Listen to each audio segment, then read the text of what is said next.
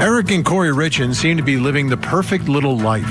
The attractive young couple had 3 young boys and were doing very well financially living in Utah. They traveled, had a beautiful home, and spent a lot of family time with the boys. But beneath the exterior, something else was happening. Family members say Eric suspected his wife of trying to poison him, giving him food and drinks laced with poison. Eric got so suspicious that he changed his life insurance and his will to give his money to his sister, who he trusted to take care of the kids. Now, prosecutors say Eric was right. He died in March of 2022, a victim of fentanyl poisoning. After his death, Kouri wrote a book for her children to help them deal with the loss of their father. And just after the release of the book, Kouri was arrested and charged with the murder of Eric.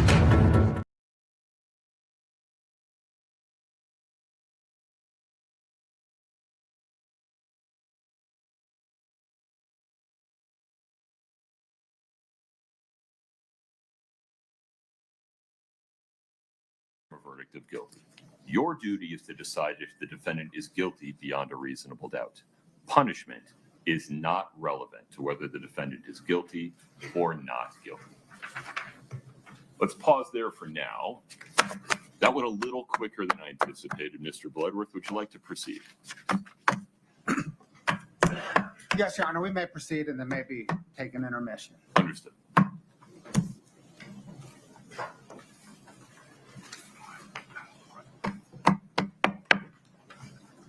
We lost. No problem.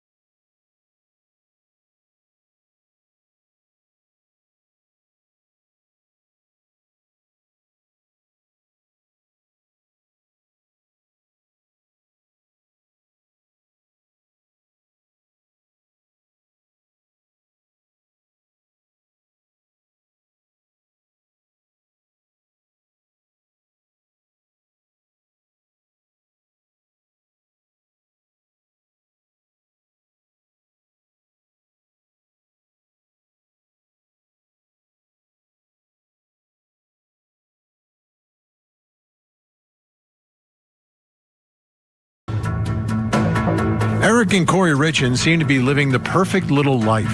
The attractive young couple had 3 young boys and were doing very well financially living in Utah. They traveled, had a beautiful home, and spent a lot of family time with the boys. But beneath the exterior, something else was happening. Family members say Eric suspected his wife of trying to poison him, giving him food and drinks laced with poison.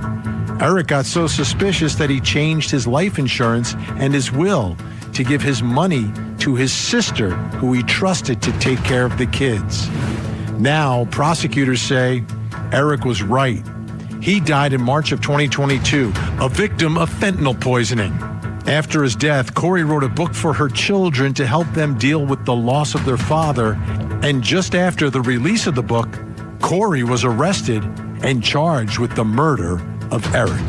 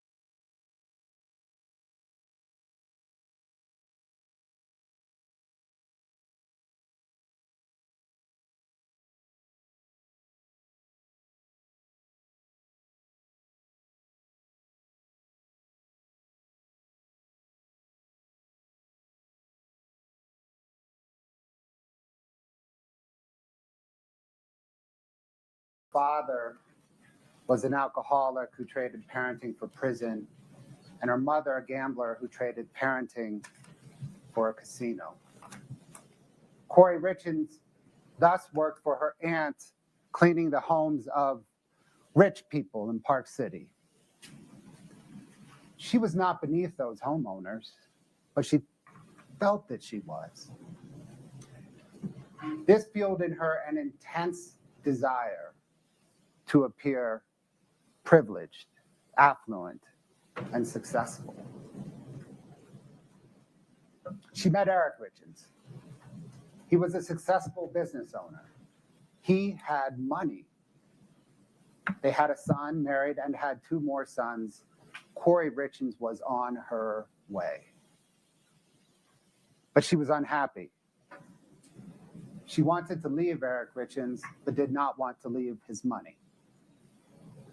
Their prenuptial agreement meant that if she left him, she would also leave most of his money.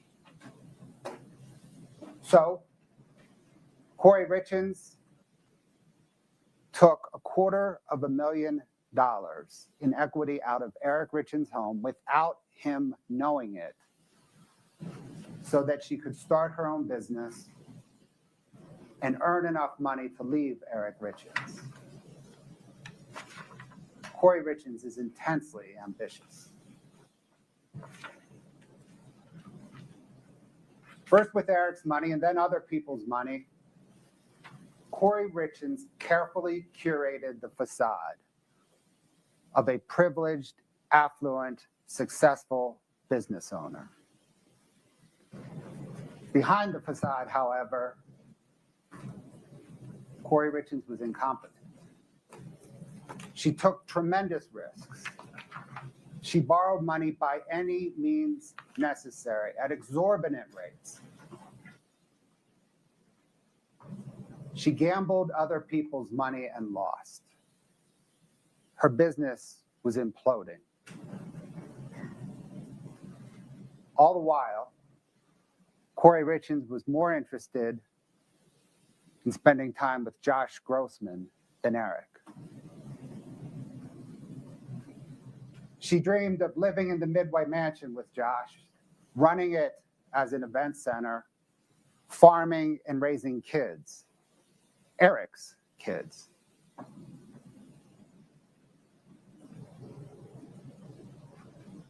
But she did not have the money to leave Eric or the money to salvage her business. Kouri Richins is an intensely ambitious person. She is a risk taker. There was a way forward. Eric had to die.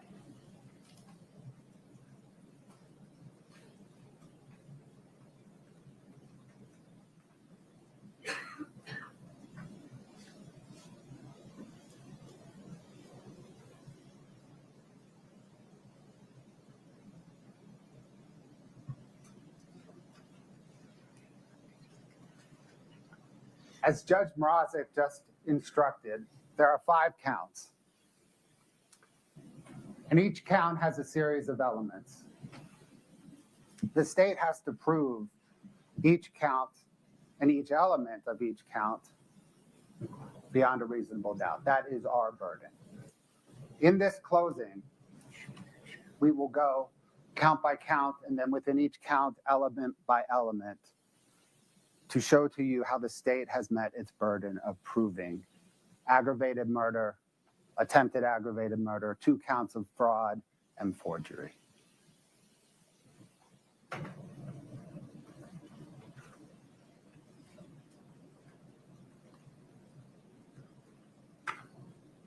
That, again, is the reasonable doubt instruction that Judge Mrazek just read, and you will have back with you in the jury room.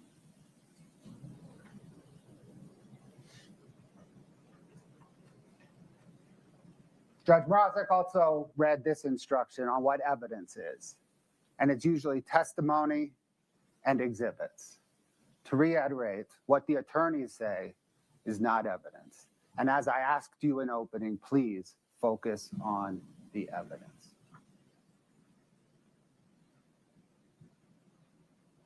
Throughout this presentation,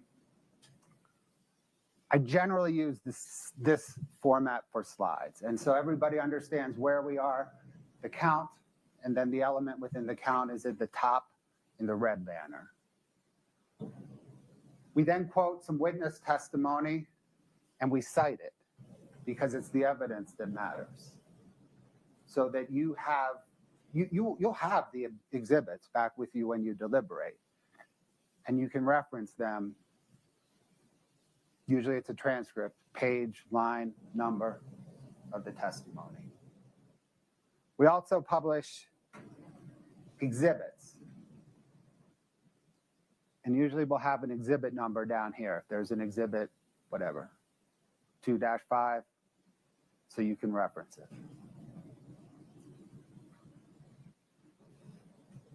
Let's begin with the aggravated murder count.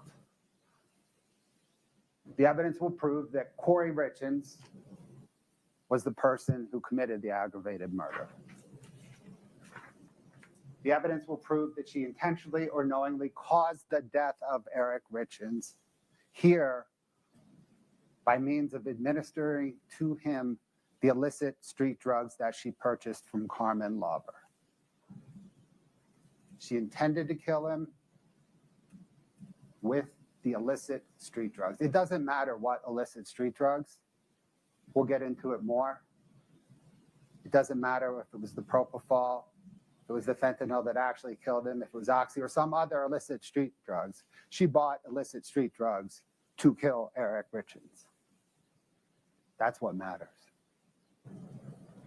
That's murder. These two elements are just murder, right? If we hide this, that's a murder charge. Here we have an aggravated murder charge, and the state will prove two separate and distinct aggravators. The first is for pecuniary gain. This is a why aggravator. Why did Kouri Richins kill Eric? For money. The second aggravator is a how aggravator. How did she do it? Here, by the administration of any substance, here it happens to be fentanyl, but it could be any substance administered in a lethal amount. Either one of those aggravators are what transforms this case from a murder case to an aggravated murder case. So, first count, first element, was it Kouri Richins? Yes. The state has proved that Kouri Richins had the means, here the fentanyl, the illicit street drugs, the motive, here money, and a fresh start at life, and the opportunity to kill Eric Richins. She was the only other adult in the home at the time. Nobody else killed Eric Richins.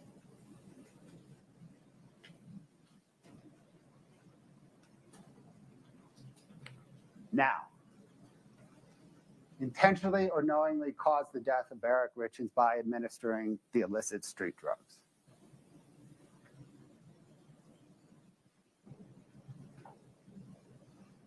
The state will prove with all kinds of evidence, testimony, exhibits, patterns of her behavior, and what each of us know about humans, that she intended to cause Eric's death.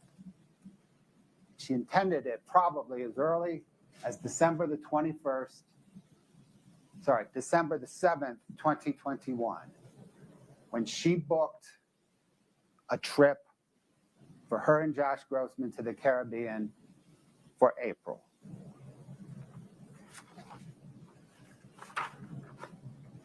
People don't book that trip. Kouri Richins did not book that trip thinking Eric Richins would be alive in April. She booked it knowing he would not.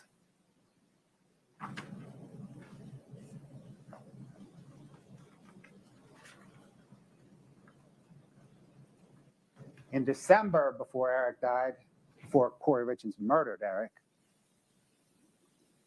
she told her friend, Becky Lloyd, in many ways, it would be better if he were dead. That proves she intended to cause his death.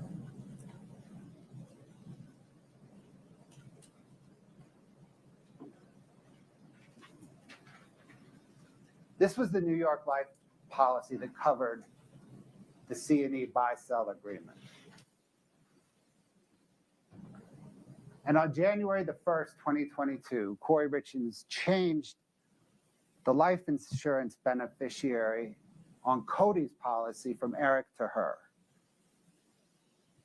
The evidence proves that Kouri Richins didn't understand that was Cody's policy. And when she figured it out, she went ahead and changed it back because she planned to murder Eric. She did not plan to murder Cody, but she planned to murder.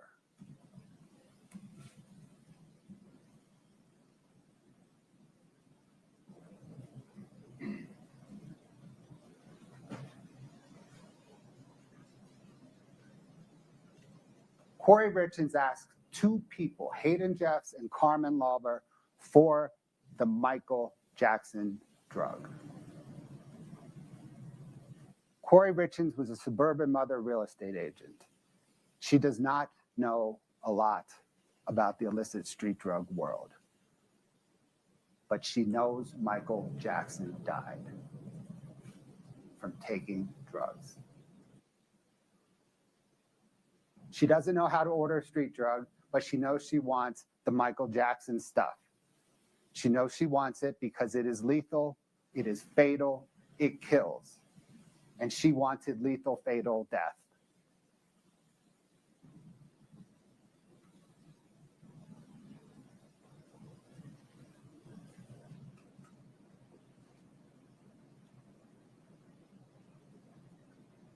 Kouri Richins is intensely ambitious. She wanted the perfect life, or at least the appearance of the perfect life.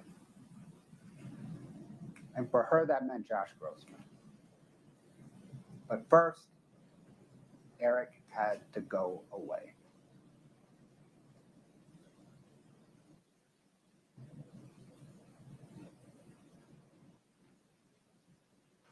So with these transactions, when Carmen hit you up, what did she tell you?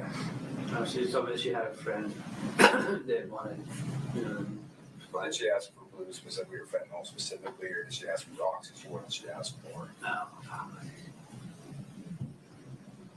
I think she might have asked me for blue. I can't remember. But you sold her M30s, right?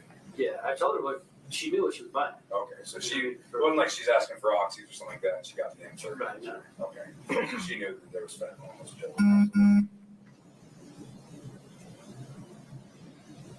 At Kouri Richins' request, Carmen Lauber purchased illicit street drugs from Robert Crozier.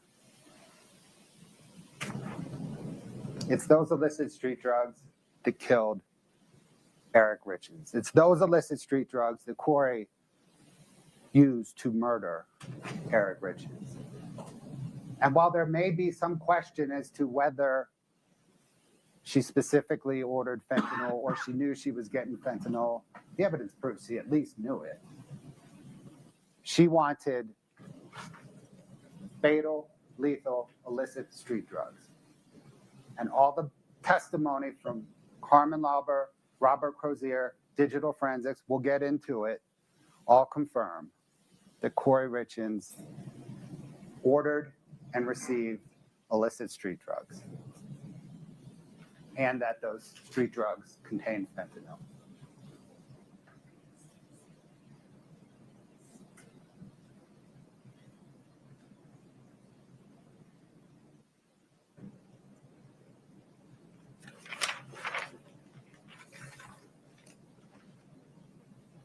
Illicit street drugs is all that matters. But you heard the testimony that despite confusion in what people were ordering, people were getting fentanyl. The fake M30s looked like the real, the fake M30s looked like the real M30s.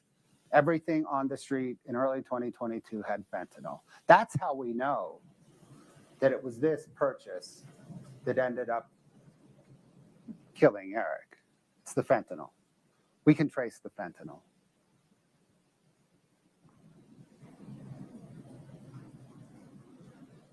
Next slide.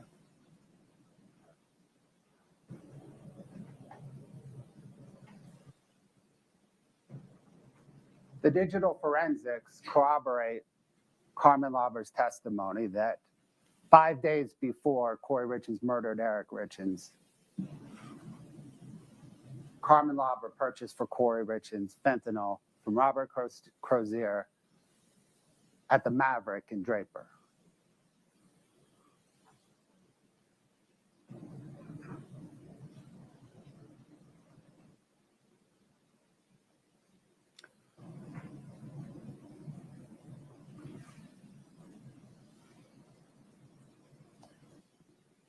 The call detail records show an extraordinary amount of overlapping communication between Carmen Lauber, Kouri Richins, Carmen Lauber, Robert Crozier during that time. We, of course, don't have the communications. Carmen Lauber deleted them because they were evidence of a drug deal. Kouri Richins deleted them because they were evidence of a drug deal and a murder. Robert Crozier said he had lost his phone. But that's an extraordinary number of communications.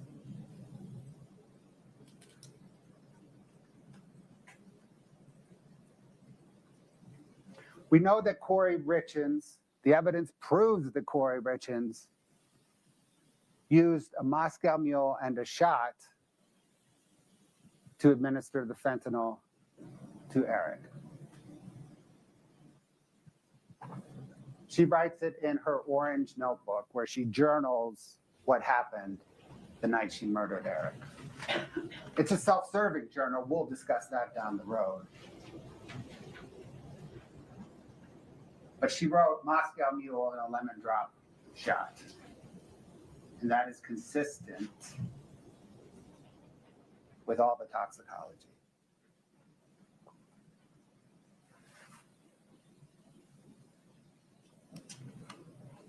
Again, in the notes that investigators recovered from the kitchen cabinet in Kouri Richins' home, she wrote Moscow Mules. Lemon water, vodka, and rum. She left out the main ingredient, which of course is the ginger beer.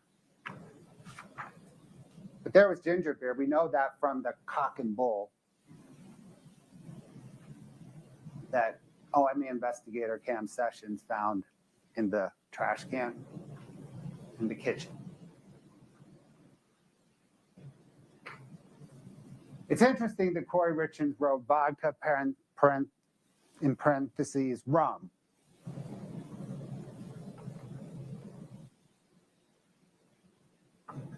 The evidence may show that the Moscow Mule she made that night was ginger beer and fentanyl.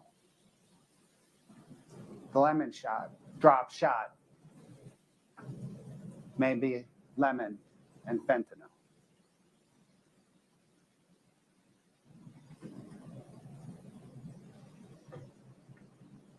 Notice that here she writes drink in bed. We'll come back to that in a minute.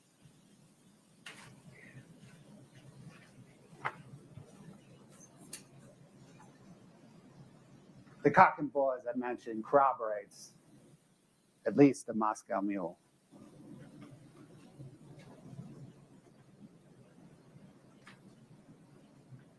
And that we know the cause of death from the death certificate was fentanyl. The fentanyl and the illicit street drugs that Kouri Richins got from Carmen Lauber, who got from Robert Crozier.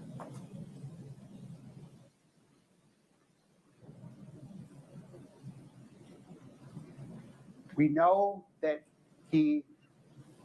Eric ingested the fentanyl from the Moscow Mule, the lemon drop shop, or both. Medical examiner Dr. Pamela Ulmer, toxicologist Brianna Peterson, chief medical examiner Dr. Eric Christensen all testified that the 20,000 nanograms per milliliter of fentanyl, an extraordinary amount, in his stomach indicates oral ingestion. Indeed, Dr. Christensen not only testified to it, he told Kouri Richins that in their phone call that she recorded.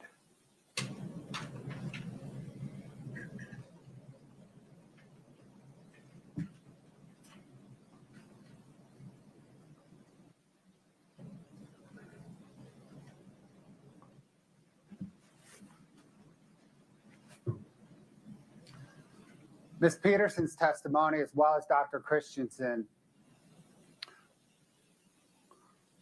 also proves that the fentanyl was illicit. Again, illicit coming from the street, illegal street drug, illicit fentanyl.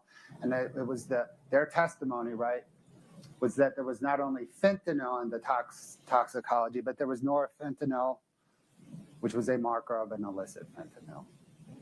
There's also acetyl fentanyl as well. But it's the norfentanyl that is a marker of illicit fentanyl, which completely tracks with how Kouri Richins got the illicit street drugs.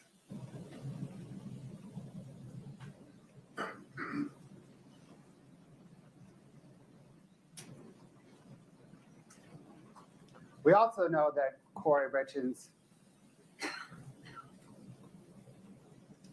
intended to kill Eric Richins because the toxicology contained quetiapine.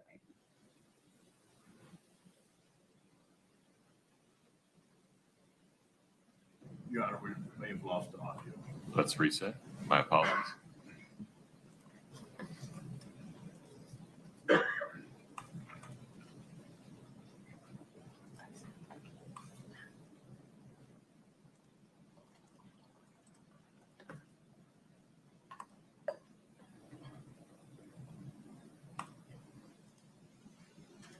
Is an antipsychotic medication. Last one. What is quetiapine? Quetiapine?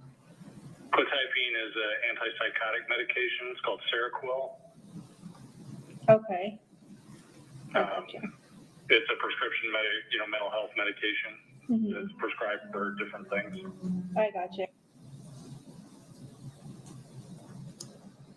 The quetiapine in the toxicology for Eric Richins shows that Kouri Richins was involved because she was prescribed quetiapine. Now, this conversation that she recorded with Dr. Christensen is also very insightful. She pretends to not know what quetiapine is. It's her prescription. Of course she knows what it is. She pretends to not know what it is to cover up her involvement in putting the quetiapine inside Eric's body. She feigns the ignorance.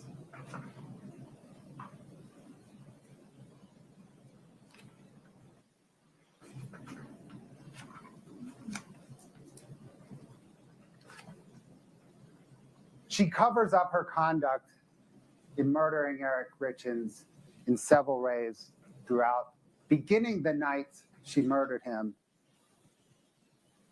all the way through the walk the dog letter. In the orange notebook, she writes, she jumped out of bed, ran, turned on the lights, grabbed her phone, and called 911.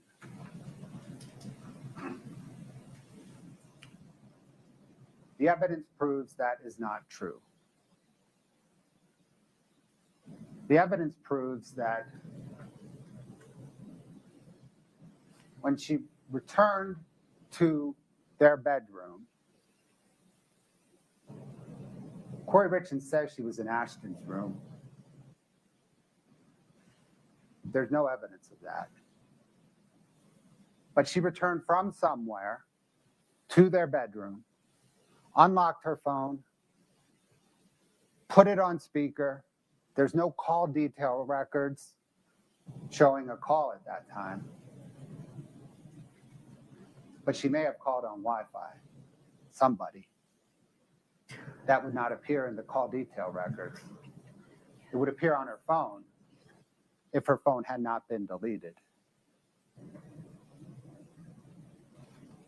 Objection, Your Honor. These are facts that are Overruled. not. Please have a seat.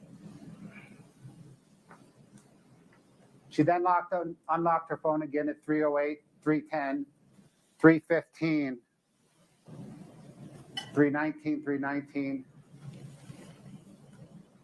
and then 15 minutes later, she called 911. That is not immediately called 911. Perhaps she was staging the scene during these 15 minutes.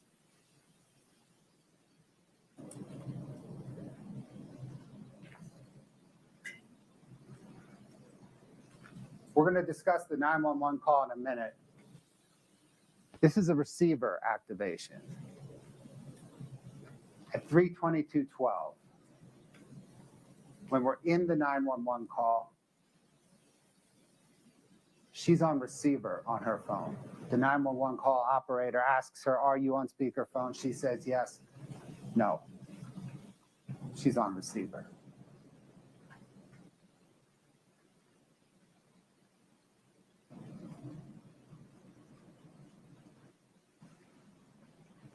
Before we play this, sorry, we're going to listen to the first part, actually most of the 911 call again. I ask that as you listen to it, you'll hear the first minute. The first minute is not the sound of a wife becoming a widow. To echo her friend Chelsea Barney, the first minute is the sound of a wife becoming a black widow.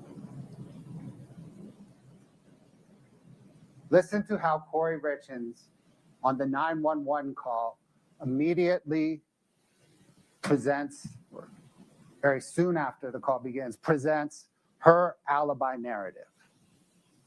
Listen to how she tells the 911 dispatcher where she was when Eric died. She is distancing herself.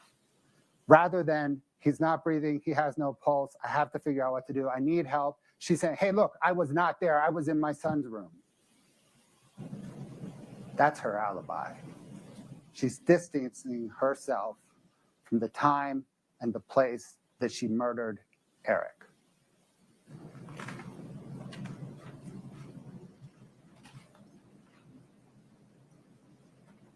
The 911 call operator asks her to perform CPR. Notice how she distances herself from that. No, I don't know how. No, he's too heavy. No, I can't move him. She is not immediately trying to revive him. We're going to run a clock from the time that the dispatcher asks her if she can start CPR to the time she purportedly starts it. It's 6 minutes.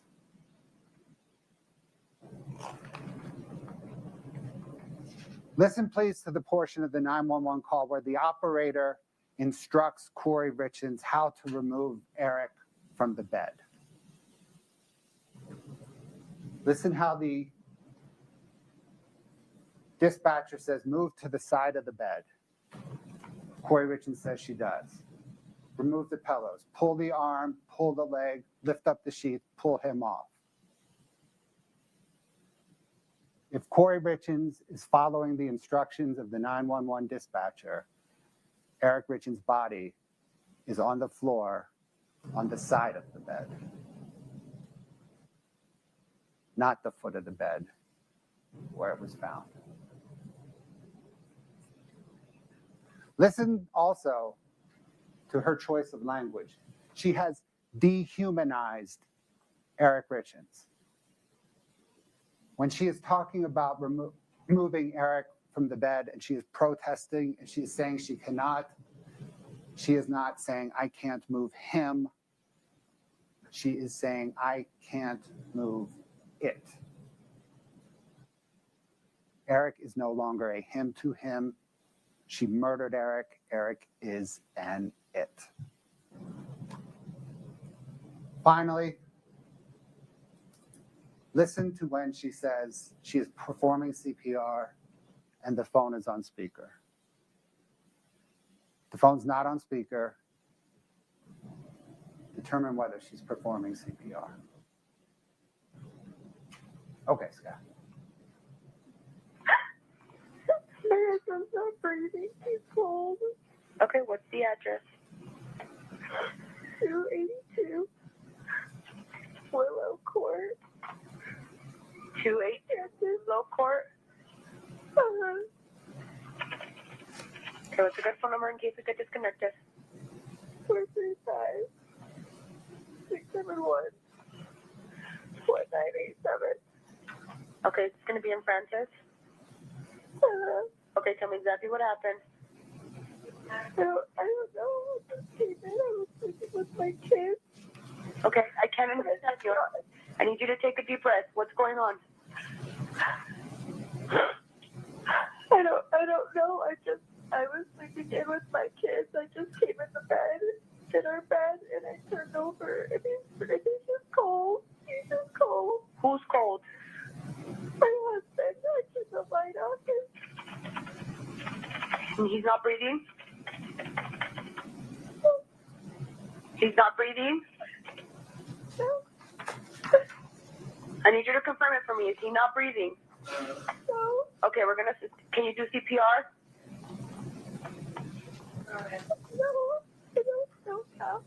You don't know? I'm going to tell you how to. Are you willing to do CPR? Yeah. Okay. If there's a defibrillator available, send someone to get it now and tell me when you have it. No, thank God. Available? Okay. I'm sending the paramedics to help you now. Stay on the line and I'll tell you exactly what to do next, okay? Okay, are you right by your husband right now? Yeah, he's so pale. His mouth is open. Okay, listen carefully. Are you able to lay him on the floor or the ground? On the floor, on the ground? I'm just shaking. I can't touch him. I can't. You can do it. You can do it. You need to calm down. Okay? We need to help them. I can guide you through CPR. Take a deep breath from me. I'm here with you. He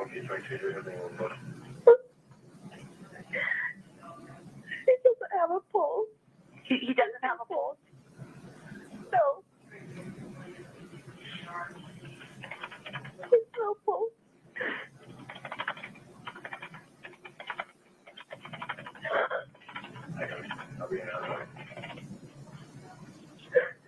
Okay. I'm here with you. I'm here with you. We need to get him help. If you need to put me on speaker, put me on speaker. I'm gonna guide you through CPR, okay? Okay.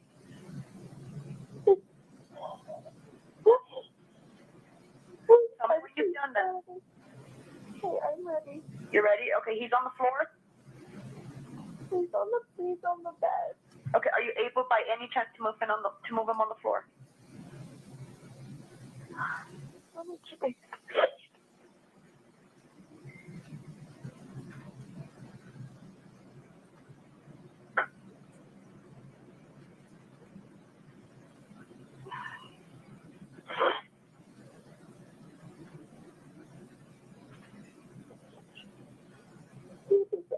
Spots on it. I don't know what's happening. I'm here with you. You're not able to move him to the floor? Go out. Don't come in here. Oh my God, my sister. You're not able to move him to the floor? Just listen carefully. We just need to get him on the floor. Don't worry about hurting them. No, he's just heavy. Is he still on the bed? Yes. Okay, if there's a sheet or a blanket under them, can you loosen it from the mattress? Yes. Okay, stand at the side of the bed closest to them and remove anything under the head. Okay. Okay. I need you to pull the sheets towards you and slide them off the bed. Don't worry about him falling. We just need to help him now. Okay. Tell me when he's on the floor.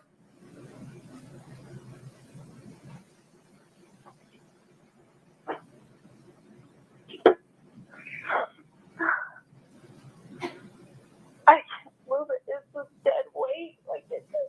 You're not. If he has sheets under, pull them to the floor. Don't worry about hurting him.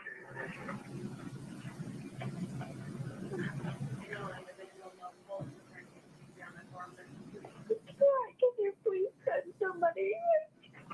Okay, I have the ambulance that's on the way. Okay, there's another way to do this, okay? Grab their feet. Grab his feet.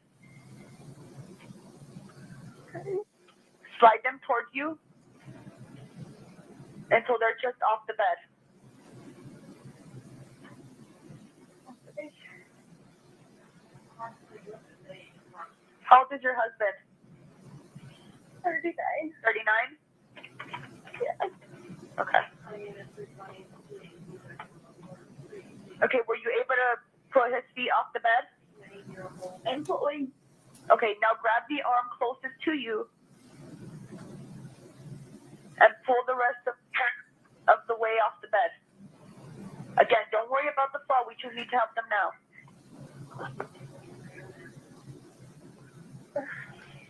I have the ambulance on the way. I just need you to do this, okay, so we can get the help for him. Okay. When they arrive, they'll take over. We just need to start CPR now. You are doing great, okay? I just need you to get him on the floor. Okay, on the floor. You got him on the floor? Yeah. Okay, listen carefully, okay? Make sure that there's nothing under his head. Is he laying flat on his back? Yeah. Okay. Okay, just listen carefully and I'll tell you how to do chest compressions, okay? Place the heel of your hand on the breastbone. This is in the center of the chest, right between the nipples. Okay. Put your other hand on top of that hand. Okay. Okay. Start pumping the chest hard and fast, at least twice per second, and 2 inches deep. Okay. Start counting out loud so I can count with you. Okay. We're gonna count 1, 2, 3, 4. Okay. Let me know when you're ready. 1, 2, 3, 4.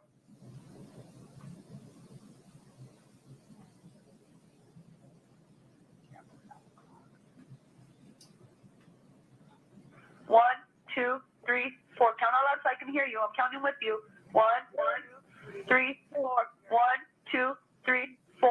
1, 2, 3, 4. 1, 2, 3, 4. 1, 2, 3, 4. 1, 2, 3, 4. 1, 2, 3, 4. 1. If it's easier for you, am I on speaker? Yes. Okay. 1, 2, 3, 4. Do you know the front door is open? No, it's locked. It's locked. I need you to go. Is there anybody else within the home, or is it just you? It's all my kids. Okay. Are one of them old enough to go unlock the door? Yeah, it's unlocked. It's unlocked now? Yeah, he's here. He's there. Okay.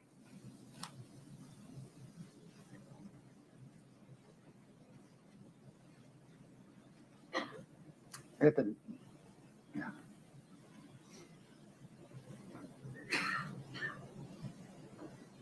The protesting that was part of the 6-minute delay in Kouri Richins performing CPR. I can't move it. It is just dead weight.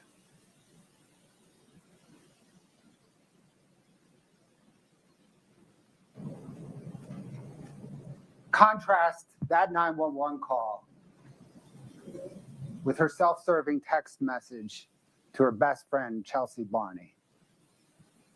I tried so fucking hard to save him, his lifeless body on my bedroom floor. I pumped so damn hard, so hard, screaming at him to come back to life, that I needed him. None of that happened. She's covering up her involvement in murdering Eric Richins.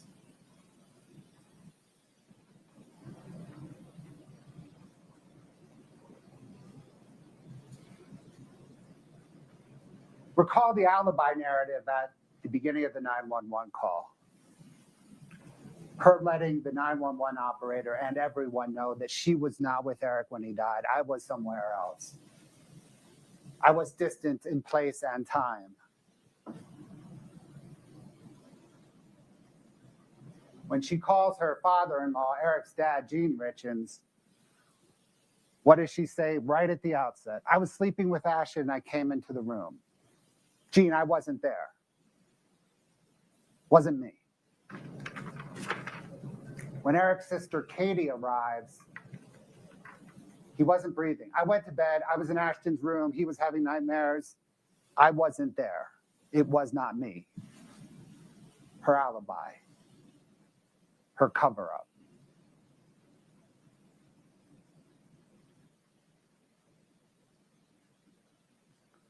This is the written form that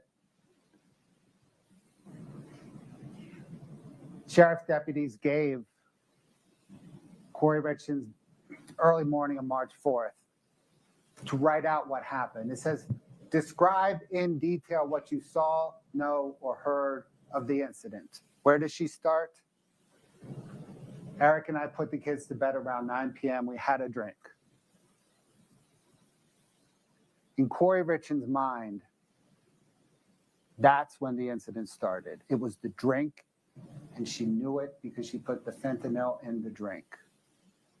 She didn't start with, I walked into the bedroom at 3 a.m. My husband was not breathing and cold.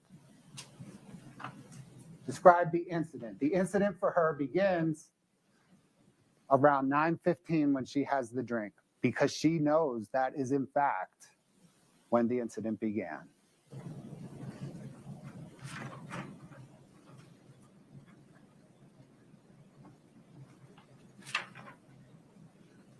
And then more of her self-serving alibi narrative. It wasn't me, I wasn't there, before she gets into really what matters.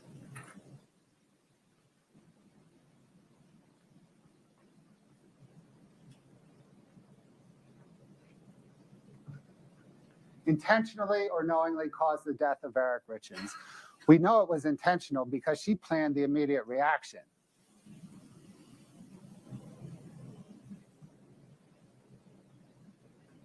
When she spoke with Eric's sister, Katie, very shortly after medical examiners rolled Eric Richins' body out of his home for the last time,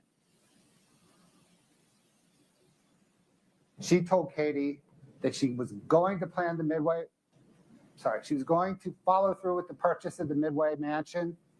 She was going to sell the home that she was living in. And she had a plan for running Eric's business, C&E. The morning of Eric's death. She had those plans in place because she knew she was going to murder Eric. She had already thought about not only murdering him, but what I'm doing immediately after murdering him.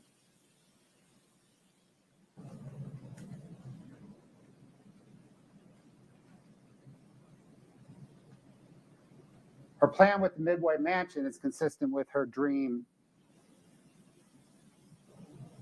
of living there with Josh Grossman,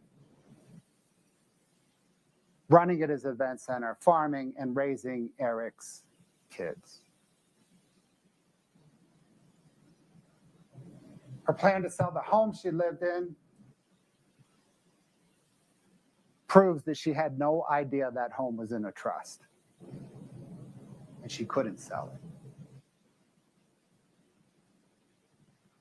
Her plan on running Eric Richins' half of C&E shows that she did not understand the buy-sell agreement,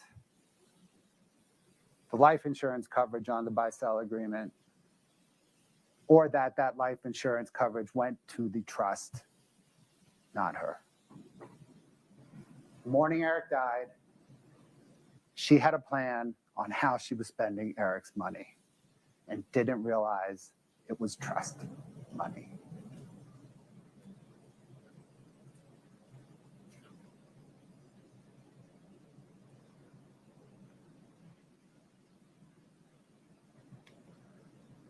We know that Kouri Richins intended to kill Eric. The evidence proves that she intended to kill Eric, in part based on her conversation with Josh Grossman shortly after killing Eric.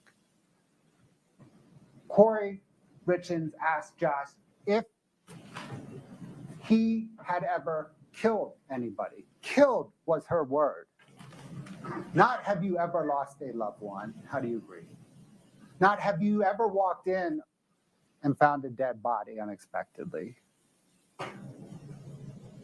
Not how do you respond to a tragic and horrible accident. It is how you have you killed. And then she asked how it made him feel. She asked that because she was working through her own feelings on killing and wanted Josh to help her work through those feelings. And never mind that that's a highly selfish question. She's worried about working through her feelings on killing. Never mind Josh Grossman's feelings on having had to have killed in service of his country. It was her feelings that mattered.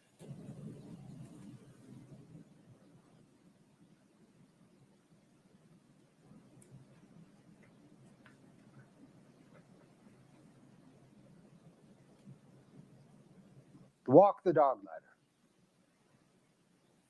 There's a lot to unpack in this. But right now, let's unpack the fact that Kouri Richins says Eric gets pain pills and fentanyl from Mexico.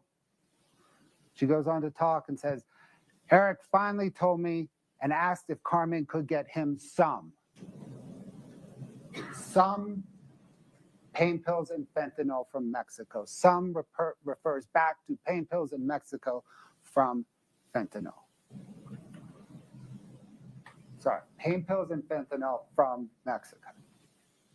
Kouri Richins knows 4 months after she's been arrested for Eric Richins' murder, a year and a half after she murdered him,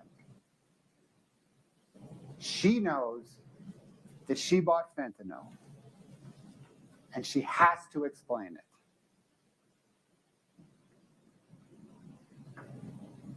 And how does she explain it? A year and a half after murdering Eric Richins, she blames it on Eric. Oh, I bought it for Eric.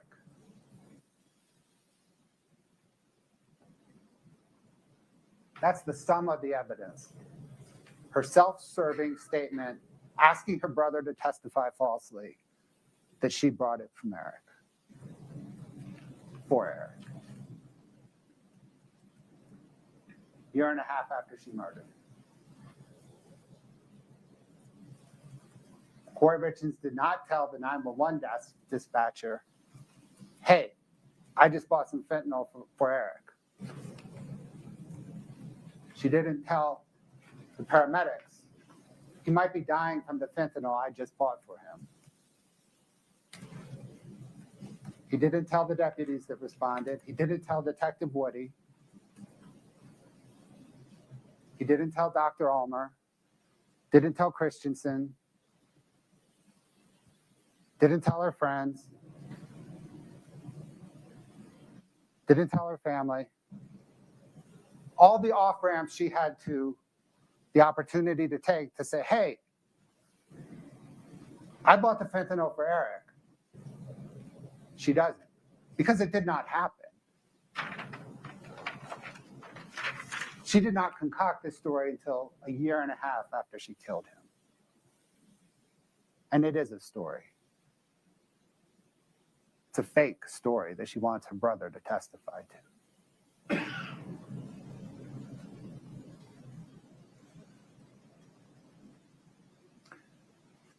There are, of course, other inaccuracies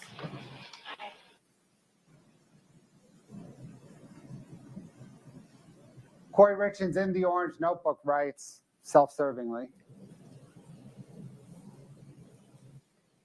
when the EMT walked up to me and said he didn't make it, we did all we could, I lost it, I immediately ran to the bathroom. This is the video of when the EMT walked up to her.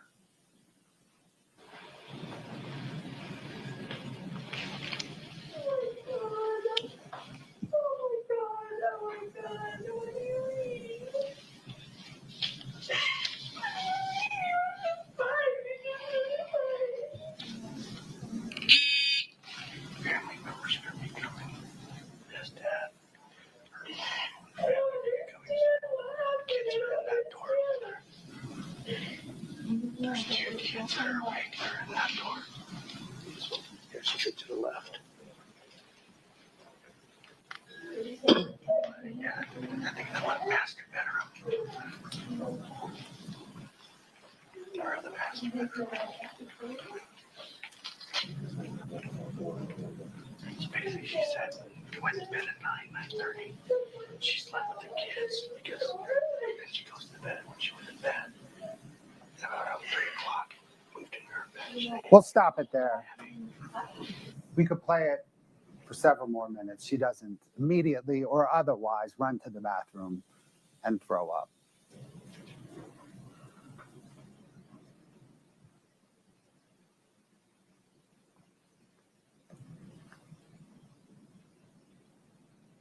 When people make up stories, they are inconsistent in the retelling.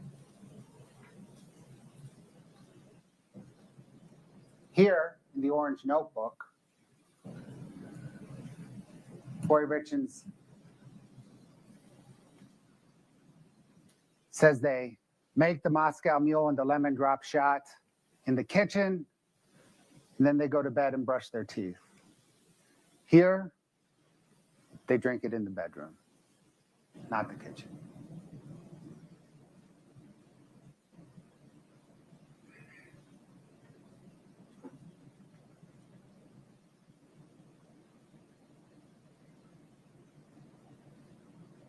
Kouri Richins tells her attorney, it's on the right, she tells her attorney that Eric was on the phone when she went into Ashton's bedroom. But Eric Richins' phone activity tells a different story. Kouri Richins repeatedly said that she went into Ashton's bedroom 9:30, 9:45. Eric was off the phone before 9.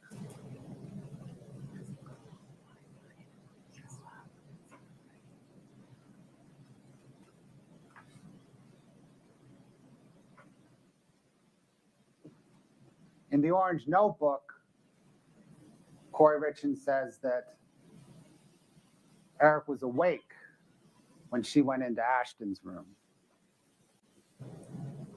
In that rambling phone call with Bryce Knutson that Chelsea Barney recorded, she suggests that he was asleep because she says when she returned to the bedroom about 3 a.m., Eric was in the exact same position as he was when he fell asleep. That means she was there when he fell asleep, not in Ashton's room. Her story is inconsistent in the details. That proves that much of it is fake.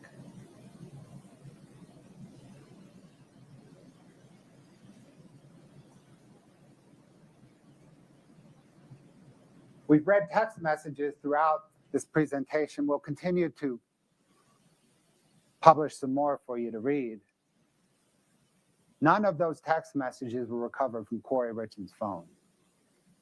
They were recovered from Eric's phone, Chelsea Barney's phone, Josh Grossman's phone, but not Kouri Richins' phone,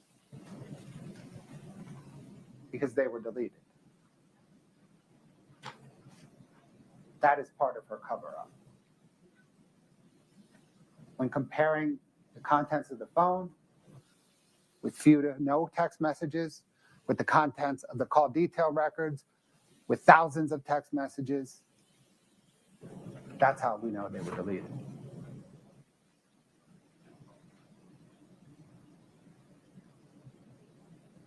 When Detective Woody executed the first of the search warrants on April the 13th, 2022, and she informed Kouri Richins that toxicology showed that Eric died of fentanyl poisoning, Detective Woody seized her phone.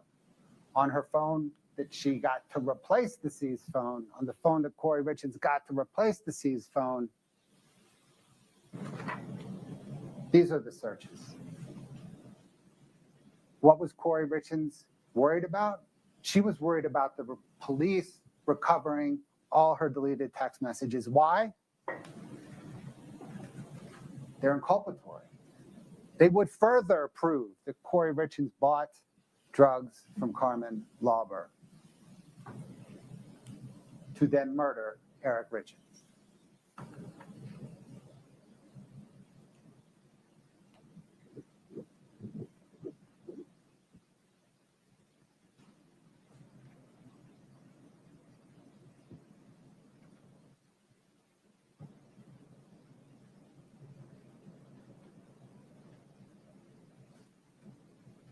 Her phone searches reveal what she was thinking. She's worried about being investigated. She's worried about having to take a lie detector test. She's worried about my office. She's worried about her seized electronics.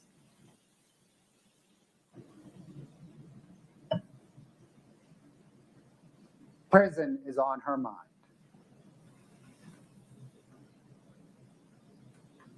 So is money.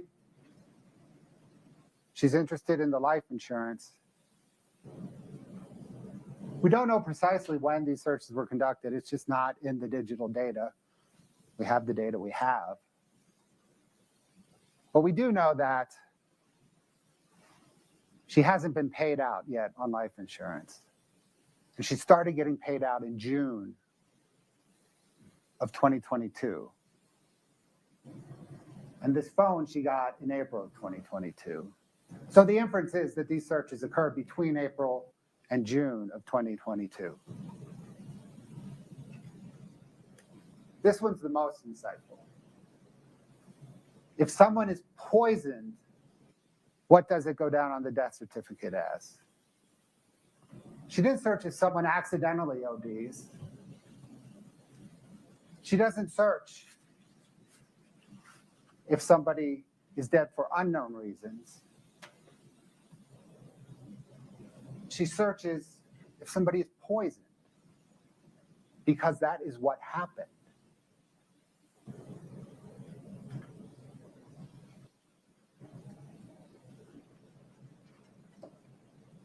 Now we have to prove that Kouri Richins intended to murder Eric Richins, which means we have to prove that Eric Richins did not commit suicide. Kouri herself says he didn't. No mental health concerns. But the other evidence proves it as well. Eric had every reason to live. The first three of which are Carter, Ashton, and Weston. He was a phenomenal father. He protected his boys. He put his money in trust mostly for the benefit of them, to protect them. He was a protector. He's not leaving his boys. He was also planning for the future. He was a successful business person, and he and Cody had future business plans. He had future plans with his sister. They were planning family vacation to Disneyland. He was planning on buying a cabin in the Uintas with his father for the family. Every shred of evidence in this case proves that Eric did not commit suicide.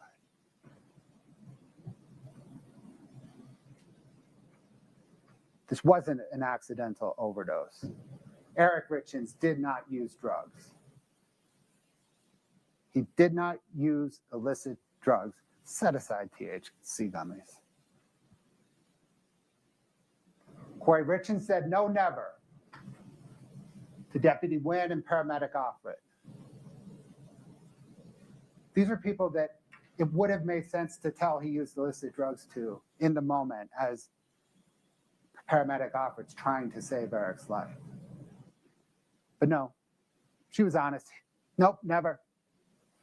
Same thing with Dr. Ulmer as they're reviewing the toxicology and trying to explain the fentanyl, right? Dr. Ulmer's like, well, there's this fentanyl, really can't explain it. Did he do illicit drugs? No, never. Grossman, she's honest with anybody. She's honest with Grossman. No, Eric did not use drugs. Her best friend, another person she's honest with. Nope. Life insurance company? No. Chief medical examiner? No. And every bit of evidence that came into this case, everyone who testified and knew Eric well, his friends, his family, no, Eric didn't use illicit drugs, not even prescription drugs.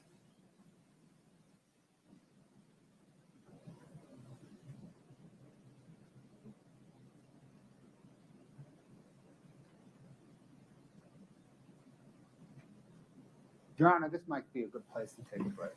Let's do it. Folks, one moment, just a friendly reminder.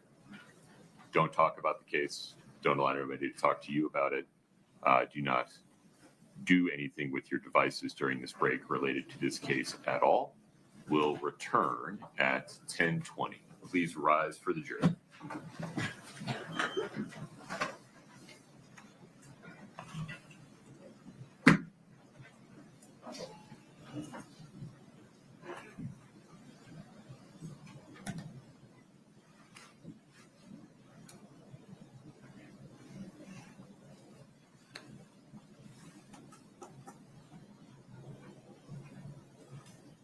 Court's in recess until 10:20. Thank you.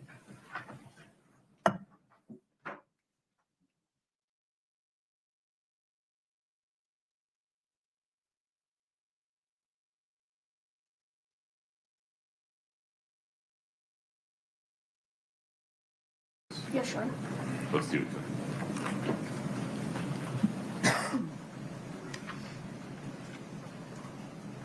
Thank you for subscribing to At Southern Sin. Keep our algorithm high by hitting the like button now and use hashtag Sinners in the chat to win a free membership. Hit us in the chat if you think the defendant is guilty or not guilty.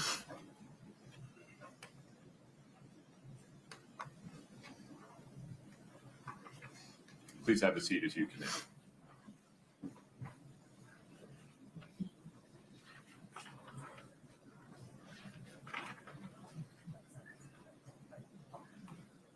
Please have a seat. Mr. Bloodworth, you can make sure that mic is still on, and please proceed. Very good. Thank you, Your Honor. Recall at the outset of closing when we were looking at the aggravated murder charge. I mentioned the first two elements are murder, and then we get into the two aggravators. So the closing up until now has been the murder charge. That is straight murder. But the state, of course, has charged aggravated murder. So now we'll talk about the two aggravators. The why aggravator, money motive, and the how aggravator, administering any substance in a lethal amount.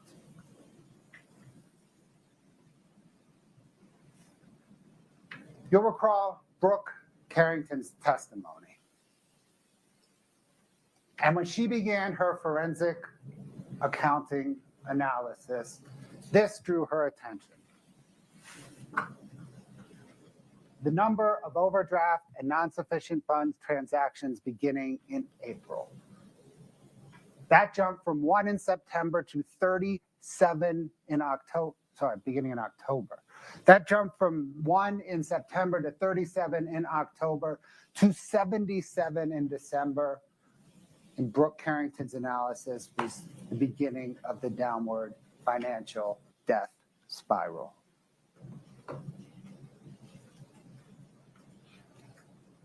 Then Ms. Carrington analyzed the overall debt, and it showed a growing debt picture nearing $8 million in debt when Kouri Richins closed on the Midway Mansion. All the while,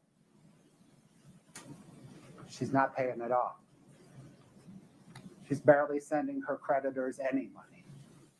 And it's never an increasing amount of money, it's flat.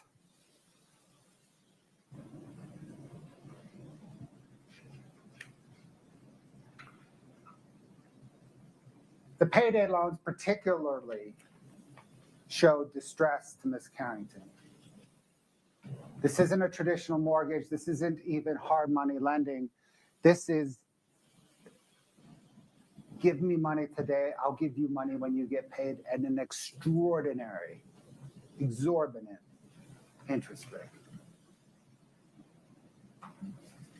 And when Brooke Carrington saw this, she sees the line here go flat. Payday lenders would no longer lend to Kouri Richins. She was barely paying them off, or barely paying towards them.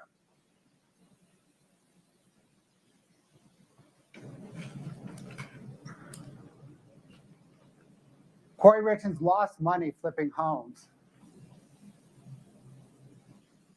You heard Brooke Carrington testify about the extraordinary growth and unsustainable level of growth for even sophisticated business people. Kouri Richins is not a sophisticated business person. She didn't even understand fundamental accounting, fundamental tax reporting.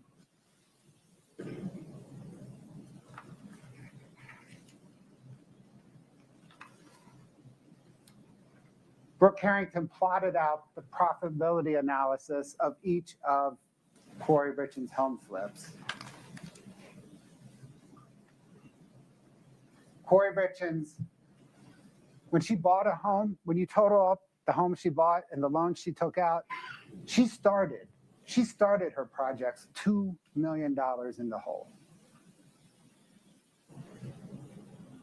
When she was finished her projects, of money that Brooke could trace to expenses, she could only trace about half of it to expenses because Kouri Richins did not conduct normal accounting. Kouri Richins lost $469,000 on her home flips. But recall that Brooke Carrington testifies there's this other pot out there of $400,000 that I know she lost. I just can't trace it to a particular project.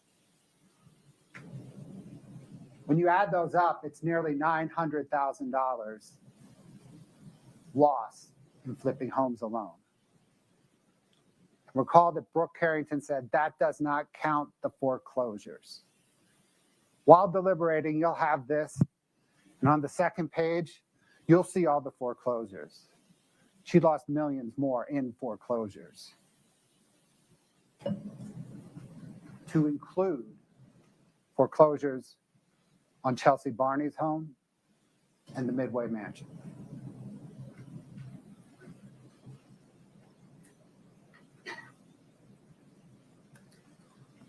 Kouri Richins would borrow money by any means necessary. 6 times, she submitted inaccurate bank statements to lenders to get money. Those bank statements reflected her business account and balances in C&E's business account.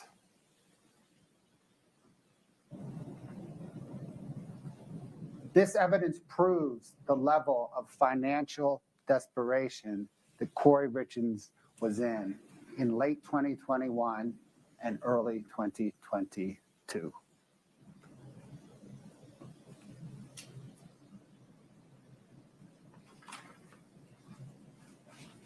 The next level of financial desperation is taking $45,000 of your best friend's hard-earned cash tips from waitressing, telling her that you are going to apply that as a down payment to a mortgage on her house where she lives with her partner and her children.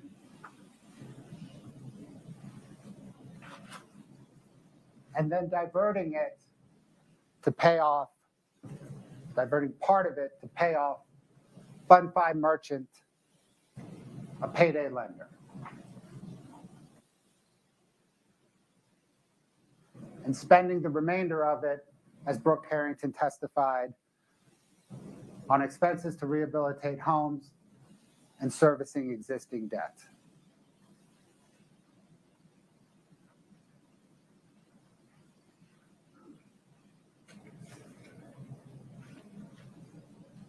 Then telling your friend, your best friend, since middle school, that you applied the money to the loan, here's the deed, sign the deed, and then not filing it.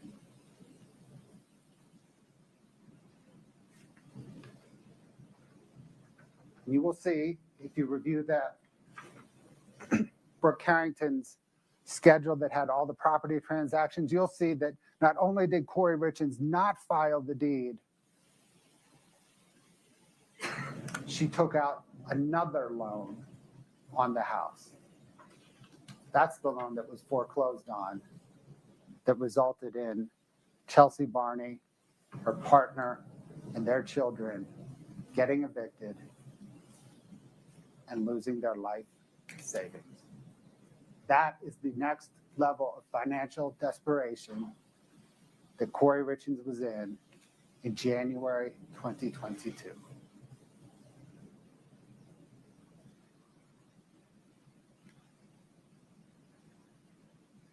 There's the tax liabilities. In the grand scheme of the amount of debt, 150 grand in tax liabilities is de minimis, but they were on her mind.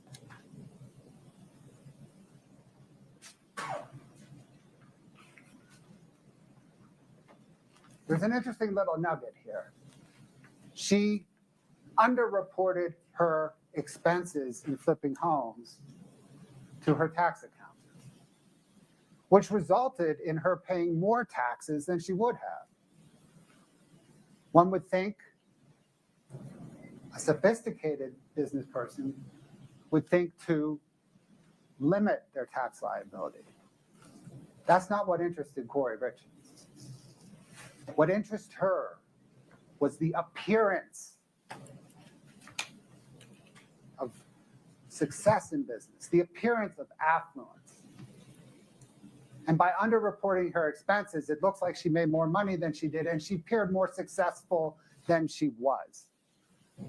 Because she cared not about being successful, she cared about her facade. She cared about appearing successful.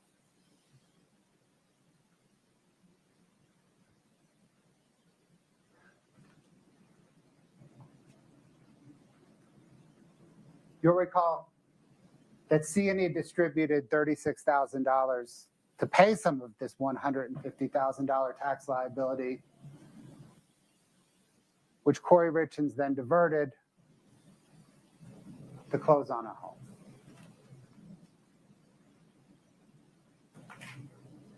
And her tax liability was on her mind 2 days before murdering Eric Richins. She spent over an hour and a half on the phone with the IRS. It was on her mind because if the IRS moved on her tax liabilities, Eric would find out. She had to fix it with the IRS before Eric found out.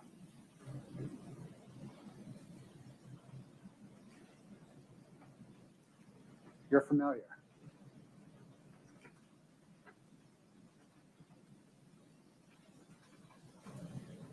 Kouri Richins needed cash immediately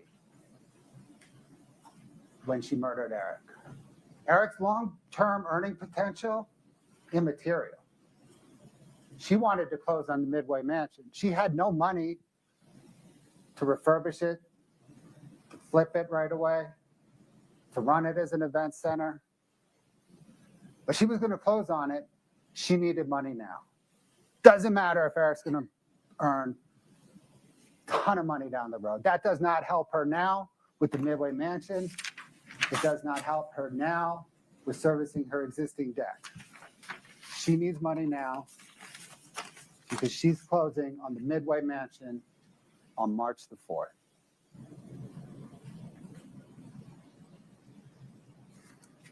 And when she closes on the Midway Mansion, it's worth $2.9 million. She's borrowing $3.2 million. None of it's her money. She's reaching into other people's pockets to get that money. Not only does she want money to purchase the Midway Mansion, she wants $87,000 for herself. She takes out $87,000 at closing, and how does she spend it? Servicing existing debt and expenses for rehabs.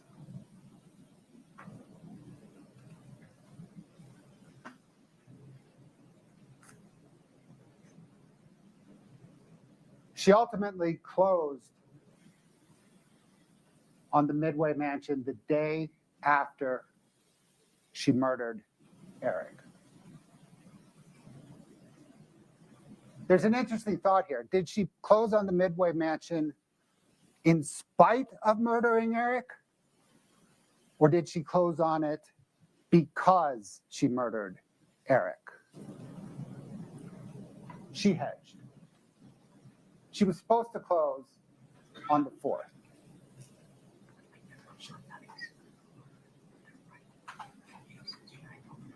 She didn't want to close until she knew Eric Richins was dead, because she knew she would have his money. She knew she could do something with the mansion. And that's why when everybody else signed on the 4th, or in advance of the 4th, she signed on the 5th. It's unconscionable that she closed in spite of his death. It's unconscionable that she closed because of his death.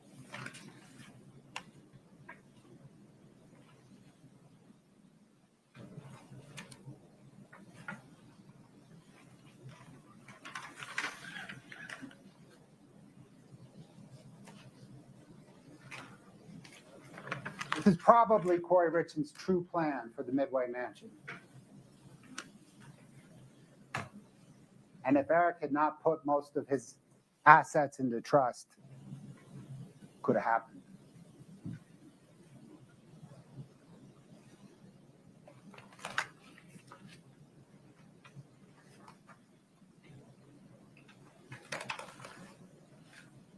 Recall Brooke Harrington's testimony that after closing on the Midway Mansion, Kouri Richins' liabilities were right about $8 million, and she was in the hole $1.6 million. Her net worth was negative $1.6 million when she murdered Eric.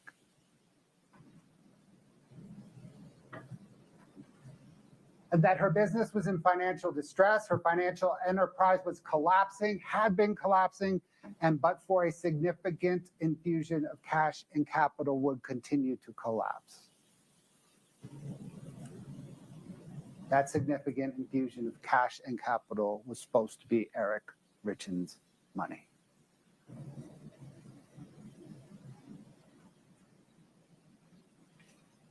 You have a fortunate perspective during this case in that you get to observe the defendant. You get to observe Kouri Richins. And you observe her affect with some, when some witnesses testify, and you observe her affect change when other witnesses testify. You observe that when we played the 911 call during trial, her affect was flat, no emotion. You also observe that when Brooke Harrington testified, about the financial distress of her business, she was exorcised because that testimony pierced her facade. It pierced her facade of being a successful, privileged, and affluent person. It was a narcissistic injury. She was bothered because the world saw that she is indeed not a success and not affluent.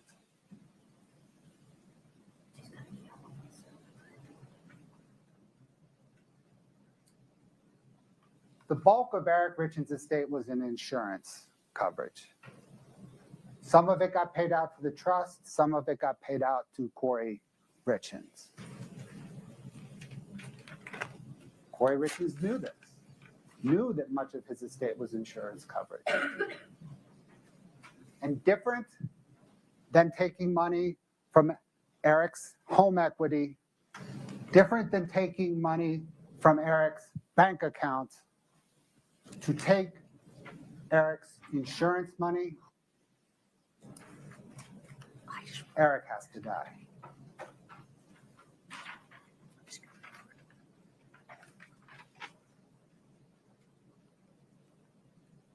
Now for the aggravator of administration of any substance in a lethal amount.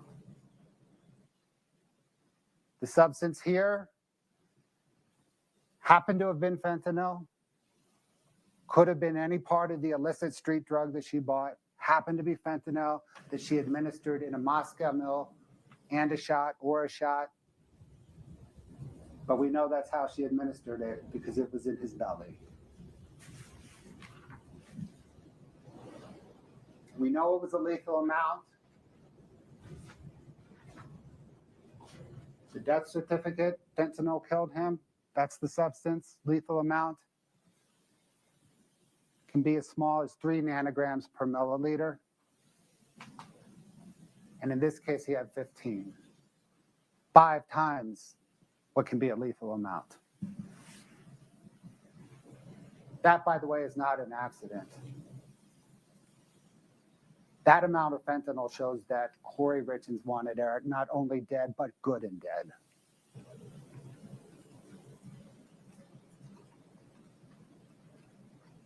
Now, count 2, the aggravated murder. The elements are the same as count 1. The only difference is attempt.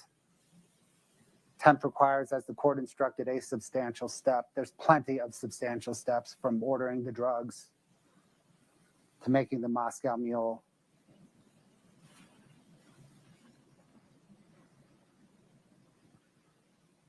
Here, the aggravated murder count proves the attempted aggravated murder count and vice versa. The commonalities between Kouri Richins' conduct are not coincidental. In each instance, she purchased drugs from Carmen Lauber a few days out. In each instance, she spoke with the IRS a few days out. Taxes were on her mind. Eric would find out if the IRS was after them. In each case, she had an immediate financial stressor. We just discussed closing on the Midway Mansion. If you look at Brooke Carrington's materials, she had a note due on Chelsea Barney's house shortly before February the 14th. She had an immediate financial stressor in each instance. In each instance, she administered the substance in a way that Eric would ingest it. On Valentine's Day, it was a sandwich. When she murdered him, it was a drink. Notice that she learned from her mistake. One can season a sandwich with fentanyl. Eric can eat it, tell something's wrong, set the fentanyl-laced sandwich aside.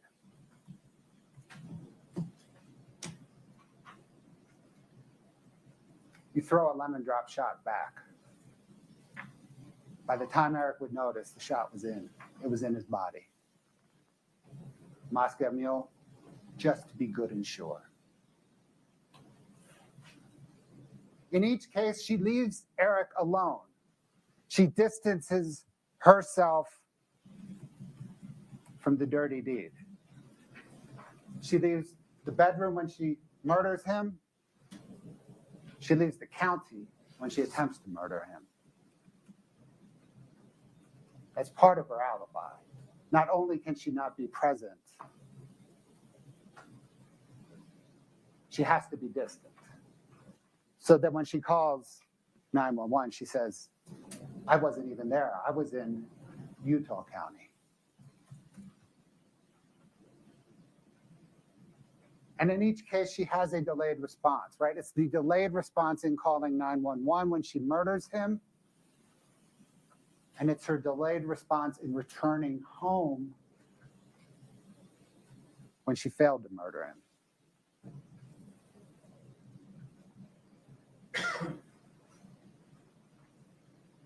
The element of, again, is it Kouri Richins? Yes. She is the person with the means, the motive, and the opportunity.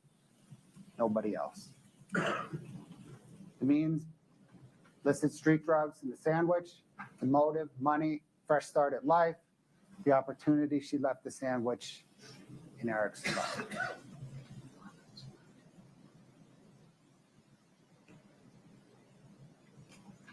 Intentionally or knowingly caused the death of Eric Richins, right? It's attempt, so attempted to cause the death of Eric Richins. The same reasons. She told Becky Lloyd it would be better if he were dead. She wanted the Michael Jackson stuff, the lethal stuff, the fatal stuff, the stuff that kills. She wanted Eric Richins' life insurance. You only get life insurance when Eric's dead.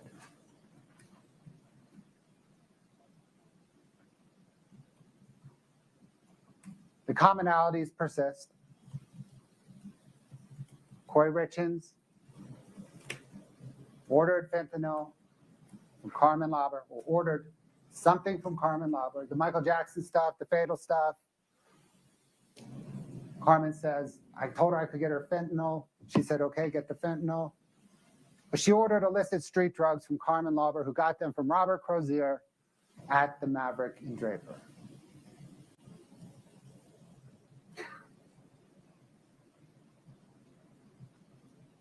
Again, the volume of calls during the drug purchase between both Kouri Richins and Carmen Lauber and Robert Crozier and Carmen Lauber. And recall, we don't have the content of the texts because they were deleted from Kouri Richins' phone, deleted from Carmen Lauber's phone, and Crozier lost his phone.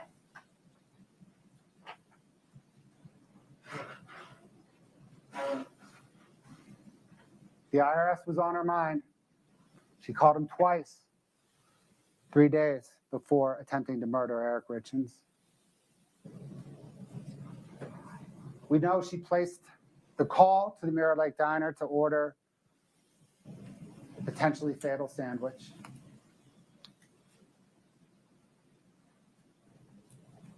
We know that Kouri ordered it. Kouri picked it up in person. It was swiped. Don't know if you can tell that's Kouri Richins' signature, but notice it's one stroke. There's no pen lift. We'll talk more about that in a minute.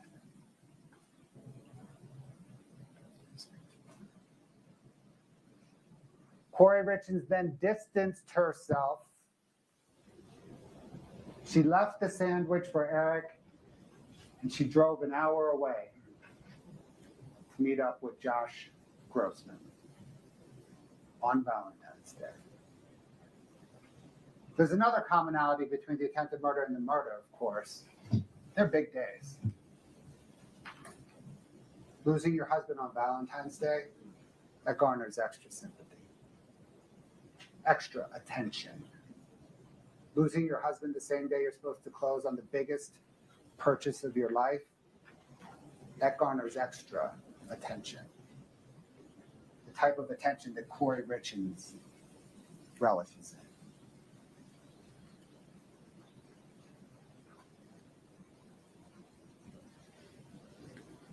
in. You heard Kouri Richins testify how Eric was a cowboy when it came to injury or illness. He worked through it all. He cowboyed up. Cowboys don't go to the hospital unless they're near death. They don't even think about going to the hospital unless they're near death. And at 11:33,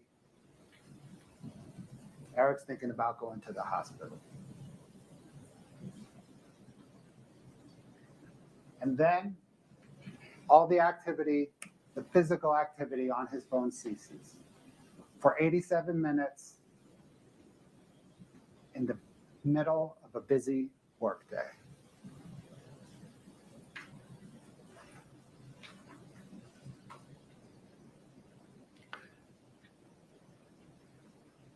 Shortly after activity resumes in Eric's phone, he calls his best friend and business partner Kouri Wright.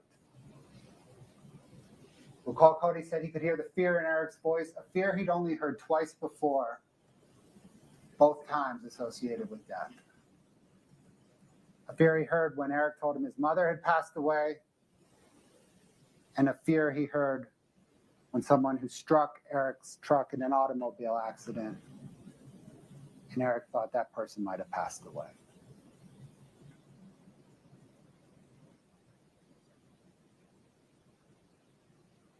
He then spoke with his hunting buddy and close friend, Josh Kays. You know and learn a lot about somebody when you hunt together and travel together. And Josh Kays said Eric sounded somber and serious. Josh asked Eric perhaps the two most pertinent questions. If he was going to the hospital, and what was he going to do about it?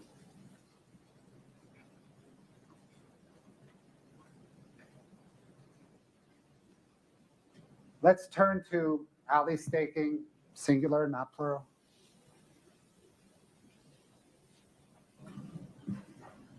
Clearly close with Kouri. Friends since middle school. You observed the banter when Miss Staking was testifying, the banter between her and Kouri Richins. It was friendly. She's still friendly with her.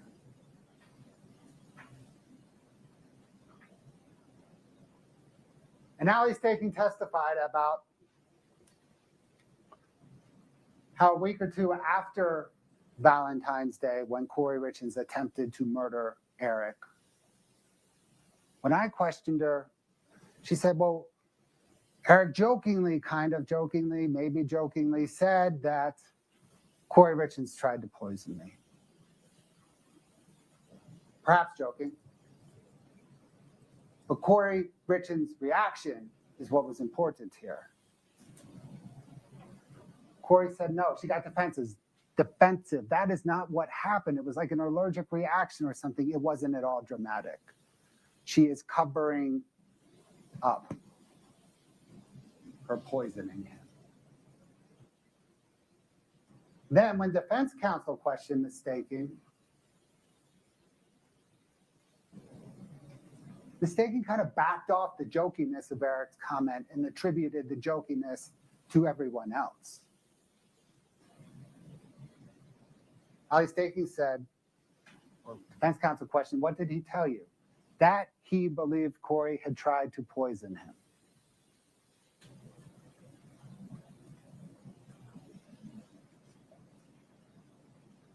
Maybe it was one of those joking things like, I'm sending a message to Kouri Richins. I know what you tried to do. I'm joking about it, but I'm going to let you know. Maybe he was serious. Either way, comes back to Kouri Richins trying to poison him on Valentine's Day.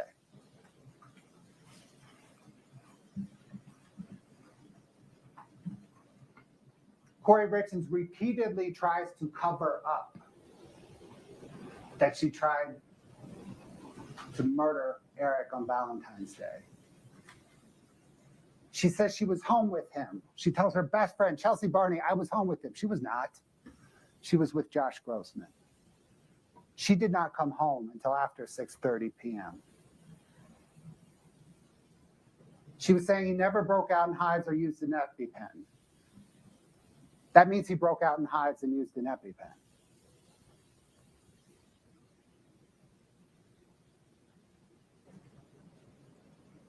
When she spoke with her mother on August the 22nd,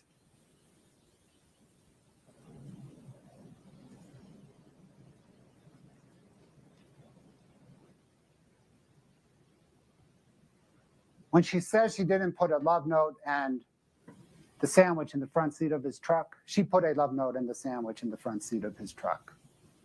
She is trying to distance herself. She is trying to cover up. She is trying to deflect.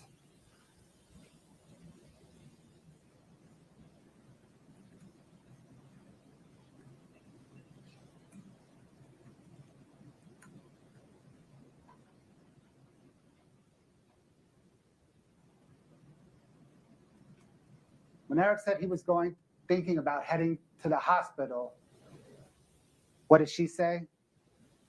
Take a nap, call me when you're up.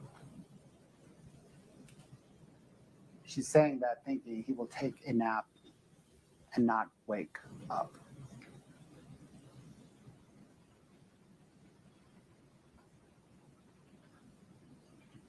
When he does,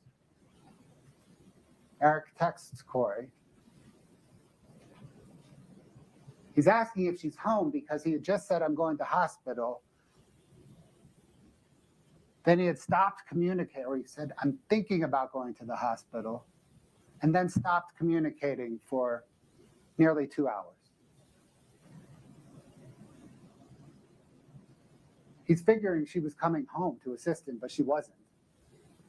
She's in Provo waiting for a cabinet installer guy. Maybe.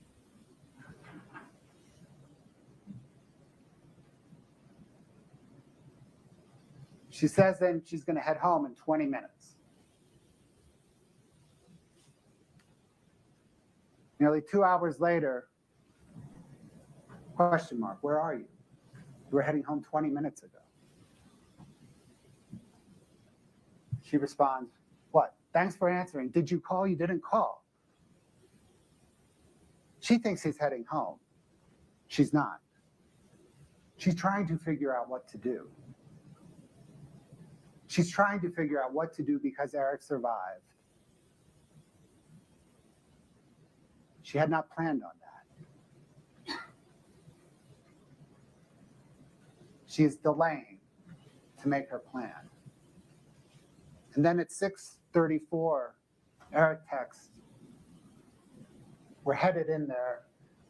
Food is on the front seat of his truck. The same place she left the poison sandwich with the love note. Eric Richins is telling her, I know what you did.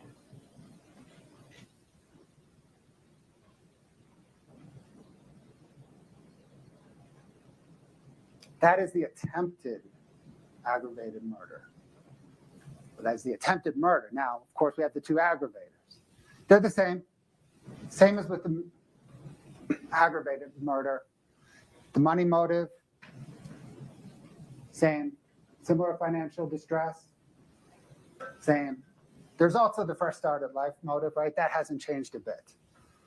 Josh Grossman, it's Josh Grossman on Valentine's Day, and it's Josh Grossman on March the 4th. Money motive the same, fresh start at life motive the same.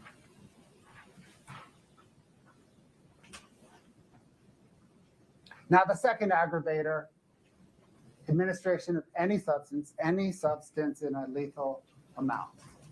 Recall Dr. Eric Christensen's testimony that hives, EpiPen, all consistent with an opiate-like or an opiate allergic-like response, a pseudo-allergic response.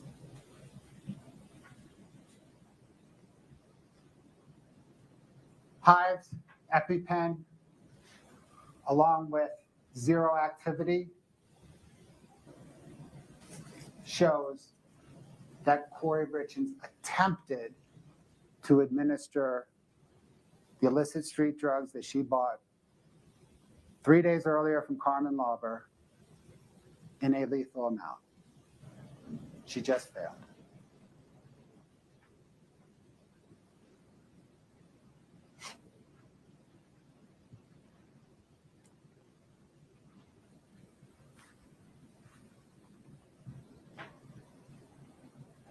Next slide. Okay, the insurance fraud. There are two insurance frauds.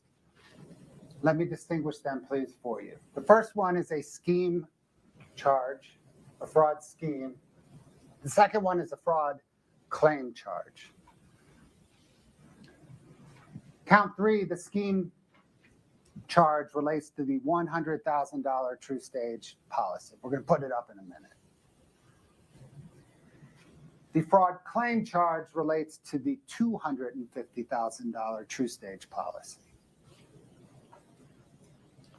The forgery, which we will get to, is a forgery related to count 3, the scheme charge. Let me unpack them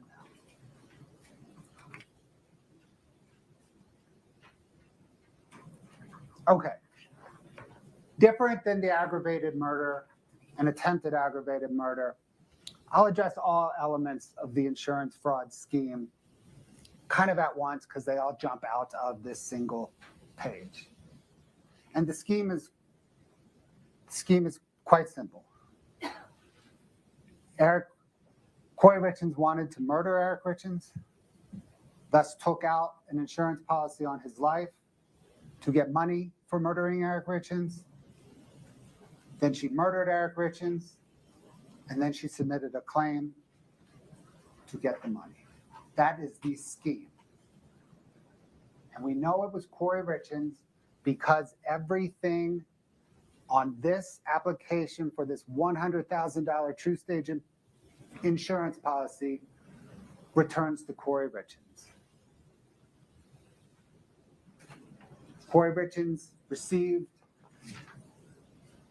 the application because she was a member of PED-FED. The application was addressed to her at her work address, so she would have been the one who received it. If there was any questions about it, any further follow-up mailings about it, they would go to her and not to Eric.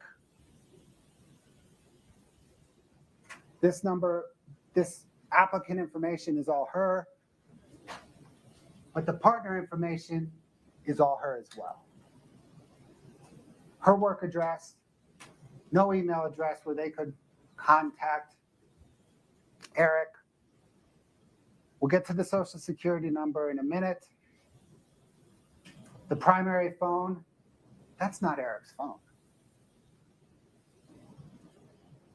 You'll see that Eric's phone is 801-792-9317. And when you look at this closely during deliberations, you'll see that was originally a 7 that she later marked up to read like an 8. She initially wrote his correct phone number, then did not want anyone from True States to call him, so she changed the 7 to an 8 so that Eric would never know that this policy existed.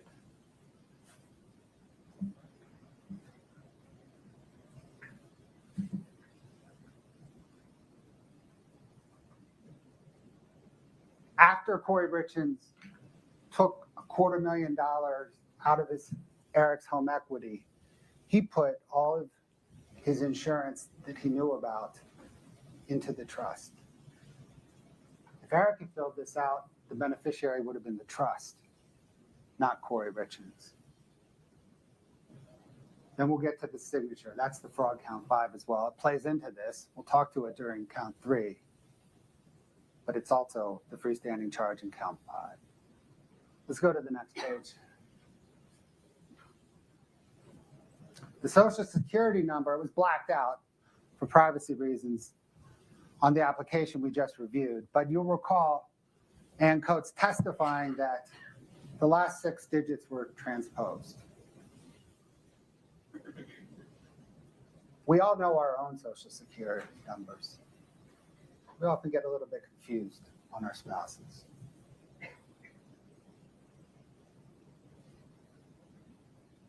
Eric did not sign the application. Matt Throckmorton, the handwriting expert. Eric did not sign it. It was probably a simulated forgery.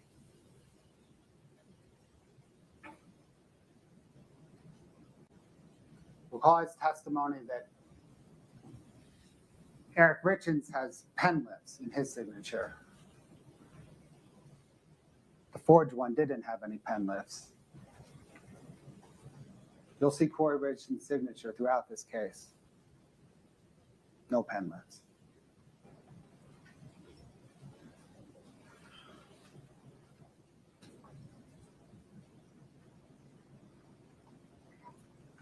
Then Kouri Richins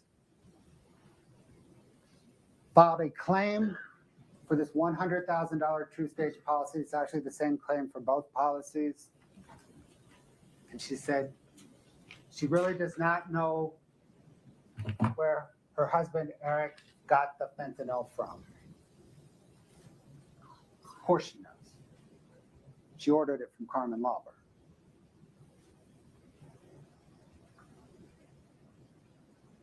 That is the fraud scheme. Plan to kill Eric, fill out life insurance so I can get money for killing Eric, kill Eric, and then claim the money.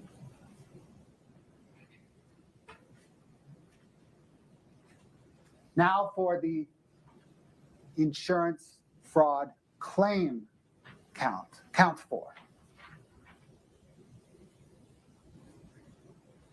This is the true stage $250,000 policy. This is the claimant's statement filled out. Kouri Richins beneficiary, Kouri Richins email, Kouri Richins address.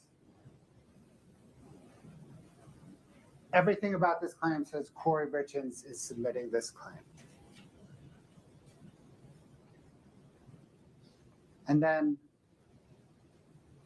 like before, the fraud here, the falseness of it is she says she doesn't know where the fentanyl came from, when in fact she ordered illicit street drugs from Carmen Lauber. And indeed, later in the Walk the Dog letter, admits to asking Carmen for fentanyl.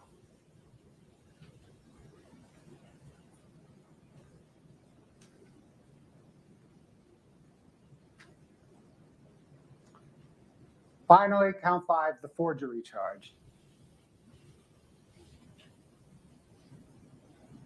We've discussed most of the forgery when we discussed count 3. But there's this without the authority to do so element. It's not a forgery if Eric gave Kouri Richins permission. The state has to prove that Kouri Richins did not sign Eric's name with permission, with authority.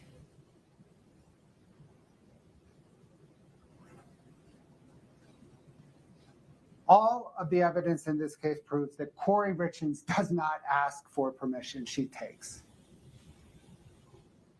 She took with the home equity loan. She took other people's money. She's a taker, not an asker. Finally, like I mentioned earlier, Eric Richins, the evidence proves, would have put the trust as the beneficiary, not Kouri Richins. If he had given permission, it would have been permission to make the trust the beneficiary. That's the forgery charge.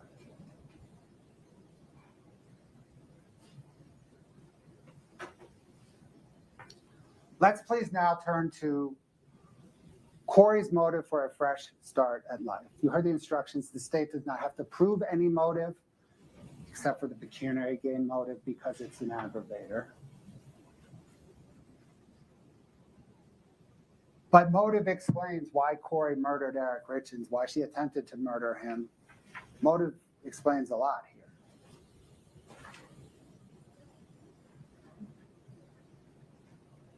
These texts at this point are familiar.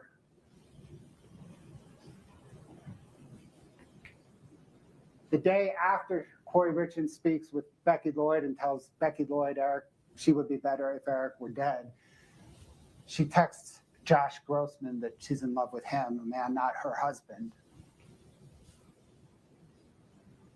If I was divorced right now and asked you to marry me, would you?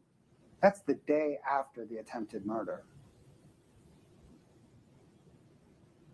If he could just go away and you could just be here, life would be so perfect. We're familiar with this text. We've read it already today. I ask you to read it again. This time, replace the word divorce with the word murder.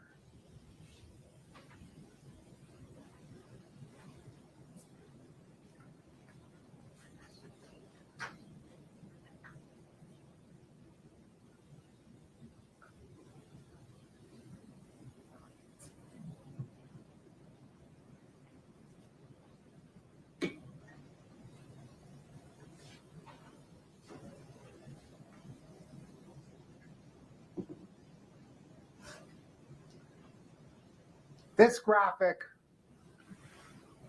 shows a juxtaposition between Josh and Eric that is insightful to what Kouri thinks about each of them. In each instance, she is texting, well, she is kind of simultaneously texting. These are laid out chronologically. She is simultaneously texting with both Josh and Eric about closing on the Midway Mansion.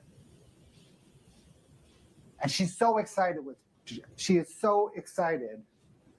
texting with Josh. I can't believe it. I want to celebrate with you. Love you, love you, love you. Thank you for always being my support, shoulder, and rock. I need you all the time.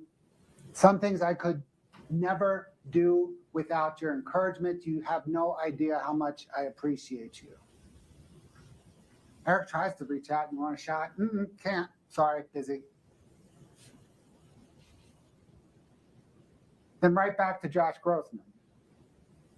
To me, you're worth millions a year. I'm honored to be your best friend, your lover, your go-to. Life is going to be different, I promise. You're one hell of a patient person. I hate your hard days. I wish I could be there to turn them around for you. Can I try Friday? Give me a few days. Hang in there until then, please. By Friday, of course, Eric Richins was dead. Kouri had murdered him.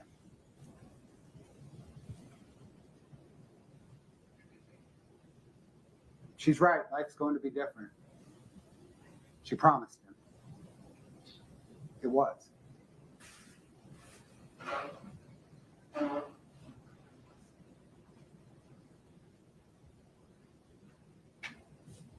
Then, 16 days after Kouri Richins murdered Eric, are we there yet?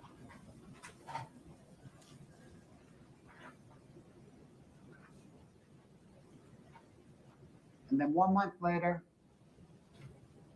Kouri's ready for Josh to be her husband.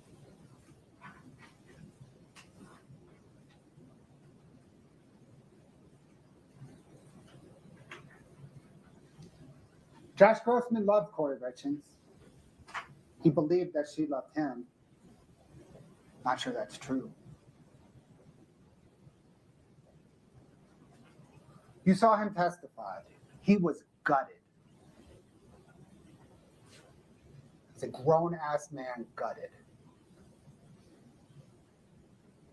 You also observed Kouri Richins' affect when he testified.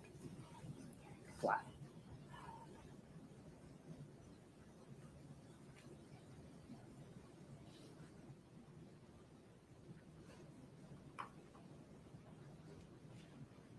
The evidence proves that Kouri Richins murdered, attempted to murder Eric Richins, and that she committed 2 counts of insurance fraud and forgery. The evidence does not support any other rational explanation.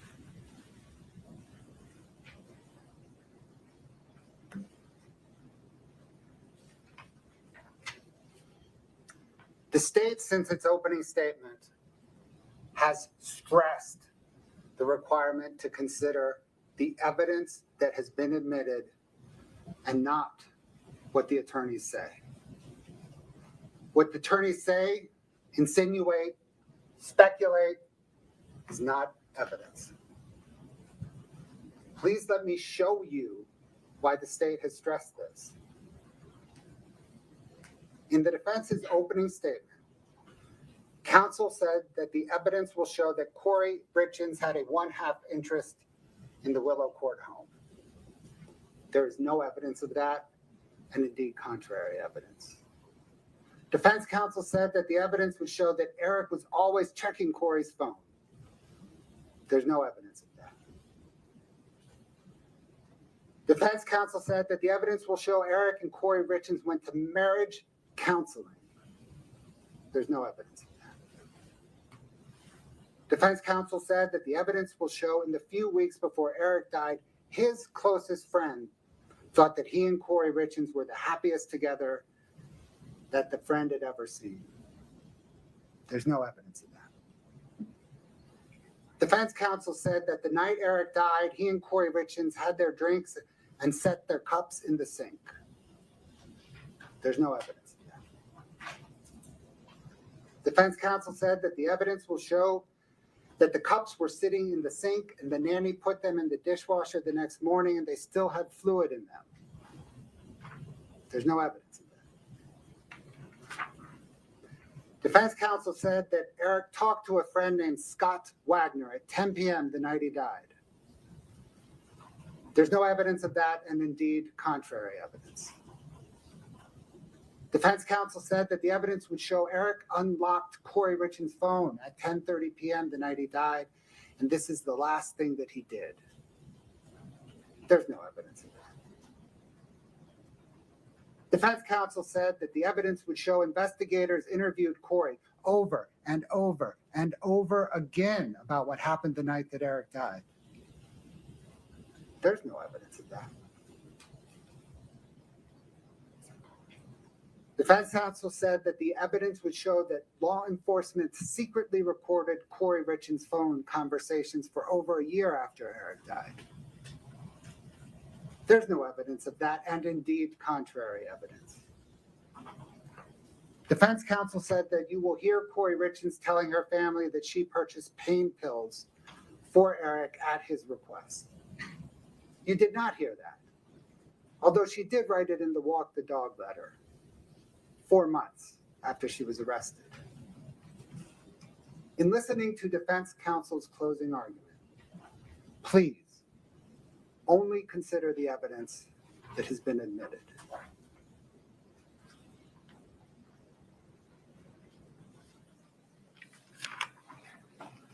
Ms. Lewis. Your Honor, could we address something outside the presence of the jury before Of we course. start? Folks, let's give you an opportunity to stretch your legs, use the restroom. Please rise for the jury.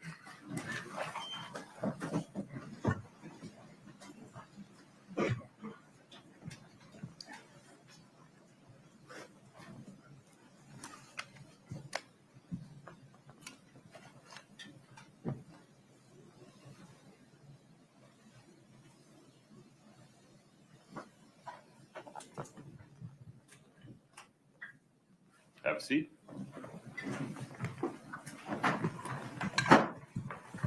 Your Honor, at this point, we'd like to make a motion for mistrial and make a proffer on it. First of all, at multiple points in the prosecution's closing, he made efforts to dehumanize the defendant, in fact, calling her a black widow, comparing her to a deadly spider. calling her a narcissist when there's been no evidence introduced to support that, no expert testimony, nothing of the nature. Furthermore, it's completely improper for the prosecution to comment on her demeanor while she sat at counsel table. That's a comment on her failure to testify. Asking the jury to take into consideration facial expressions, which in his opinion may or may not have happened. I don't know what he's basing that on, but it's improper, and it's our suggestion that is a comment on her failure to testify by revealing what her response to testimony was, is calling upon her to testify in this case. Furthermore, in the closing, there was wild speculation on what was in Kouri Richins' mind, completely made up by Mr. Bloodworth with no evidence whatsoever to support it.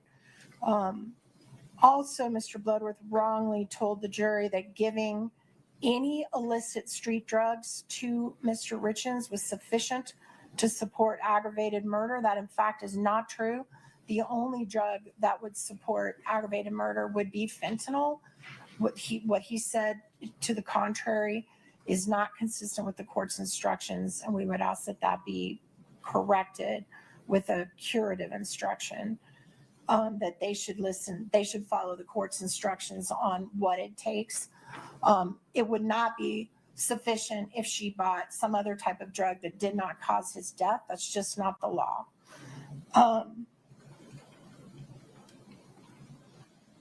Let's see, just a moment.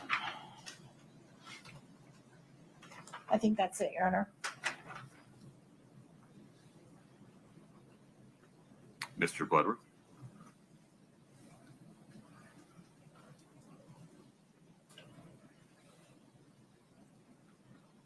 Forgive me. I need a little bit more detail as I go through these. Yeah. Which of these do you want a curative instruction regarding, and which of these are you moving for a mistrial on? I'm moving for mistrial on all of it, Your Honor. The curative instruction, I think, is required by the wrongful information that giving him any illicit street drug is sufficient to support aggravated murder. That's just not true. And that's super important, because if they do believe that, there is evidence to make a finding that there was oxycodone. And there was no oxycodone found in his body. So that can't support a conviction. So that's what I think requires the curative instruction. The rest of it, I don't know any way you can cure it, Your Honor. The Utah Court of Appeals disagrees with you regarding the prosecutor's comments. A long line of cases talk about the potential prejudicial effect of an improper comment by a prosecutor only being able to be measured after the defense gives its closing and the state gives its rebuttal, and we consider any curative instructions. What's your alternative position there? I could, for example, instruct the jury that Mr. Bloodworth's observations of Ms. Richins' demeanor are not evidence, and they are to rely on their observations of Ms. Richins, if any, only. I just don't even think that her demeanor is proper to rely upon, because she didn't Certainly testify. I mean, she burst out in laughter during the showing of the decedent's body. I don't think it would be appropriate for me to tell the jury you can't possibly consider that. I'm sorry, but I have no idea what you're talking about. I totally trust you, but I have no recollection of any laughter when his body was shown. No, it was a hypothetical, Ms. Nestor. Oh, to thank probe goodness. the bounds of your categorical statement that the jury can never consider the defendant's demeanor. I'm sorry. I thought you were saying she did that, and I was just horrified. Do stay focused. But I am focused. I just misheard you.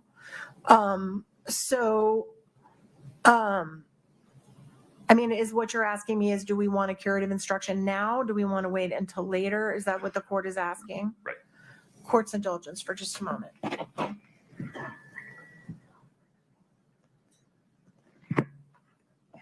Okay, I think we do want it now, if we can get one now. Let's hash that out for a second.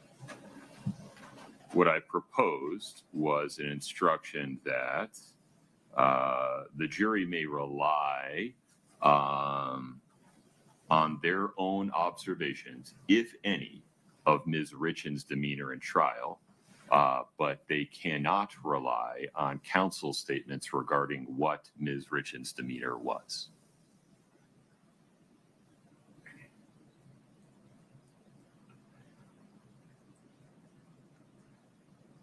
I want to be clear, there were no comments regarding her silence. Well, I mean, it's our position that when you comment on how she looked while she remained silent at counsel table, that is a comment on her silence in our estimation. But I agree that he didn't say anything specifically about silence.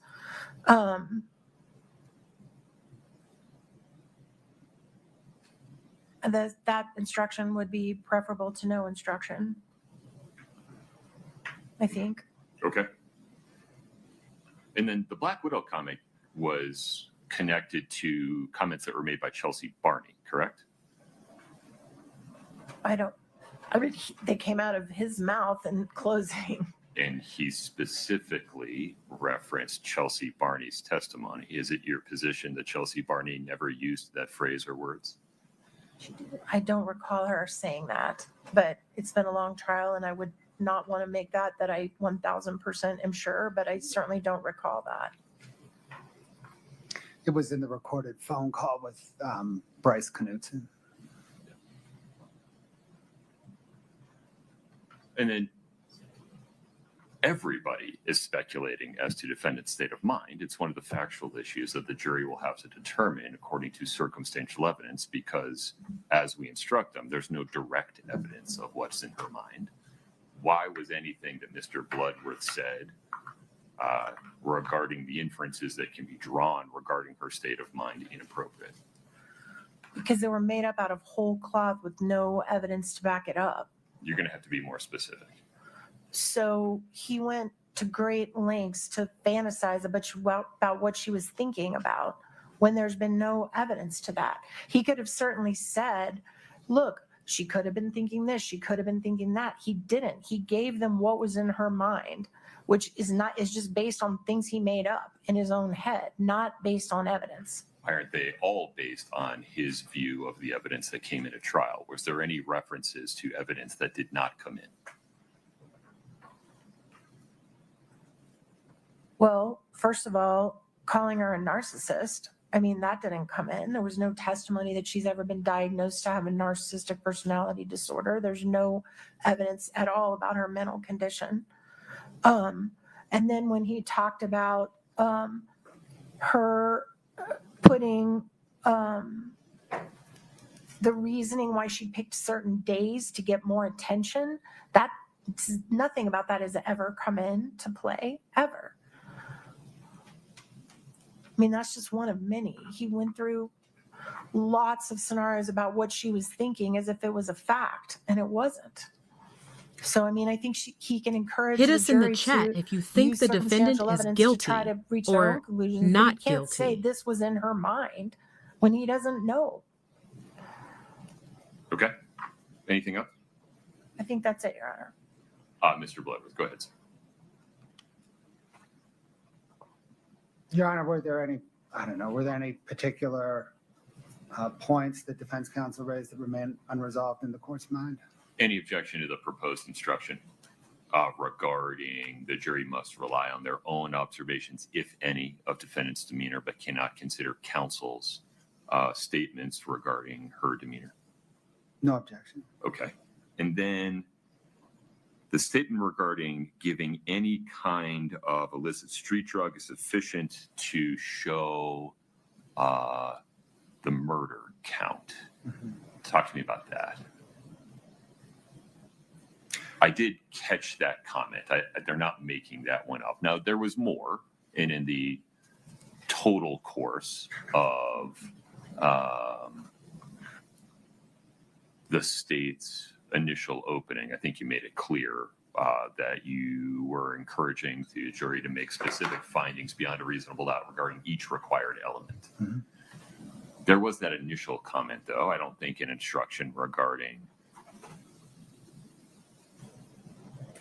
having trouble crafting a curative instruction that doesn't just give a theory of the case. What's your view of this? Your Honor, I don't think anything needs to be cured. The state does not have to prove that the defendant intended to murder Eric Richins with fentanyl. True. The state only needs to prove that the defendant intended to murder him with the illicit street drugs that she purchased from Carmen Lauber. And that they contained fentanyl. Yeah. Well, I'm sorry, on the second element or the aggravator? Because there's a distinction there. I think on both. She has to actually knowingly or intentionally cause the death for count one. So if she buys something that she thinks is OxyContin. Correct. And intends the giving of the OxyContin to kill him, and it turns out that what she got was blue M30s that had fentanyl and it killed him. The difference between aggravated murder and murder is irrelevant. She has committed an aggravated murder. What the distinction I think that I acknowledge is that she doesn't have to intend to kill him with fentanyl. Correct. She has to intend to kill him with poison. Even if she thought she was getting one and got the other. Correct. As long as it worked, Correct. She committed the crime. Correct. I think that's what I said throughout. I think that is the weight of the argument overall that you made.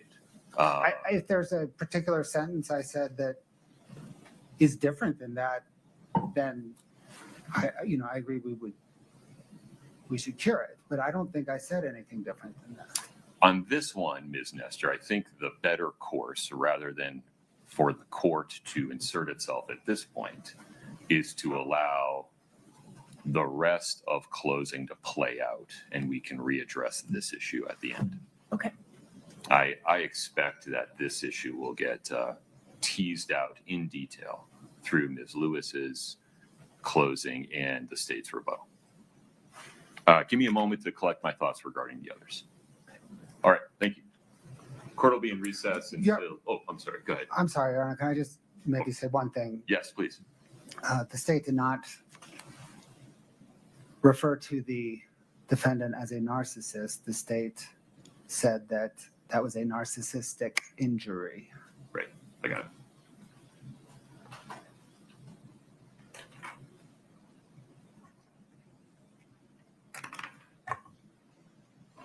Okay, I'll be back. 11:40, please. We'll be in recess. All right.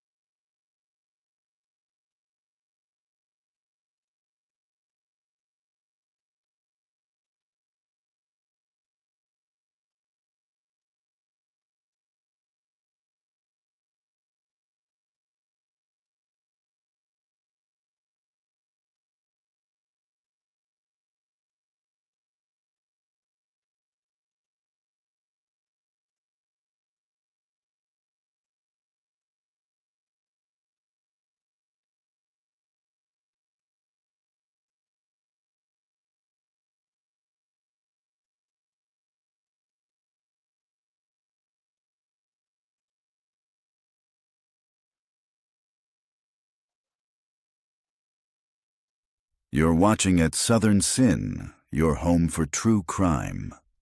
Court will begin shortly. Don't go anywhere. You're watching at Southern Sin, your new home for true crime. Smash that like button now. We'll be right back. 231-500-139. Counsel for State and the defendant are present. The defendant is present as well. Counsel, this is what I propose. Let me give you a ruling regarding defendant's motion for mistrial. Then I'd propose I give the jury the curative instruction related to evidence of defendant's demeanor. Then I'd propose we take a lunch break, Ms. Lewis, so we're not interrupting your closing. I agree with that. Okay. Any objection, Mr. Bloodworth? No objection, Your Honor. All right. The issue before the court is a motion for mistrial and request for curative instruction in the alternative made by defendant on the record this morning. The motion for mistrial is based upon several comments made by Mr. Bloodworth in the state's initial opening that, in defendant's view, are so improper as to require a mistrial. The court will address defendant's arguments one at a time.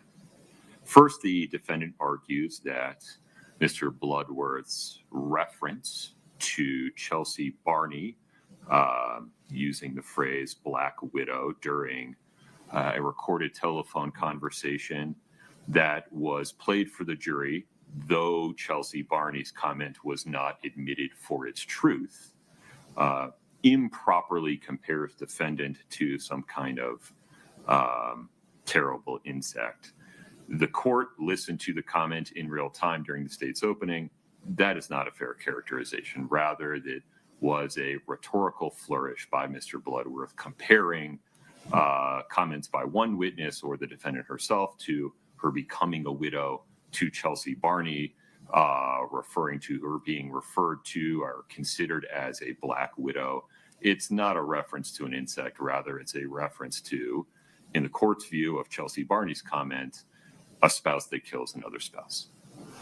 There's nothing so improper or improper at all about that comparison, which has a factual foundation in Chelsea Barney's statements that were played for the jury as to support a request for mistrial or require any other relief. Moreover, the defendant requests a mistrial based upon, in defendant's view, Mr. Bloodworth characterizing Ms. Richins as a narcissist. Defendant argues that that is unsupported and improper expert testimony from counsel that has no basis in the evidence. The actual phrase used by Mr. Bloodworth was narcissistic injury in relation to Ms. Richins' hearing from Brooke Carrington when she testified that, in the state's view, defendants' appearances of wealth and success were not accurate. That is permissible line of advocacy during closing argument. It is not testifying in any way by Mr. Bloodworth. It is not otherwise prejudicial or unfairly prejudicial. With respect to Mr. Bloodworth's argument related to defendant's demeanor, the court determines that in an abundance of caution, it is appropriate to instruct the jury that they may consider their observations of defendant's demeanor in the courtroom, if any, but they may not consider counsel's statements regarding counsel's observations of defendant's demeanor, as counsel's statements and counsel's observations are not evidence. Moreover, the court notes that Mr. Bloodworth did not comment on Ms. Richins' silence or in otherwise implicate her protected right to choose not to testify. Mr. Bloodworth's statements regarding what the state believes it has proven regarding defendant's state of mind at various points in time is permissible advocacy based upon evidence in the record, and defendant's counsel will have ample opportunity to try to persuade the jury to draw different inferences from that same evidence regarding defendant's state of mind. There's no basis for a mistrial there. And regarding any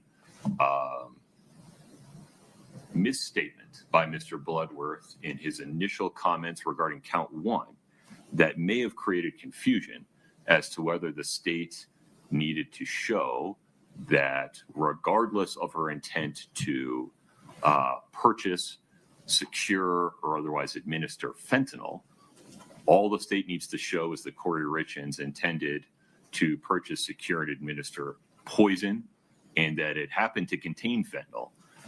That was, on the one hand, borne out in detail through the rest of the state's initial closing, and the court expects will be borne out in detail through defendant's closing and the state's rebuttal. The court determines that no curative instruction is necessary on that point at this time. Mr. Bloodworth, any clarification? No, Your Honor. Ms. Nestor? No, Your Honor. Okay. All right. Are we ready for the jury, Mr. Bloodworth? Yes, sir. Ms. Lewis? Yes, sir. Okay. Can we bring the jury up, please? And Your Honor, I'm sorry to interrupt. My screen is still active, but I don't want anything to accidentally pop up during defense's closing. Thank you. There you go.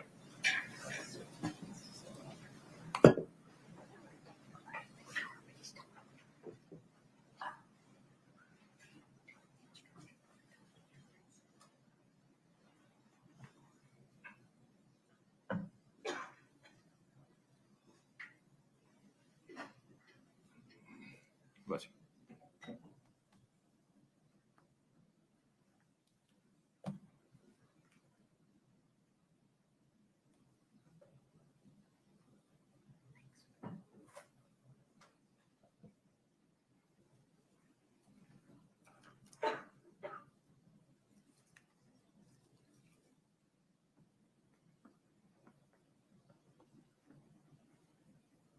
Ms. Lewis, is 12:45 agreeable?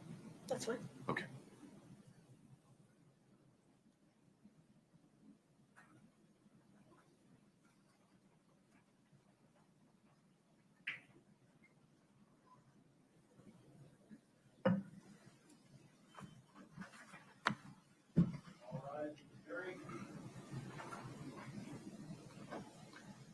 Folks, this time just stay standing. This will be a quick turnaround.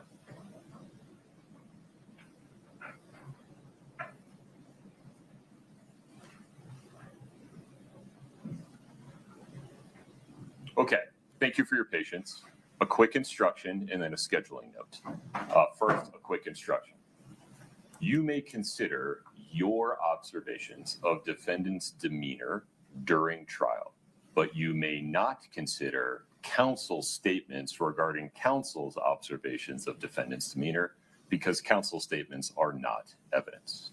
We're going to break now for lunch so that we do not interrupt defendant's counsel's closing argument for the lunch break. We will take a recess until 12:45. During the break, as always, please do not discuss the case. Please do not allow anyone to discuss it with you. Please do not do any research whatsoever about the case. We'll be in recess until 12:45. Thank you.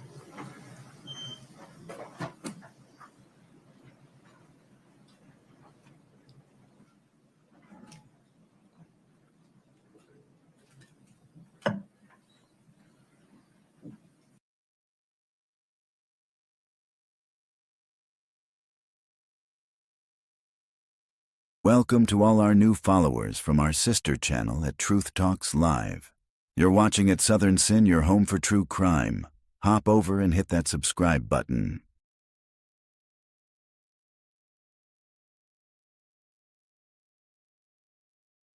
Court will be right back, here on at Southern Sin and at Truth Talks Live.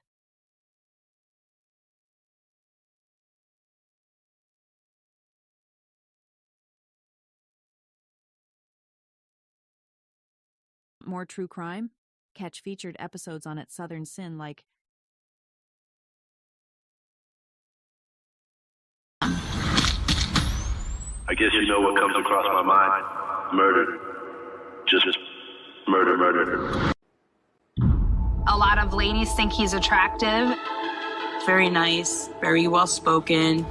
This is what I do with women, you know. I use my charm, use my good looks. I'm like a lion. You're the prey. I can sense it.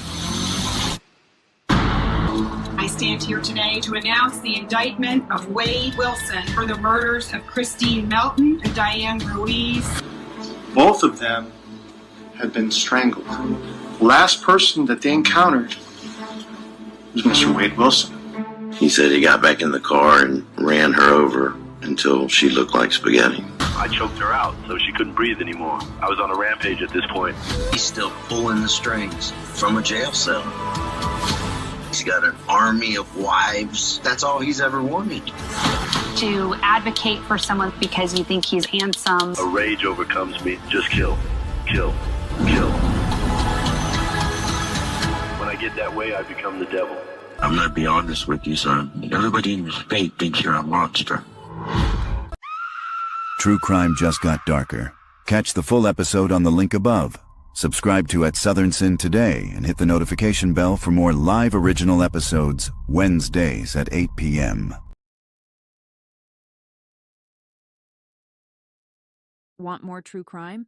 Catch featured episodes on At Southern Sin like Teenager Sarah Grace Patrick went public on social media after her mother and stepfather were shot and killed in their own home. But what happened next has everyone shocked. And it's chilling. Sarah was just 16 when tragedy struck. On a February morning, her 5-year-old sister discovered the bodies of their parents, Kristen and James Brock, both shot in bed. Moments later, Sarah called 911 and then posted tearful TikToks and a haunting eulogy online, ending with the words, "I'm sorry." Now, authorities say the story isn't so simple. Sarah faces 2 counts of murder and 2 counts of aggravated assault, and she'll be tried as an adult. Investigators say a mountain of physical and digital evidence points to her involvement. Her social media activity, reaching out to true crime TikTok influencers, has only fueled suspicion. With no clear motive, the community is left asking the same question everyone's asking. Why would a teen allegedly kill her own parents? The case is far from over, and prosecutors claim they have evidence no one has seen yet. Follow the live trial daily on At Southern Sin. True crime just got darker. Catch the full episode on the link above. Subscribe to At Southern Sin today and hit the notification bell for more live original episodes Wednesdays at 8 p.m. Want more true crime? Catch featured episodes on At Southern Sin like I'm not sorry for something I didn't do, and I am not sorry for the things I did do.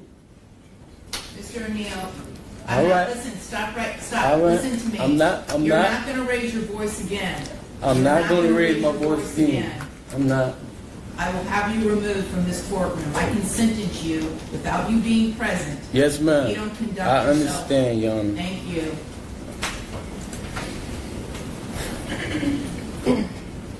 But I will say, I'm sorry for your loss. 19 years I've been at this job. I've seen human beings killed at the hands of others in every way imaginable. You name it, I've seen it. Shootings, stabbings, drownings, suffocatings, blown apart by cars in DUI manslaughter cases. Horrible things. This is the worst case I have ever seen as far as the facts go.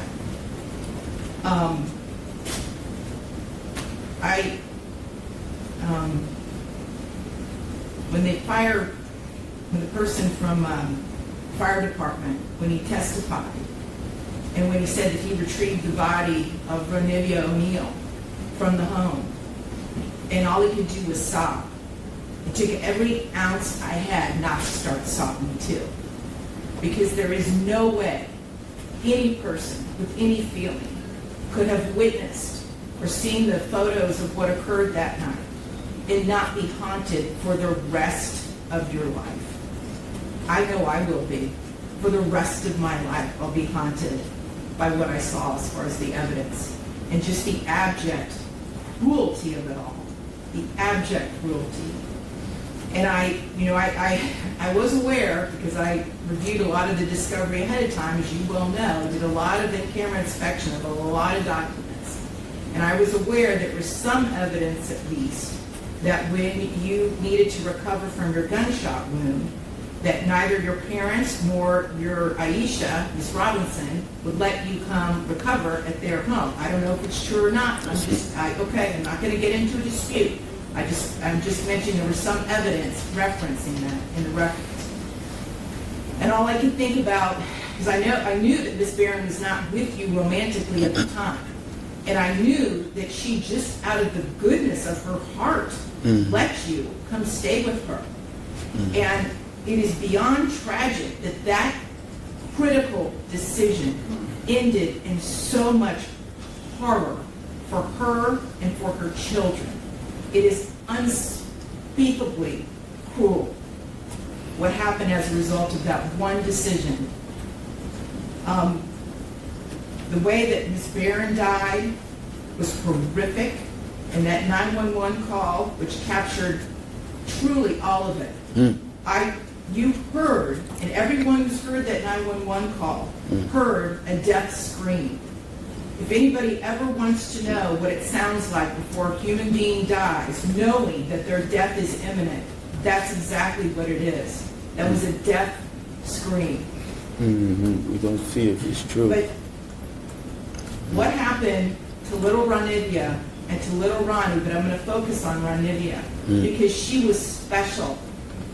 And you could tell Miss Barron had done everything she could to create a beautiful home for her family. I noticed that the Ranivia's bedroom, before you set it on fire, you could tell she tried so hard to make her feel like a princess. Kenyatta did everything she could. And I noticed too in the kitchen on the refrigerator, she put up magnets that said faith, love, family, hope. And then you know what else happened to that refrigerator during that night? It got splattered with blood all over it due to what happened. Little Ranivia, she couldn't scream, she couldn't run away, and she witnessed what you did to her mother as far as shooting her mother in the arm with the gunshot. She knew. And the horror that that child suffered. And she already had a life where she was born with challenges regarding her physical and her mental disabilities. But the pain and suffering that she suffered that night at your hands, unspeakable, absolutely unspeakable. And at the moment, that first time you struck her with that hatchet, and little Ronnie testified that all he could see was tears coming out of his sister's face.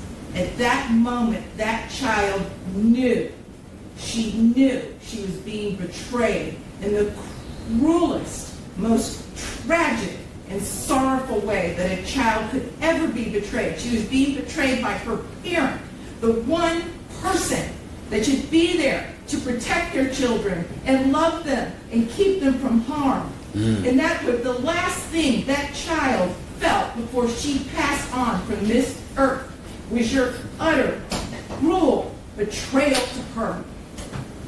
And I read somewhere, and I don't know if it's true or not, I have no idea, but I read somewhere that souls pick their lives, and that they know exactly how difficult their lives are going to be before they enter into this world. True crime just got darker. Catch the full episode on the link above. Subscribe to At Southern Sin today and hit the notification bell for more live original episodes Wednesdays at 8 p.m. Want more true crime? Catch featured episodes on At Southern Sin like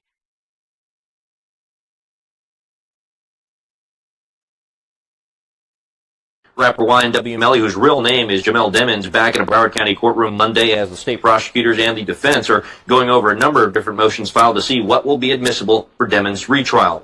Demons is accused of murdering Christopher Thomas and Anthony Williams, both childhood friends, back in 2018 after a late-night recording session, and then allegedly made it look like a drive-by shooting. His first double murder trial ended in 2023 in a mistrial after jurors failed to reach a unanimous verdict at trial, with twists and turns that included allegations of witness tampering, passage passing messages in jail, and alleged plans to escape. All issues brought before the judge today to see what would be permitted to use in his new trial. Demens faces a number of charges that include 2 counts of premeditated first-degree murder and witness tampering. And he is expected back in court January 12th on Monday at 8:45, where the judge will hear additional motions. That trial has been set for January 21st.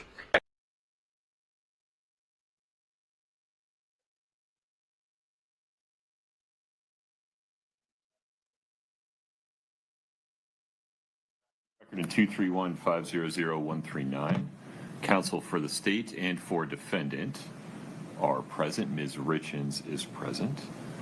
Ms. Lewis, anything before we invite the jury in? No, Your Honor. Mr. Bloodworth. No, Your Honor. Ms. Lewis, would you tap that microphone for me?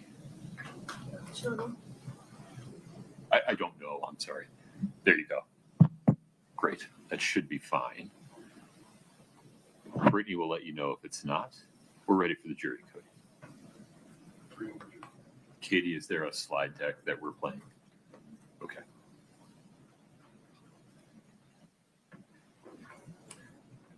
I have a picture of a house at the moment, right?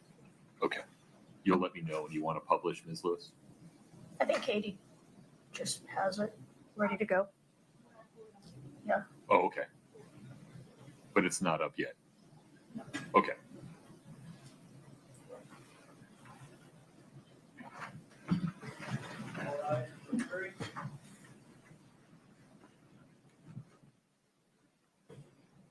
Please have a seat as you come in.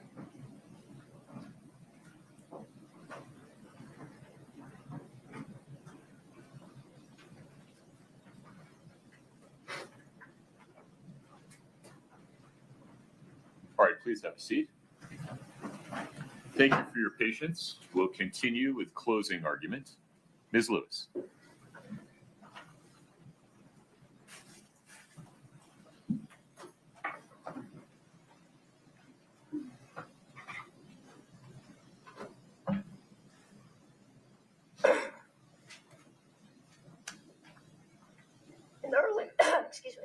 In the early morning hours of March 4th, 2022, the house was quiet. Kouri Richins fell asleep in her young son's room, like many parents do. At some point in the night, she gets up and walks back down the hallway to her bedroom. She slips back into bed beside her husband. She settles in next to him. She reaches over, and he feels cold. Eric Richins, the father of her children, the man that she has built a life with. Something feels wrong. She pulls the blanket up around him, but something still isn't right. He feels heavy. She turns on the light. And when she looks at her husband, really looks at him, she realizes something is terribly wrong. And in that instant, in that bedroom, in the quiet early of the morning, Kouri Richins' world collapsed. Reasonable doubt. It's not just a slogan. It's not just a suggestion.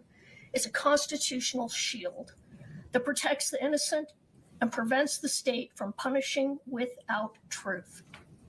And it is the state that has that high burden, the highest burden under the law, to prove each and every single element of each and every charged offense beyond a reasonable doubt. The state stood up on day one and they told you they were going to prove that Kouri Richins had the means, the motive, and the opportunity to kill Eric Richins.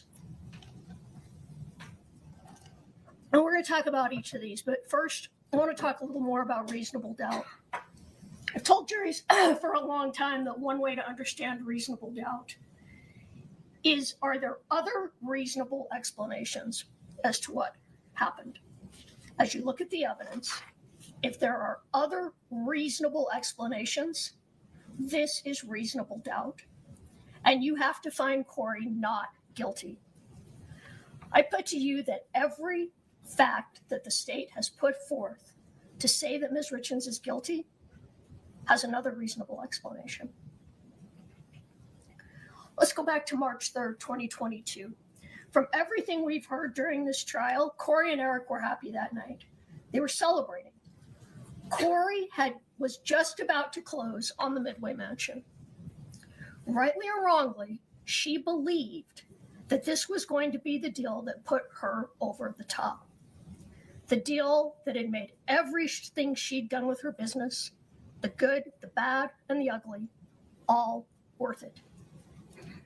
The night of March 3rd, they have a celebratory drink, they go to bed, and then Kouri hears one of her sons cry out. And like parents all over the world do, she goes in to lie down on the floor of her son's room. An alibi or the truth?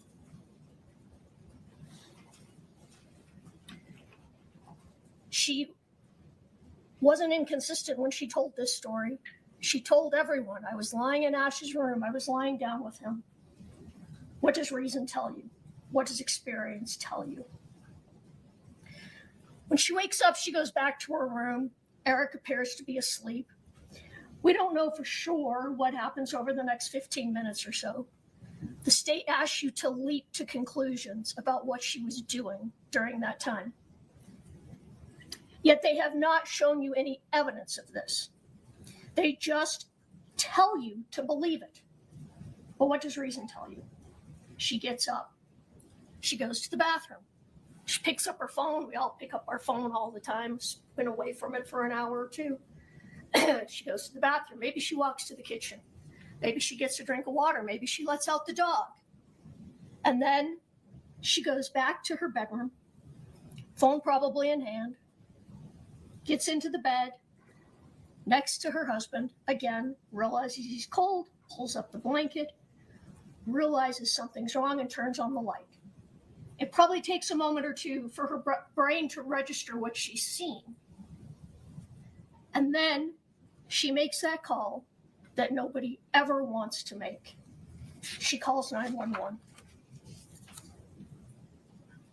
A big part of this state's case is that Ms. Richins is not grieving properly. You heard this from a couple of different witnesses, 2 or 3. What does that mean? I was unexpectedly widowed when I was not much older than Kouri, and I had 2 little boys. How do you judge someone in that moment? If I've learned one thing during this trial, I've learned I didn't grieve right. I didn't know that, but it's clear now that I didn't. They want you to look at a woman in the worst moment of her life and to judge her grief. There is no wrong way to grieve. They're asking you to judge how she is acting at that moment and then use that moment of evidence of guilt. In the opening, we pointed out, go ahead and put it on that the state looks at facts one way and sees a witch. But if you look at those facts another way, you see a widow. Here's an example. Hands over her face, curled up. A witch, hiding because she's done something wrong, or a widow, hiding and blocking out what has just happened to her, what has just happened to her children, which has just happened to her family and to her life.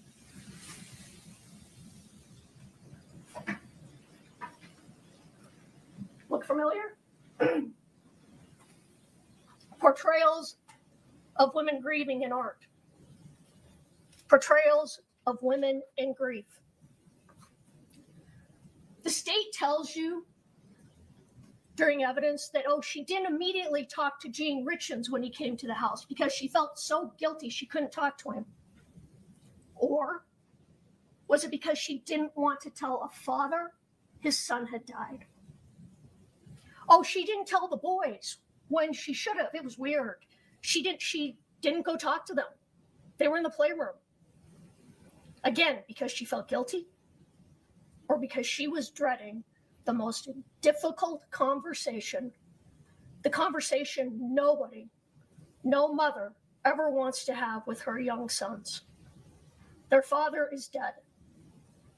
The father that everyone agrees was a wonderful father is gone, and she has to tell those little boys, you're never going to see him again. Believe me, that conversation may be the worst moment in a mother's life. How can a woman be judged on how she handles that moment? You heard her friend Allie staking. When Allie arrived at the home that day, she said Kouri was clearly upset. She said she was distraught. This is someone who's known her since junior high, not an officer who met her 5 minutes ago. She said Kouri was acting as you would expect. That night, friends came over to talk about Eric, to drink to Eric. Awake is what the Irish call it. The state wants you to leap to the conclusion that that night, Kouri was celebrating Eric's death. You heard Allie stalking. They were celebrating Eric's life. They kept it light for the boys. They were dancing, they were smiling. All of them were, even Eric's sister. Can we not smile in our grief? They want to tell you no. But reason and experience tells you differently. Let's talk about the investigation. The investigation in this matter was nothing but sloppy. It was driven by bias. Did you notice during the state's closing, they didn't really even talk about the investigation? Instead, they speculated. What was in people's heads? What were they thinking? Speculation, conjecture, not proof. Instead of looking at the evidence to determine what happened, the state they determined what happened, and then they found the evidence to support it. This is confirmation bias. Confirmation bias is when you favor evidence that supports a belief and ignore evidence that contradicts it. That is how this entire case was investigated, working backwards from a conclusion. It started on March 4th. Detective Woody, before she's even entered the home, Amy Richin tells her they think Kouri is somehow involved. Then both Katie and Amy Richins tell Detective Woody they think this is because she recently found out about a trust Eric created. Immediately, this influenced this investigation. But what happened that first day? They found nothing to support foul play. Kouri tells them he was a user of THC gummies, that maybe he used one that night. They never ask where the gummies are. They do a cursory search of the bedroom and bathroom. They admit that they don't look in places where the gummies were found a month later, high up in the bathroom, high above the refrigerator, high up in the laundry room, somewhere in a pocket of either Kouri or Eric's jacket in a closet. All places where they would have been put out of reach of children. But they didn't find any of them that day. You know what else they didn't do? They didn't secure the scene. They moved things around. They told you they didn't have probable cause to search the whole house. We couldn't search the whole house. All we could do was look in the bedroom and the bathroom. But they could have asked for consent. Kouri gave them consent when they asked to search one place outside of the bedroom. The entire house could have been searched that day, but they didn't do it. They didn't even ask. What else happens that morning? Officer Nguyen, he does his death checklist. He says, did he have any history of prescription abuse? Did he have any history of illicit drug use? And what does Kouri tell him? No. How easy would it have been to just say yes? If she had just killed him with illicit drugs, why in the name of God did she just not say yes? Had she said yes, we probably wouldn't all be sitting here today. She didn't say yes because she did not know how he had died.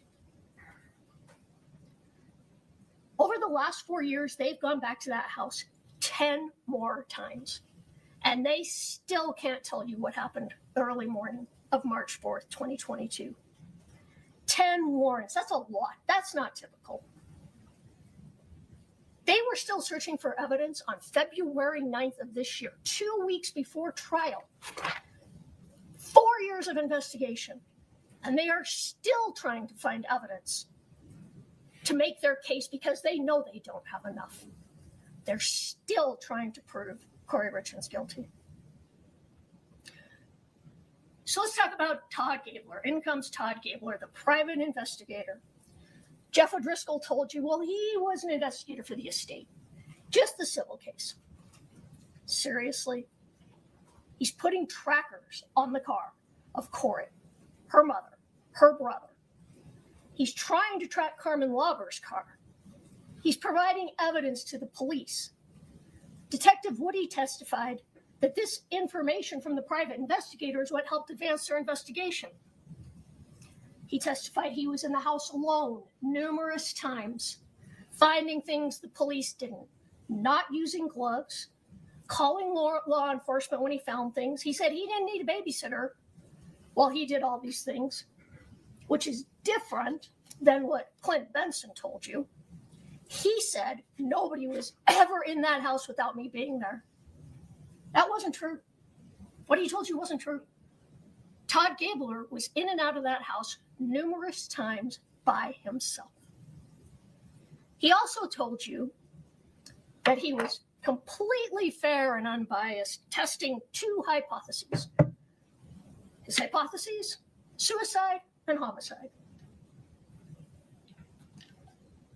He ignored any others, including accident.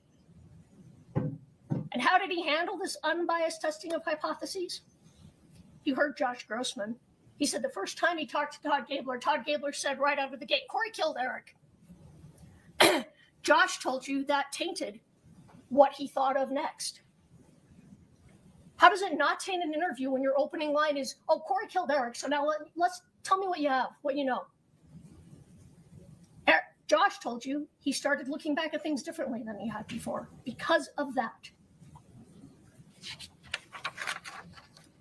Like I said, he tracked Kouri's car, he tracked her family's car, he tracked Carmen Lauber car.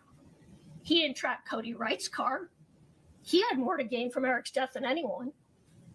He didn't track anyone involved in the civil case regarding the trust.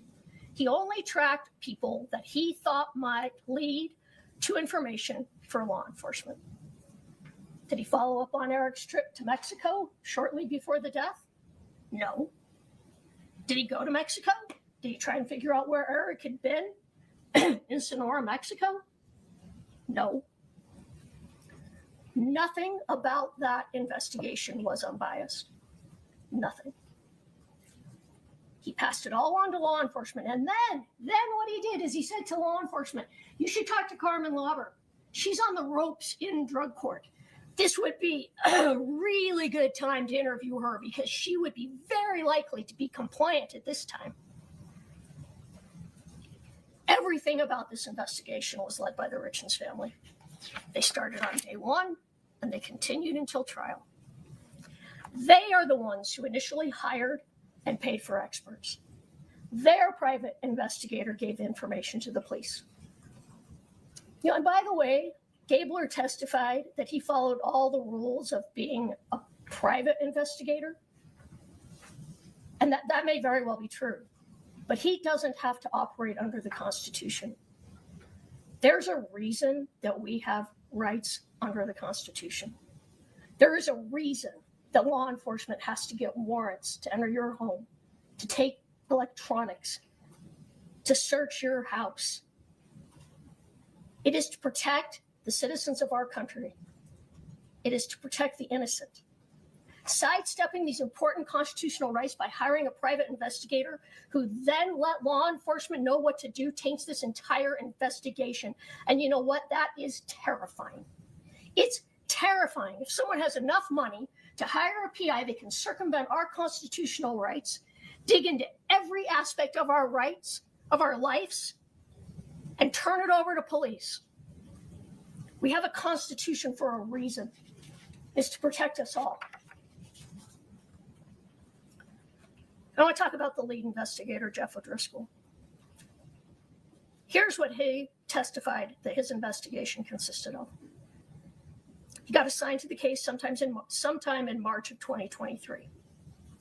He got a search warrant for some medical records. He thinks he got a search warrant for a couple of cell phones. He interviewed Chelsea Barney, where they discovered that they were wrong about some text messages. Law enforcement was wrong with what they thought they were looking for.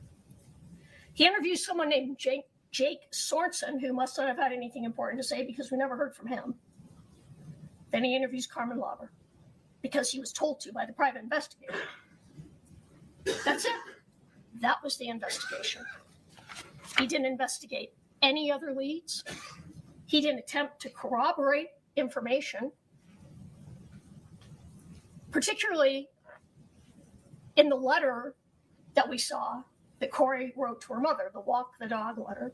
Now, he told you he didn't need to corroborate that because he didn't get that letter till after Kouri was arrested. So, I guess the state was done. You wouldn't want to start looking for things that might show her innocent. You've arrested her.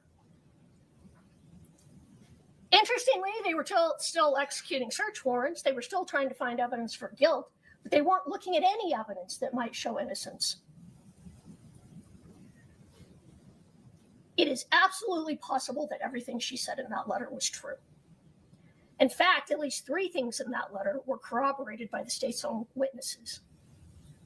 But they didn't investigate it. Again, ignore what might contradict your theory. Confirmation bias, reasonable doubt. Also remember that letter never went to anyone. So it was nothing more than thoughts on paper. That's all that letter was. What else didn't he do? He didn't interview the person Eric was talking to in Mexico the night of his death, and we'll come back to that, but he didn't follow up on that. He said that. He didn't follow up on where Eric went in Mexico or who he was communicating with in Mexico when he was there. He didn't investigate what Eric did or where he went on February 14th, 2022. He didn't follow up to see did Eric go to the hospital that day? In fact, he did nothing regarding that day. Nothing. What else? He didn't find fentanyl anywhere. Allegedly, there were 90 to 120 pills of something, at least oxycodone. Where were they? I guess somebody took them, but they didn't have them. So whatever pills Carmen may or may not have provided to Kouri were gone. They no longer existed. They couldn't find or test those pills. And we do know that she bought oxycodone, but you know what? There was no oxycodone in Eric's stomach that night. So instead, Detective O'Driscoll says, well, we wanted to corroborate Carmen's story. I mean, we were going to corroborate it. We weren't just going to go by it. The story that they fed her, they want to corroborate the truth. They wanted to corroborate a story. Again, let's find what confirms our theory. Let's ignore what doesn't. Confirmation bias. Reasonable doubt. Sitting here in this courtroom after 4 years of investigation, there was an awful lot that O'Driscoll just could not tell you. Things he couldn't remember.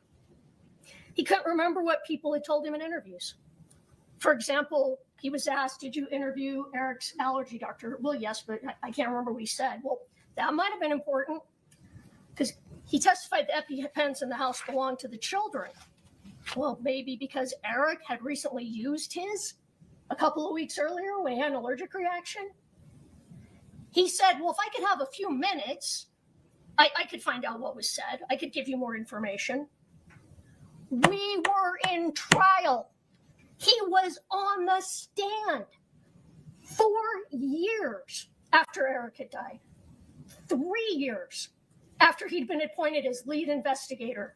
And either he wasn't prepared to testify or he just didn't know. He is the lead investigator. Now the state elicited testimony from him that how could he possibly know the entire case? Is just too much. I couldn't know all of that information.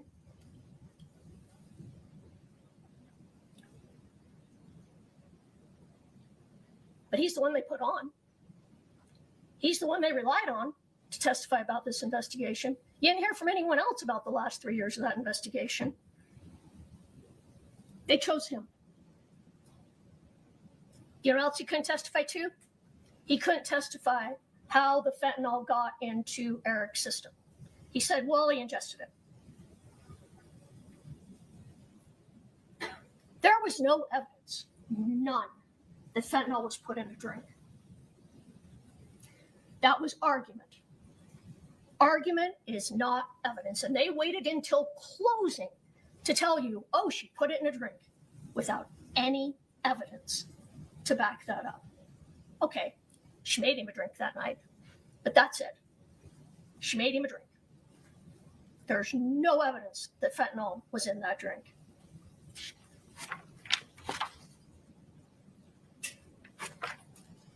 And the lead detective who couldn't tell you anything, he sat through this entire trial. He heard every witness testify.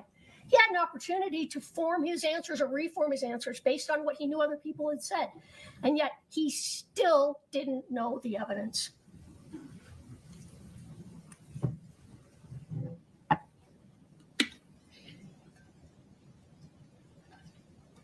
want to talk a minute about deleted texts and the phone searches just quickly. Deleted texts. They said there were deleted texts off Kouri's phone, and that it looks like that probably was true. Why would you delete texts off your phone? Maybe because you were having an affair over the last 2 years. You might want to delete that off your phone before your whole husband's family finds out about it. Maybe because she was buying oxycodone. I mean, she asked Carmen for pain pills. Doesn't mean she killed her husband, but you probably want that off of your phone. The phone searches. So the evidence showed that Kouri found out on April 13th that Eric died of a fentanyl overdose. And that's the day they took her phone and she gets a new phone. These searches are all done on that new phone. Searches of how much fentanyl does it take to kill someone, or how much fentanyl is a lethal overdose? I don't remember exactly. Yeah, because she just found out her husband died of a lethal overdose of fentanyl. You might want to know what that means. And she texted other things. They said, oh, she texted about women's prisons. Of course she's worried.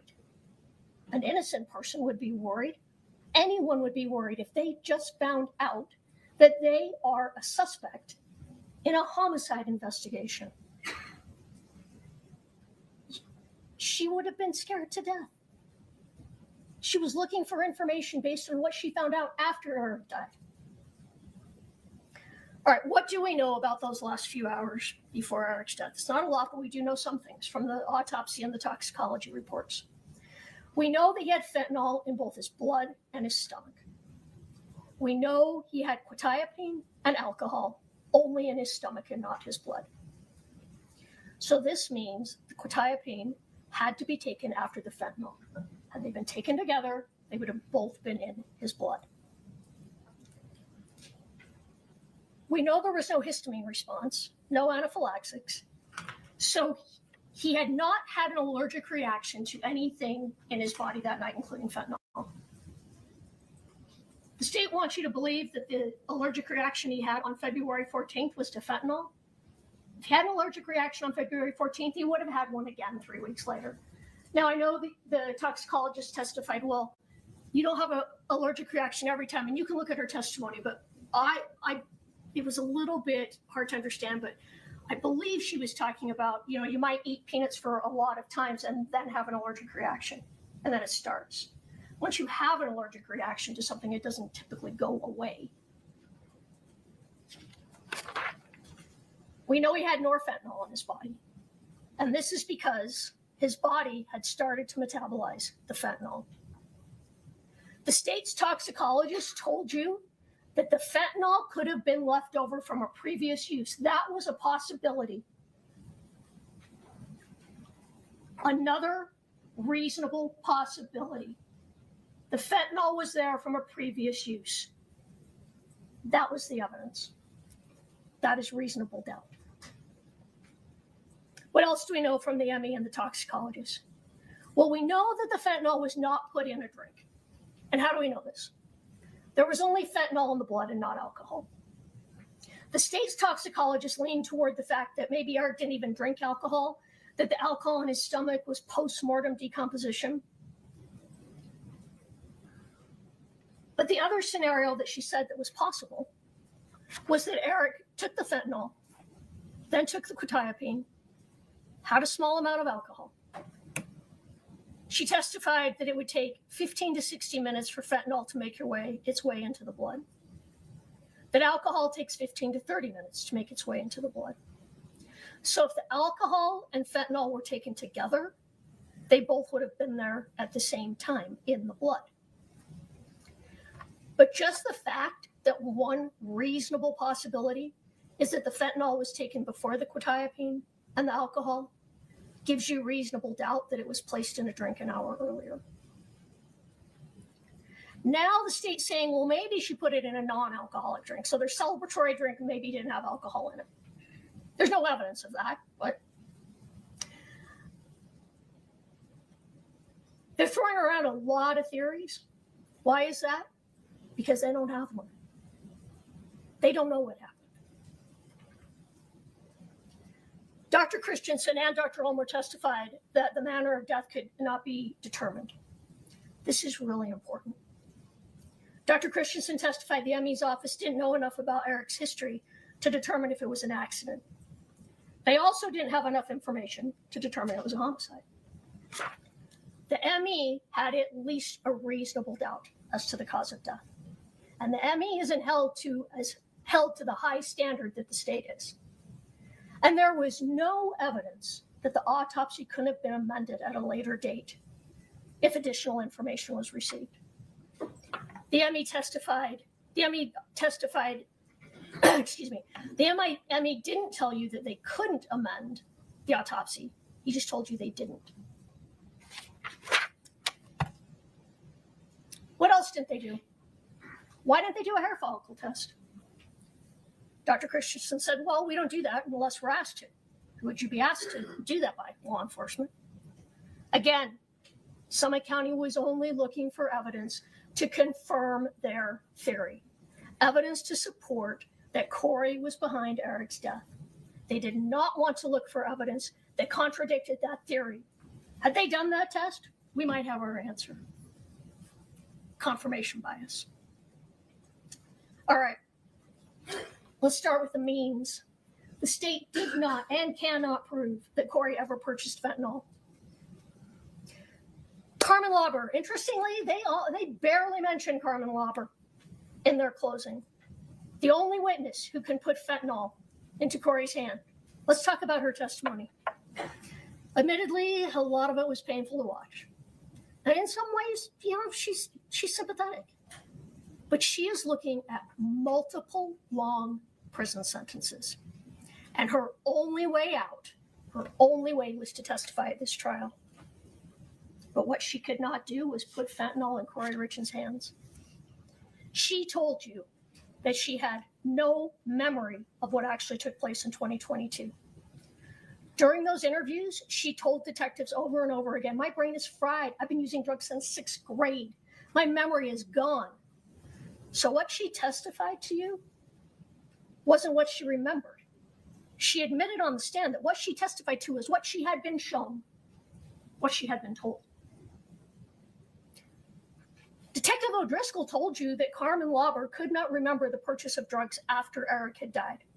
When asked by Ms. Nestor if at least one of the times that Carmen allegedly purchased drugs from Mr. Crozier and brought them to Kouri was after Eric's death, his response was, her testimony was not that.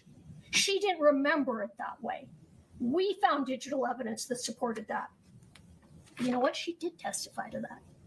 She testified at length and in detail about something that even Detective O'Driscoll said she didn't remember.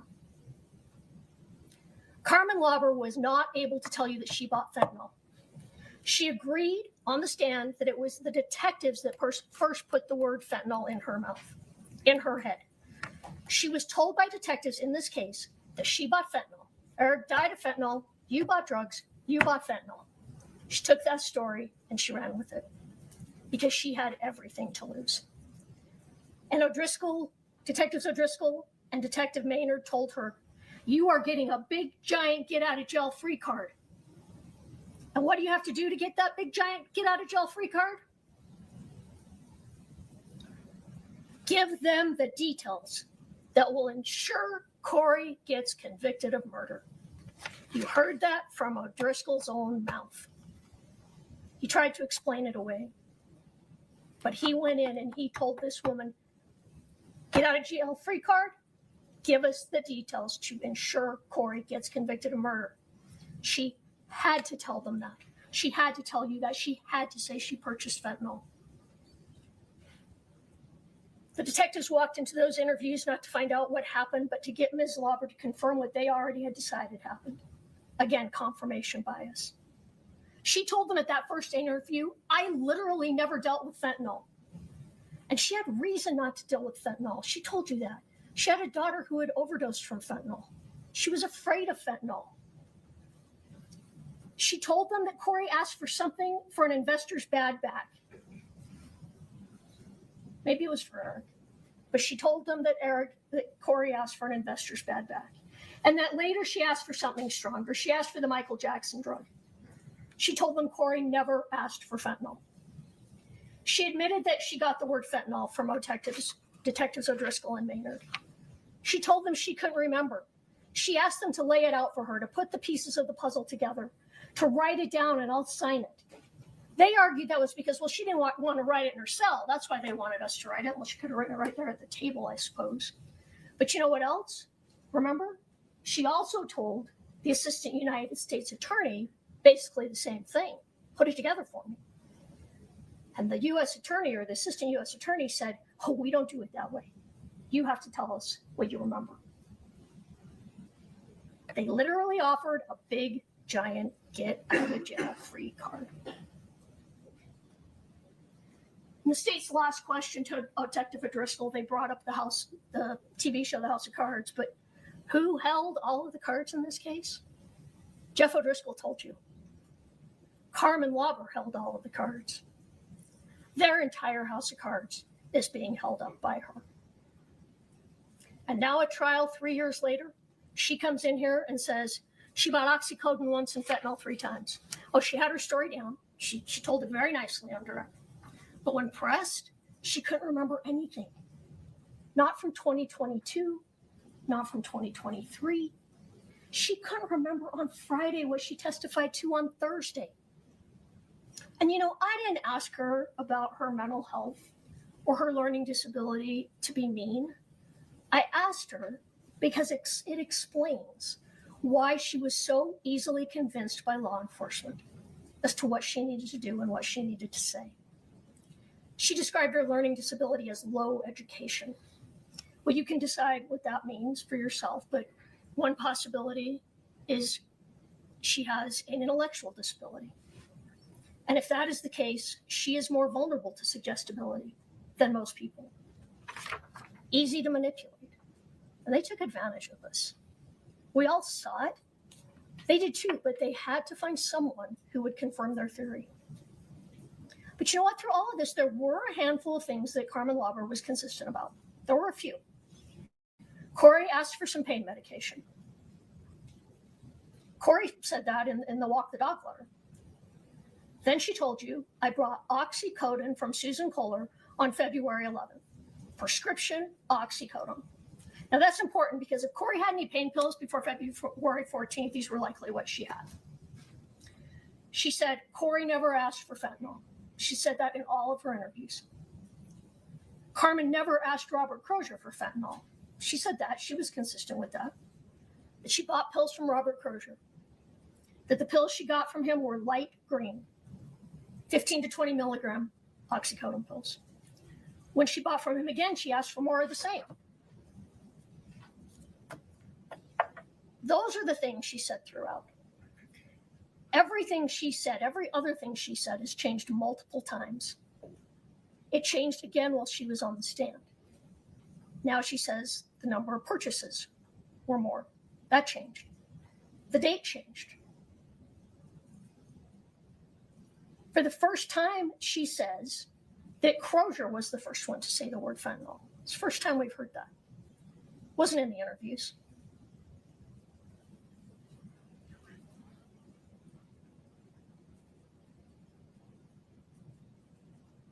she's not a truthful person. There were a couple of little things she lied on the stand about. Not super important, but I'm going to point them out because they were just untruths. When I asked her if she was on any medication for her anxiety or any other illnesses, she said no. But then later, when Mr. Bloodworth asked her, she said yes, she was on medications. They were in her car in her purse. She told you Nancy Peterson drove to buy the drugs because she didn't have a driver's license. When we showed her that photo was reversed and that she was driving, did you notice how smoothly that story changed? Oh, well, yeah, I drove one way, she drove the other. By the way, where's Nancy Peterson? There was someone who might have been able to confirm Carmen's story, but we didn't hear from her. What else did Carmen lie about? She sat on that stand and she told you, I never violated drug court after I got out, my get out of jail free card in May of 2023. But then when confronted, she had to admit, oh yeah, I did. That's right. She told you, well, I was holding a can of alcohol, but I didn't drink it. When confronted, though, she had to admit that wasn't true. She sat on the stand and she told you that. Oh, I just held it. Oh, but you told your probation officer you drank it. Oh, yeah, I guess I drank it. But what's the most important thing she admitted to lying to? She lied to a judge. She lied to a judge by writing a letter saying that she had been 100% compliant with drug court. And why did she lie to that judge? She wanted to go to Vegas. And she told you on the stand, she admitted it. Yeah, I was untruthful with the judge to get something that I wanted. She was untruthful because she wanted to go to Vegas. There is a lot more at stake here than going to Vegas. She is, again, being untruthful to get what she wants. And what she wants this time is to stay out of prison. And she will say whatever she needs to make that happen. You know what else she got by telling that story? In addition to her get out of jail free card, she also got an advance straight to go and pass drug court on the way card. No more showing up at drug court. And she told you drug court's tough, but she didn't have to go anymore. No regular check-ins. She just had to text hi or Lauber to Detective Maynard. And most importantly, no more drug tests. She's still on probation, still waiting to go to court to see if her charges will be dismissed. And she's not being drug tested. Is she telling you the truth about being clean? We have absolutely no way to know. She got everything she wanted by testifying to things that she admitted she had no memory of. Can you feel for Carmen Lauber? You can. Can you believe her beyond a reasonable doubt? You cannot. And if you can't believe her beyond a reasonable doubt, you have to find Kouri Richins not guilty.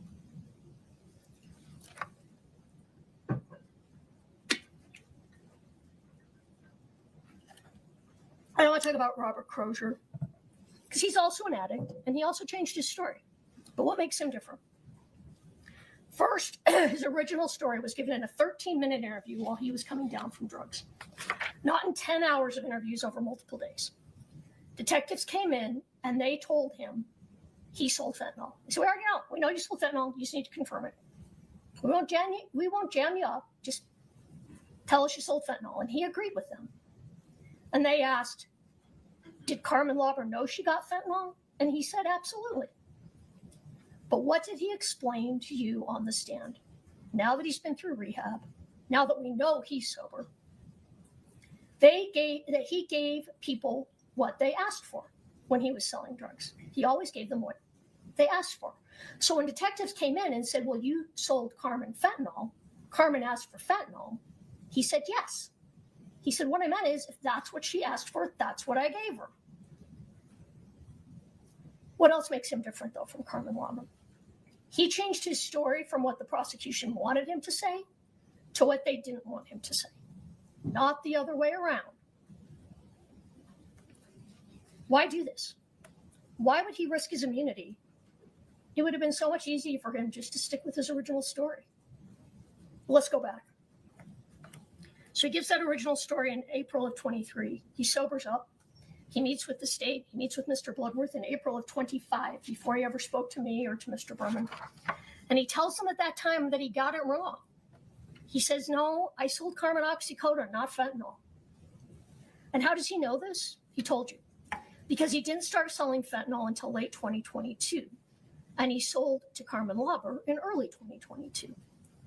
Also, his source gave him fentanyl that was so dark it was almost purple.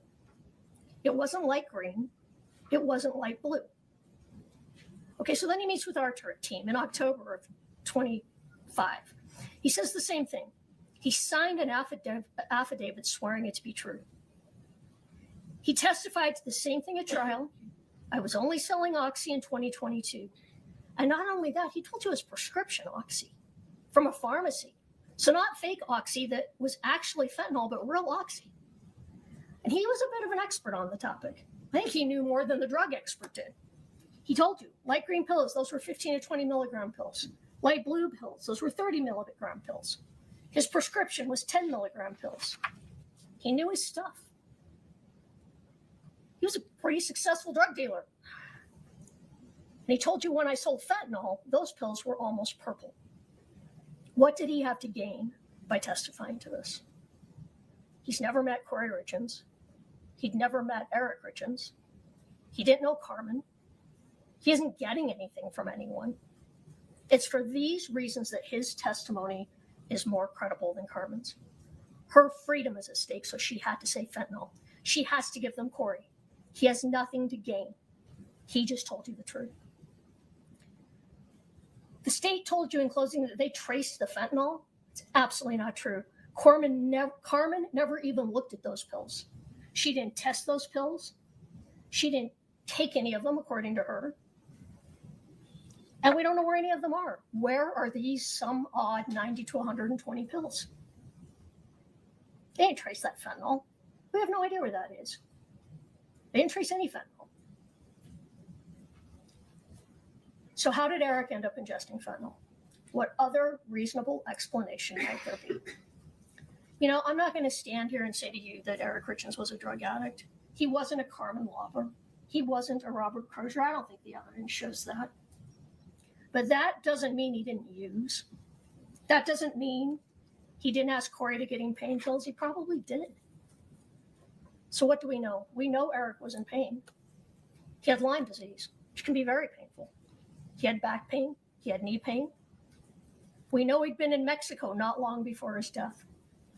Look at what he was doing right before his death. So right before his death, he's texting Pedro Sonora, back and forth, back and forth. Did they interview him? Like we said, no.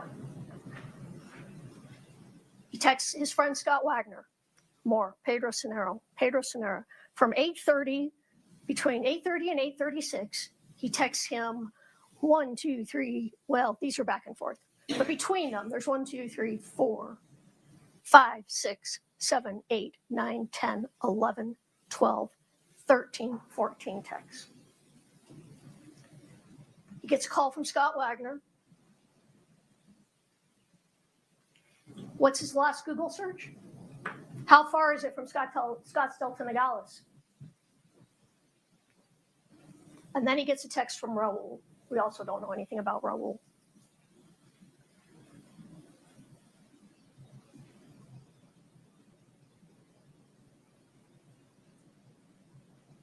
Maybe he made other calls.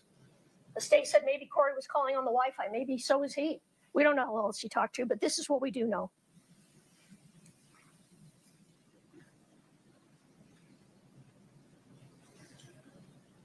Oh, which this is a good place to bring up, I think, that the state did stand up here and they told you that we said things in opening that didn't come in during trial, and that's true. Strategies change during trial. But remember, we are not the ones under an obligation to put on any evidence. It's not us. We're not under an obligation to prove anything. It's them. Okay, so what else do we find on that first day that Eric died? What else do they find? The hydrocodone bottle. Whatever happened to that bottle? Why wasn't it tested? What was kept in that bottle? The bottle sitting right by the bed on Eric's nightstand, right next to his phone and watch that were placed neatly in his charger. An expired prescription bottle with nothing in it but residue. And you can see the residue there. Why would that be sitting out? A 6-year-old prescription bottle. What might be the best way to bring illegal pills back from Mexico? Put them in a prescription bottle? Put them in your suitcase? What might be the best way to store your illicit oxycodone? Stick them in a prescription bottle? Put them by your bed? And now that bottle's gone, and nobody knows where it is, and nobody tested it. And you saw that white powder, and you can look back when you go back, but you saw that white powdery residue on the nightstand next to Eric. Nobody tested that either. So what's another explanation? What could have happened? Eric was about to take his last pain pill out of that bottle that he kept by the side of his bed. He's on the phone with people in Mexico. He's checking how long it takes to drive from Scottsdale to Nogales. Maybe he knew he was getting fentanyl in Mexico. Maybe he thought it was something else, and he accidentally got fentanyl. Maybe had they tested that bottle, we would know.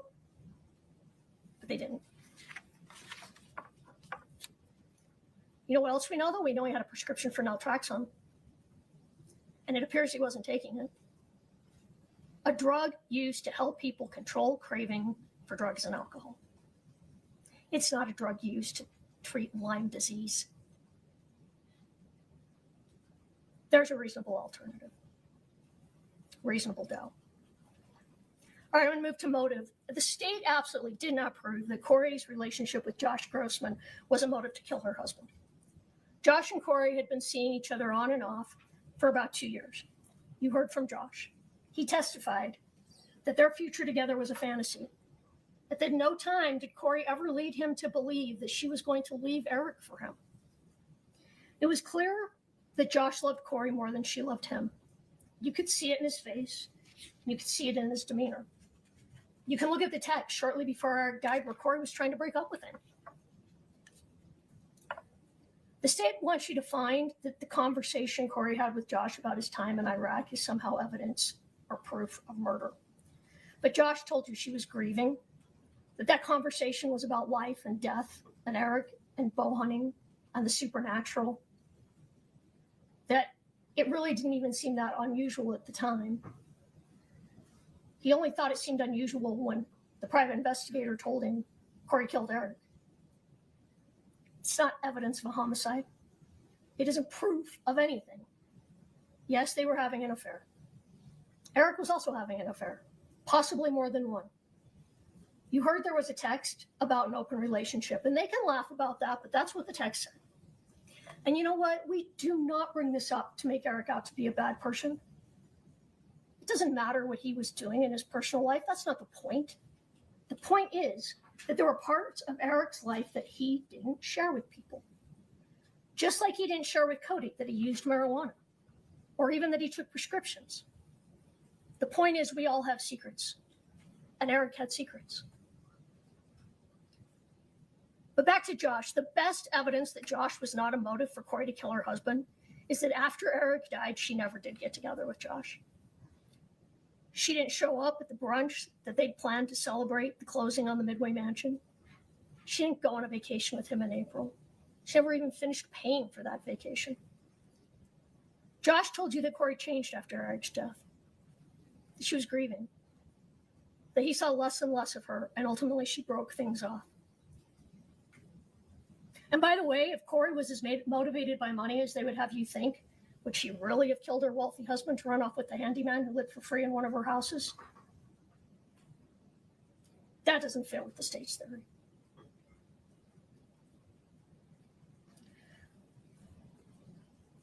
The state says, look at texts, replace the words in them with different words. They stood here and made up what was inside people's heads, what they were thinking. The state has to rely on evidence. They have to prove their case, and they can't do that. The state did not prove that Kouri killed Eric in order to be with Josh. All right, money. Money's a motive for a lot of things for a lot of people. Was Kouri a brilliant businesswoman? No. Was her business struggling? Yes, it was. Was there fake it till you make it? There seemed to be a lot of that going on. Brooke Carrington testified that money was not a priority to Kouri Richins. She could have used an accountant, she said. She didn't even use QuickBooks. And this is all true. A young mother trying to run a business, like most young mothers, young working mothers, did her accounting take a back seat to her family? Probably. The state also wants you to believe that Kouri was cheating her best friend, but that's not what the evidence showed. The evidence showed that the $45,000 that Chelsea gave to Kouri was not earmarked for closing. Kouri could do whatever she wanted with that money. All that mattered was that when she went to that closing on that house, that she showed up with $45,000. It didn't have to be that $45,000. It could have been $45,000 she expected to come in from another flip. But then Kouri was arrested and never got the opportunity to do that. That's why that house foreclosed. But you know what the evidence has shown? That Kouri, rightly or wrongly, truly believed that that Midway Mansion was going to turn everything around. They were celebrating that night. If Kouri was going to kill Eric for money, she certainly would not have done it on the night that she believed she had just secured a multi-million-dollar property. And if you look at the state's exhibit 624D, you will see that Kouri actually made a profit on every single home that she flipped. She had reason to believe that she was going to make a profit on this one too. All the foreclosures, those were all after her arrest. And something else, they say it would have cost way more money than she had to rehab the mansion to live in it with Josh, which again, Josh said was fantasy. That wasn't going to happen. But if you don't believe him, look at text. Look at State's Exhibit 2-17D on page 33. This is where she and Eric are going back and forth on how much it would cost to rehab the mansion. And he says, we can't afford that. We don't even have time for that. What does she tell him? And you can look at it. I don't have it word for word. She tells them, no, we're not doing that. I just need money. I just need to give the numbers, to the investors. She didn't intend to rehab that. She intended to flip it after a little cleanup. All right, I want to talk about the gifts that the state talked about in their opening and throughout trial. They made such a fuss about these. They were accessed on Kouri's phone on March 4th, the morning of March 4th. They were tied to the celebration. That's what those were about. If you look at that exhibit, I think it's 3-40, you can see that the orphan gifts were accessed at the same time, down to the second, as a picture of the Midway Mansion. So what do we know about these gifts? We know that some photos were stored in a cache on the phone, not connected to any particular text. We know that they were accessed the morning of the 4th. We know that at least one of the pictures, the one of the mansion, was sent by Eric the evening before, which likely means all of these photos were sent prior to the morning of the 4th. These were not about Eric's death. She wasn't celebrating death. These gifts were sent earlier, and she was celebrating closing on that mansion. It just doesn't follow she would kill him for money. She received less from life insurance than she thought she was going to make on that mansion. Josh Grossman told you that she was surprised when she found out about the $1 million life insurance policy from auto insurance. It appears she didn't even know that. And if you take Brooke Carrington's testimony as true, and by the way, she was a good witness. She is a professional, expert witness. First hired by the family, and then paid $200,000 by the state. A prosecution witness sitting right here today behind the prosecution. Very different than the MEs, who are just here to tell you their findings. But anyway, if you accept her testimony, the life insurance wasn't going to fix the problem anyway. Kouri spent that life insurance within a matter of weeks and was still in debt. And you know what you heard on that phone call between Bryce and Chelsea and Kouri? All I want's the home. It's all I want. They can have everything else. They can have the money. I don't care. I just want my house where I've raised my boys.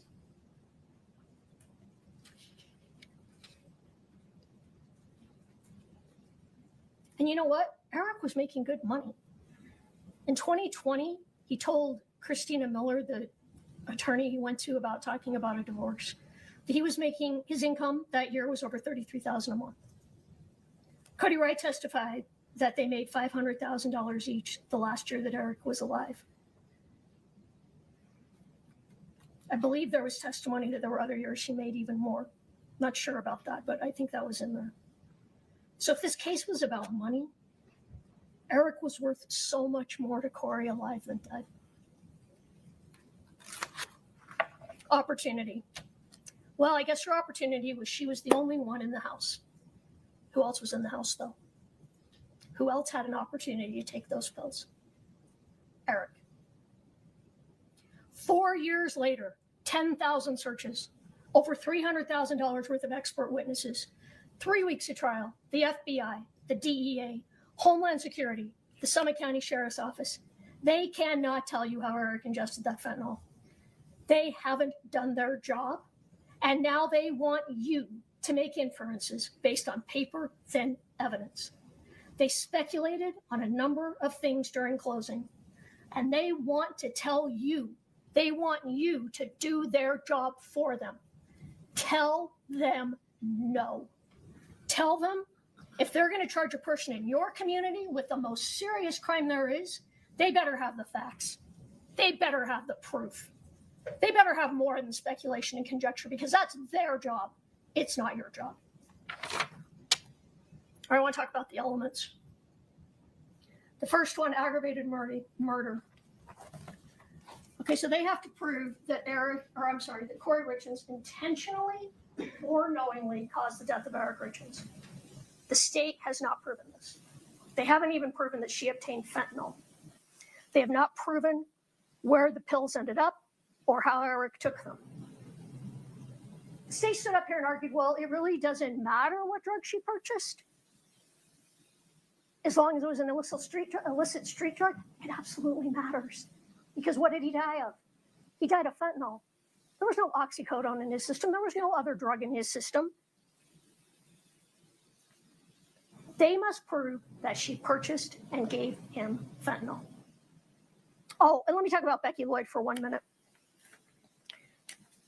She said that she had a conversation after a drink or two where Kouri allegedly said, things would be easier. I'd be better off if Eric was dead. But what else did you hear? You heard Becky in a recording tell officers and investigators, I don't think I can testify to that on the stand. I'm not sure that that's true. But then she testified to it. Well, maybe they threatened to bring a catch pole for her dog too. One thing I want to point out here, though, is if after looking at all the evidence, you believe that Ms. Richins accidentally obtained fentanyl when she thought she was getting oxycodone, and then Eric took those pills voluntarily and died, that is not intentionally and knowingly. That is not aggravated murder. And if you conclude that, you must find Kouri Richins not guilty. All right, attempted murder. What is the evidence of this? And again, it has to be intentionally or knowingly, and it has the rest of the elements there. She had to take a substantial step. So here's the evidence. Kouri bought an omelet and an egg sandwich at 9 o'clock the morning of February 14th. There was no evidence that she left that sandwich in the truck. To the contrary, there was a conversation with her mother saying, they think I left some sandwich in a truck. That didn't happen. Eric said he wasn't feeling well. He took a nap between 11:30 and 2. He called a couple of friends and sounded upset. He joked a few days later with Kouri and friends that his wife had tried to poison him, that he'd had an allergic reaction and used an EpiPen. Alex Staking told you that, Ollie Staking. She never said that Kouri got defensive. She didn't say that. She said they were all laughing. She said that Eric didn't seem upset or scared. It was a joke.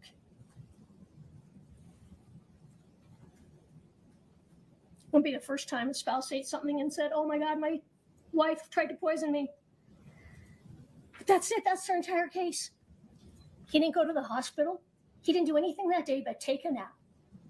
Eating an egg sandwich, having an allergic reaction to something, and taking a nap.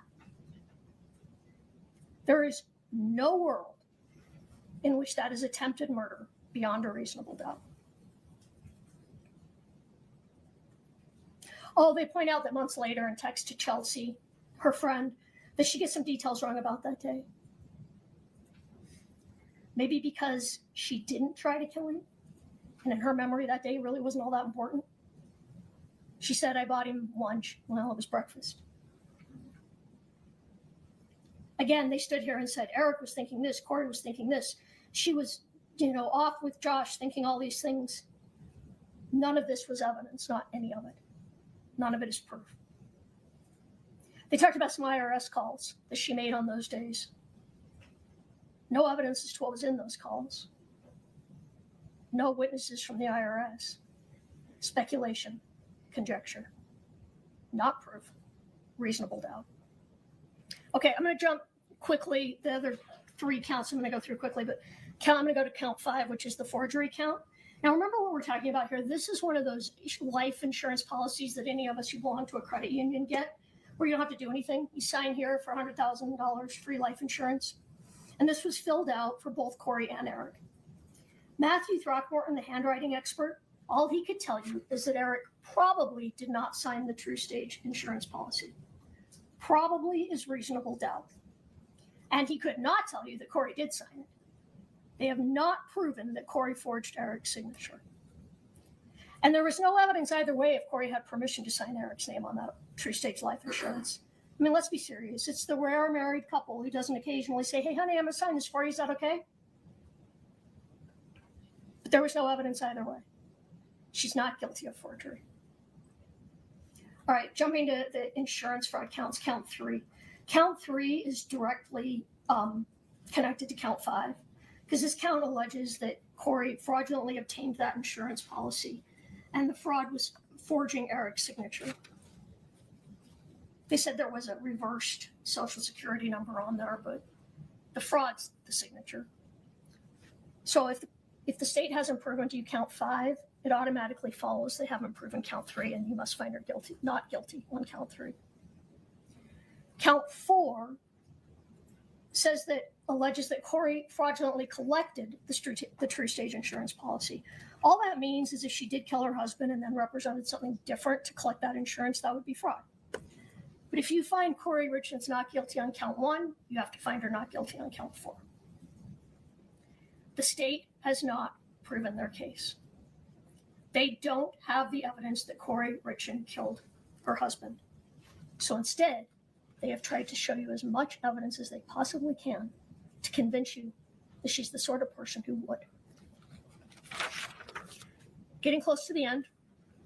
I'm sure you would like me to stop talking, but I have to tell you, I'm afraid to stop talking. Because as I stand here right now, Kouri Richins is still cloaked in a presumption of innocence. I don't ever want to walk back to that table. As a defense attorney, that is one of the longest walks a lawyer can make. This entire case is going to flash before my eyes. And all I will be able to think about once I sit down is, what did I miss? What did we miss? What didn't we tell you that you wanted to hear? Did I focus on what you wanted to know? Did we do enough? You're about to go through those doors and into the jury room and start deliberations. Everyone in this courtroom, everyone watching around the world, we all wish we could follow you and listen in. But that room, that jury room is yours. It's sacrosanct. In that room, you get to decide. And when you get in that room and you look at the evidence, if you think that Kouri Richins might have killed her husband, that she likely killed her husband, that she probably killed her husband, you must find her not guilty. Because maybe, probably, likely, very likely, none of these reach that extraordinary burden of proof beyond a reasonable doubt. I'm going to ask you to do a couple of things when you go into that room. First, you might be tempted to go around the room and take a vote for guilty or not guilty to see where you all stand. We ask that you refrain from this. Instead, we ask, talk to each other about where you see reasonable doubt. Also, If Kathy or Alex or myself did something to offend you during this trial, please hold that against us and not against Kouri. Now, the state's going to get up and talk to you again because they get the last word. And the reason they have that last word is because of that heavy burden. But when you filled out that jury questionnaire, we asked you if you would be comfortable making your voice heard in that jury room. Would you stand by your convictions, by what you believe? And each and every one of you said yes. So here's my final ask of you. When you're deliberating and something comes up that we didn't respond to, will you be courageous? Courageous enough to raise your hand and talk about what our response would be. Raise your hand for Kouri, because you are the last line between an innocent woman and the state. Be courageous. Courage is what this moment demands. The courage to stand between a member of your community and the state and demand that they comply with the Constitution, that they comply with their burden. Do not let them fool you. Do not fall for red herrings. Kouri Richins did not kill Eric Richins.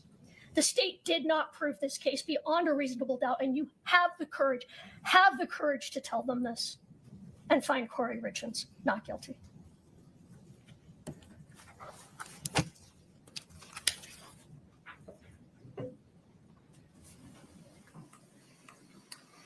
Mr. Bloodworth. Your Honor, 15 minutes now will save me 30 minutes later. Understood. Folks, let's you stretch your legs. All right, jury.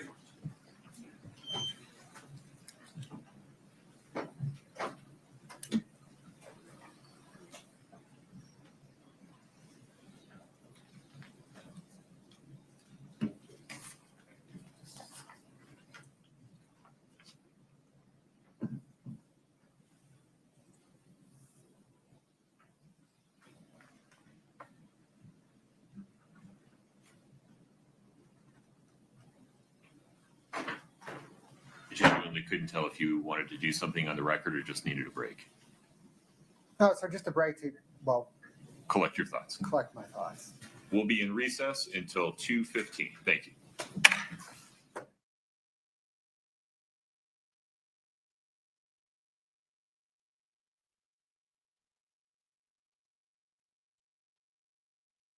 Hit us in the chat if you think the defendant is guilty or not guilty.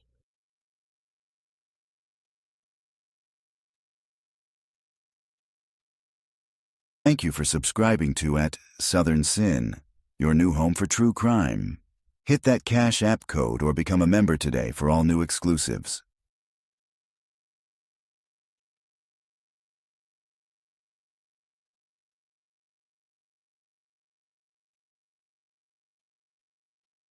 You're watching at Southern Sin, your new home for true crime. Smash that like button now. We'll be right back.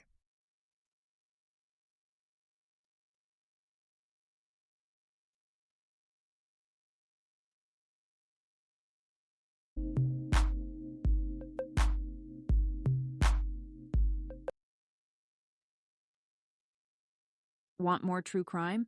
Catch featured episodes on at Southern Sin like Is this Mr. Lloyd, Markeith Lloyd? All right, thank you. Let's go ahead and begin these first appearances. Sir, you're here for the charge of murder of a... There ain't no Markeith Lloyd. Who are you? All right, you're here for murder of a law enforcement officer. Attempted murder of a law enforcement officer, carjacking with a firearm, aggravated assault. May I have your name, please? Is this... Markeith Lloyd was captured, wanted for the murder of his pregnant girlfriend. For real, you not about to kill me and the baby. This man, he has to be stopped. See, they just stopped. But no, you need a greater force than that. I'm not going to live past 25. Most wanted man in Florida is waking up in a hospital this morning. Police captured Markeith Lloyd Tuesday night in Orlando. Catch the full episode on the link above. Subscribe to at Southern Sin today for more exclusive crime episodes.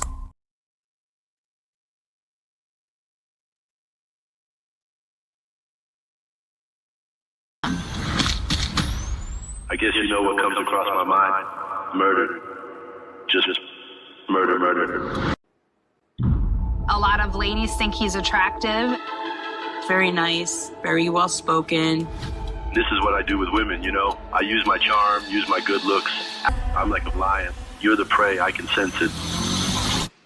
I stand here today to announce the indictment of Wade Wilson for the murders of Christine Melton and Diane Ruiz. Both of them had been strangled. The last person that they encountered was Mr. Wade Wilson. He said he got back in the car and ran her over until she looked like spaghetti. I choked her out so she couldn't breathe anymore. I was on a rampage at this point. He's still pulling the strings from a jail cell. He's got an army of wives. That's all he's ever wanted. To advocate for someone because you think he's handsome. A rage overcomes me. Just kill, kill, kill. When I get that way, I become the devil. I'm gonna be honest with you, son. Everybody in the state thinks you're a monster. True crime just got darker. Catch the full episode on the link above. Subscribe to At Southern Sin today and hit the notification bell for more live original episodes Wednesdays at 8 p.m. I just killed my mother. And what happened, sir? Earlier that evening, Champaign County dispatchers answered a 911 call from Shane's 14-year-old son. At first, it sounded like a routine emergency. But buried in the boy's trembling words was something far more chilling, an unsettling confession. The question wasn't just what happened inside that house, but who, exactly, was confessing to murder. I just killed my mother. And what happened, sir? I just killed my mother, and I need to go to the hospital. Captain Loney assures Shane his son is safe, tucked away in police custody. But behind the calm words, a darker truth lurks.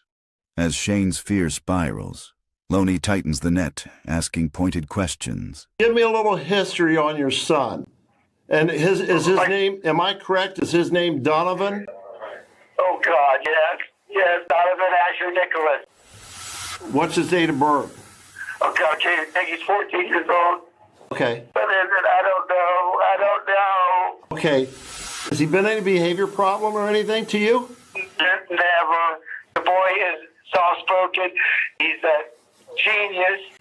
He's very, very smart. He's non-confrontational. Okay. He's never done anything. No, this is not happening. Has he ever inflicted harm to any family member or anything like that? Never. No harm to anyone? Never. None. Does he have friends and things of that nature? No. No, he does not. True Crime Tuesdays just got darker. Southern Sin's all-new episodes drop at 9 p.m. Subscribe now for exclusive content.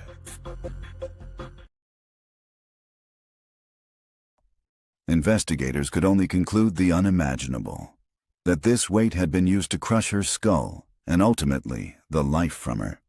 But the horror did not end there. Inside the master bedroom closet lay Gloria's teenage son, Caleb. Only 17 years old, bound tightly in tape, his lifeless body discarded like he was nothing. True Crime Tuesdays just got darker. Southern Sin's all-new episodes drop at 9 p.m. Subscribe now for exclusive content.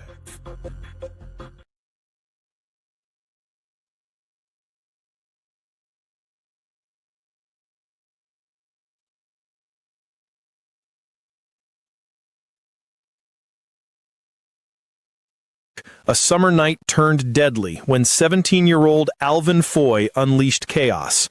On July 25, 2020, Foy and Jameer Manning fired 31 shots into a crowd on Essex Street over a petty dispute.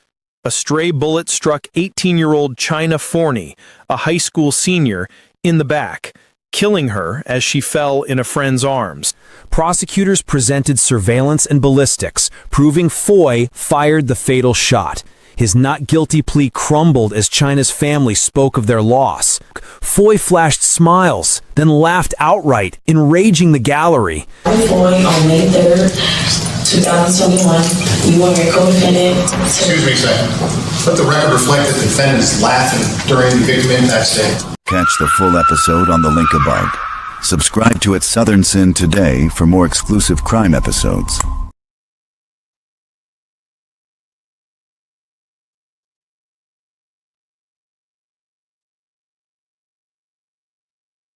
Rapper YNW Melly, whose real name is Jamel Demens, back in a Broward County courtroom Monday as the state prosecutors and the defense are going over a number of different motions filed to see what will be admissible for Demens' retrial. Demens is accused of murdering Christopher Thomas and Anthony Williams, both childhood friends, back in 2018 after a late-night recording session, and then allegedly made it look like a drive-by shooting. His first double murder trial ended in 2023 in a mistrial after jurors failed to reach a unanimous verdict. That trial, with twists and turns that included allegations of witness tampering, passing messages in jail, and alleged plans to escape. All issues brought before the judge today to see what would be permitted to use in his new trial. Demens faces a number of charges that include 2 counts of premeditated first-degree murder and witness tampering. And he is expected back in court January 12th on Monday at 8:45, where the judge will hear additional motions. That trial has been set for January 21st.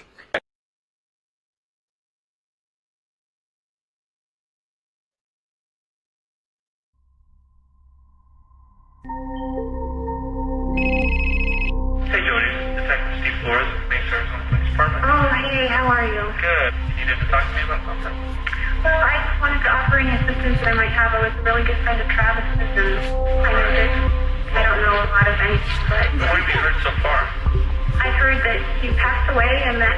I don't know. I've heard all kinds of rumors. I heard there was a lot of blood. When we first arrived on scene and started talking to people and some of his closest friends began mentioning your name. You know, hey, you need to call her because she probably knows what happened to him, or she possibly had something to do with it. Looking for a good binge? The Jodi Arias murder trial is back. Relive the stunning testimony, explicit evidence, courtroom meltdowns, and the circus that surrounded the case. From sexual obsession to betrayal, this is the true crime case that captivated the world. If you think you know the story, watch it unfold again, raw and uninterrupted. The Jodi Arias trial, re-airing only on Southern Sin. True crime just got darker. Catch the full episode on the link above. Subscribe to At Southern Sin today and hit the notification bell for more live original episodes Wednesdays at 8 p.m. They left here around 7. Do they normally go for this long of walks? No. That's why we're concerned. Katie's 15-year-old son Aiden and her boyfriend's 10-year-old daughter Kaya were missing, and at first, everyone assumed the minors were just off causing mischief. But as panic set in, a desperate search began, every second counting. Did they say where they were going? Well, they had mentioned running to the store and coming back. Which store would they have gone to? The King Soopers? Yeah, King Soopers. Katie and her boyfriend Jacoby began the search. Guided by a tip from Aiden's twin, they checked King Soopers, a nearby Walgreens, and scoured the neighborhood. But it was as if Aiden and Kaya had vanished into thin air. Then, during a police public update, Jacoby called with news that brought both dread and relief. He had found Aiden. True Crime Tuesdays just got darker. Southern Sin's all-new episodes drop at 9 p.m. Subscribe now for exclusive content.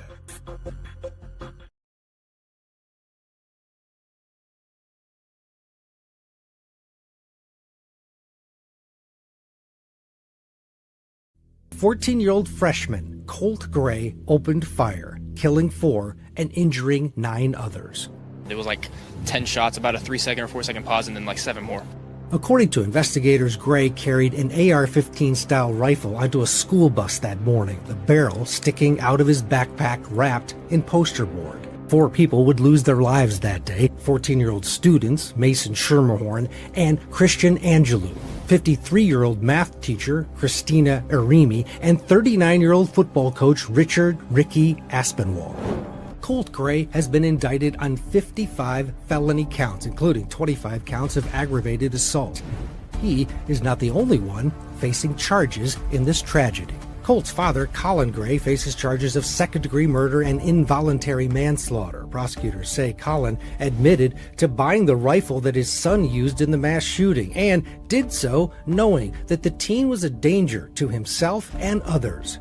Deputies interviewed the Grays about a year before the shooting, based on FBI tips about alleged threats posted on the online platform Discord. I don't know anything about him saying like that, and I'm gonna be mad as hell if he did. And then all the guns will go away, and they won't be accessible. His father, Colin, has been granted a change of venue in his case. If he's found guilty of murder, he could face up to 180 years in prison. True crime just got darker. Catch the full episode on the link above. Subscribe to At Southern Sin today and hit the notification bell for more live original episodes Wednesdays at 8 p.m. We're uncovering the tragedies of a young woman from Goa who left everything behind for a promised life in America. She met him at a beauty salon, an American tourist with charm, money, and a plan. What began as long-distance romance quickly turned into a visa, a flight, and a future built on trust. But just weeks after arriving in Michigan, her messages stopped. Her family grew anxious. And what followed would expose a dark reality behind the picture-perfect promise. True crime just got darker. Catch the full episode on the link above. Subscribe to At Southern Sin today and hit the notification bell for more live original episodes Wednesdays at 8 p.m.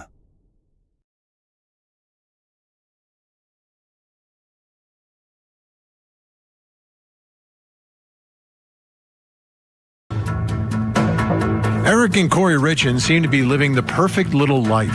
The attractive young couple had 3 young boys and were doing very well financially living in Utah. They traveled, had a beautiful home, and spent a lot of family time with the boys. But beneath the exterior, something else was happening.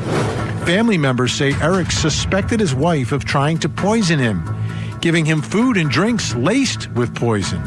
Eric got so suspicious that he changed his life insurance and his will to give his money to his sister, who he trusted to take care of the kids. Now, prosecutors say Eric was right. He died in March of 2022, a victim of fentanyl poisoning. After his death, Kouri wrote a book for her children to help them deal with the loss of their father. And just after the release of the book, Kouri was arrested and charged with the murder of Eric.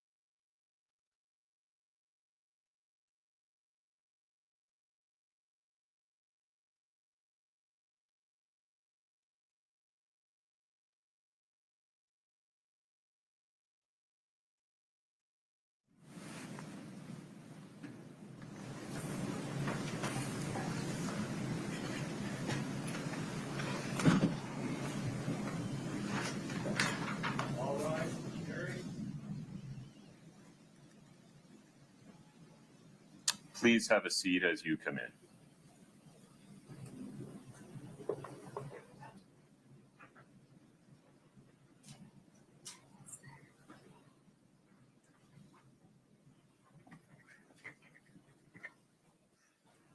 Please have a seat. Mr. Bloodworth, please proceed. Thank you, Your Honor.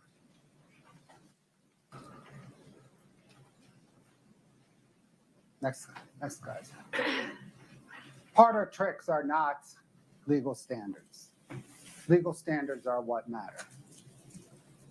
Let's review a couple of the important ones. You'll have them in your instructions when you go back to deliberate. Reasonable doubt.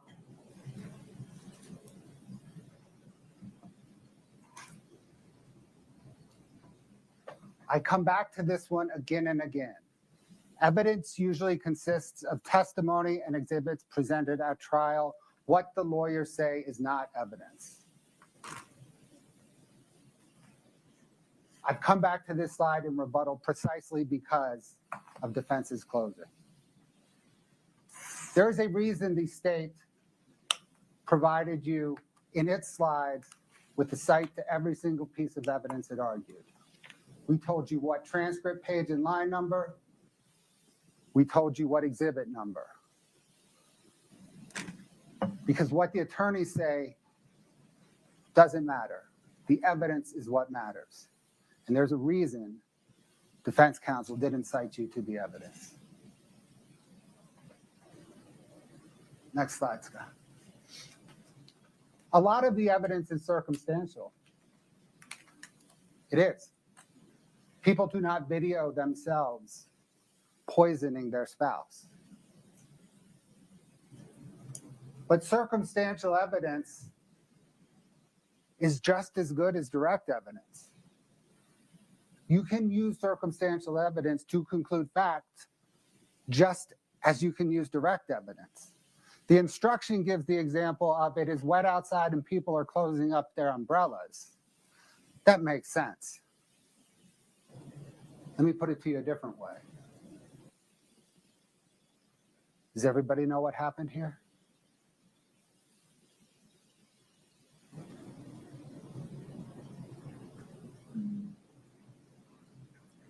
Kouri Richins chose Carmen Lauber. The state didn't. Hold on, let me check.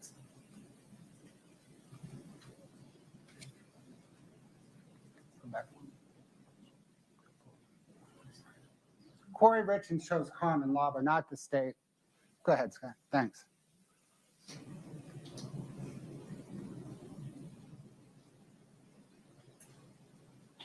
Kouri Richins chose Carmen Lauber because she was the drug dealer she knew. The state granted Carmen Lauber immunity because it cares more about a murder case than a drug deal. That should surprise nobody.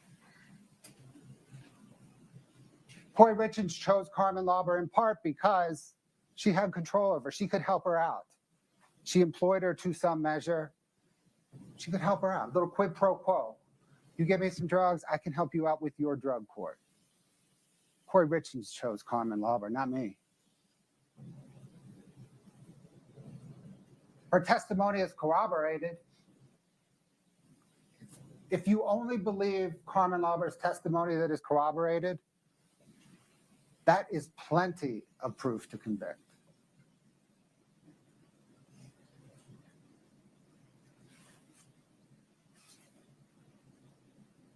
She was only at that Maverick in Draper 3 times. That's what the digital evidence shows.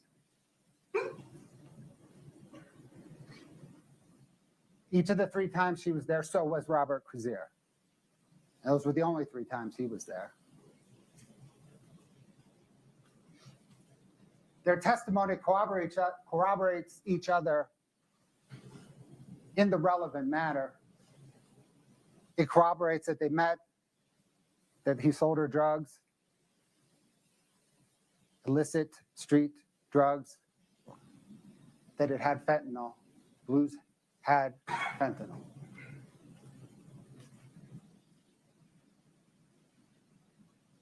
Corroborates that they weren't prescription drugs. He got them from a plug, not a pharmacy. They were packaged in a little clear baggie, not a prescription bottle. All the testimony of Carmen Lauber and Robert Crozier that matters corroborates each other.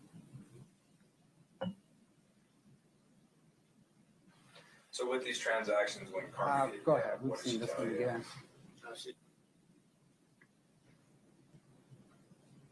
Crozier was at the gas station 3 times. Carmen Lauber was there every time. The March drug deal.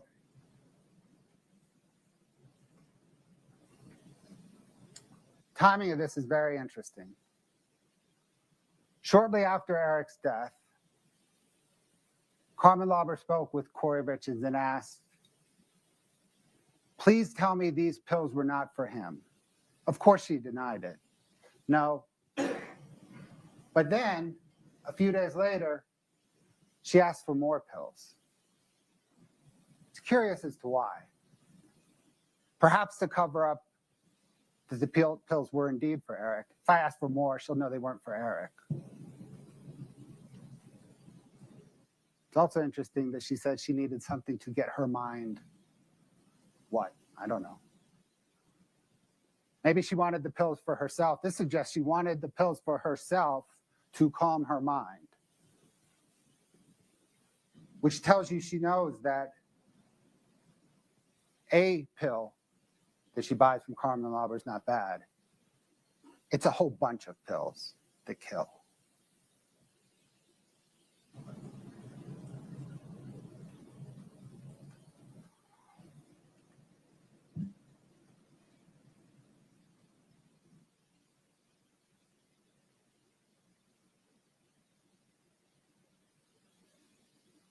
Consciousness of guilt is evidence of guilt. Kouri had a guilty conscience. She couldn't talk to her father that night, not because she was overcome by grief, because she could not face the man whose son she had just murdered. We're going to play these clips right here now. This is when Kouri Richins is asked whether she's going to tell her children, whether she's going to talk to her children. Notice Kouri Richins' reaction in the moment. To this will be Katie Richins' reaction in the moment. Go ahead, Scott. Where are your children now? Asleep in that room, 2 are awake with their ear to the door. I don't want them to come out. Please don't make them come out.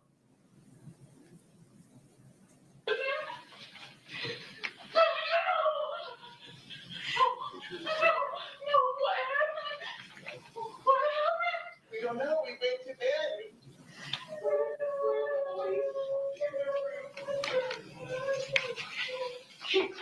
Clint, here, he's gonna help. Where are my boys? The kids are in there. This is worse, my brother. He's in this room. Don't. Do I see my brother? Baby. Kouri, is there a way you could relocate your boys upstairs? Yeah. Because there's going to be a lot of traffic. Yeah, I'll tell her now. What? Wait, come on. Kouri Richins walks away. Mom, come on. Mom,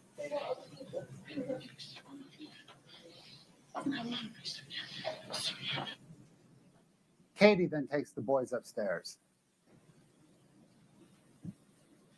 In moments of tragedy and profound sorrow, you not only comfort your children, they comfort you.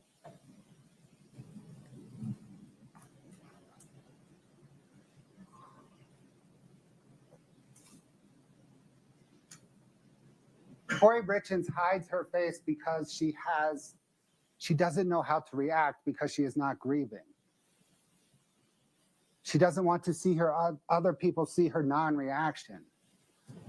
She's not grieving because she feels no grief. She just murdered Eric.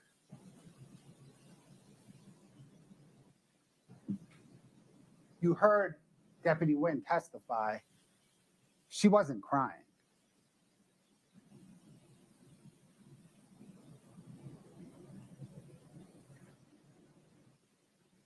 Deputy Wynn's body camera did catch a moment of surprise.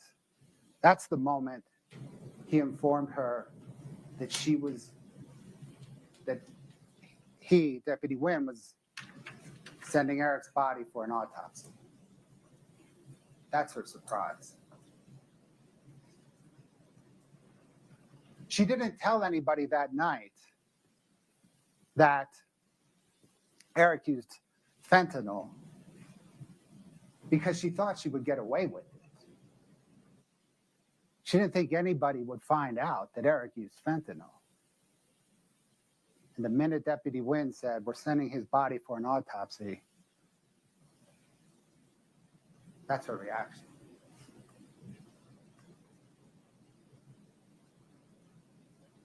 The 2016 empty hydrocodone bottle is immaterial.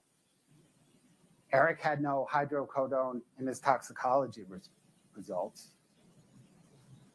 The only other hydrocodone reference in the entire body of evidence before you is that investigators recovered on the first search warrant a bag, like a Ziploc type bag, full of hydrocodone pills in the laundry room and the mudroom of the house.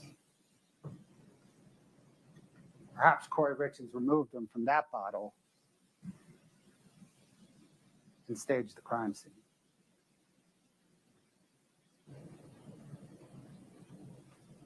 This is also inconsistent with the notion, having those hydrocodone bottles in the house, pills in the house is inconsistent with the notion that Eric had a secret drug habit and was going to the street for illicit pain pills, and there's a baggie of hydrocodone in the house.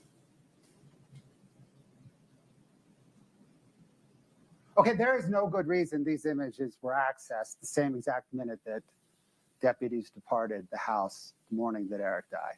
None. And there is, by the way, despite what defense counsel just told you, there is no evidence that Eric Richins sent these images. He sent an image of the Midway Mansion the night before that was accessed at the same time as these images. Sorry, he sent an image of the Midway Mansion the night before, but it was not the image that was accessed at the same time. The image that was accessed at the same time is the distance full view of the Midway Mansion, which makes sense in this context, not the image that Eric sent of the pile of rocks in front of the Midway Mansion. Details matter. We don't know who sent these images,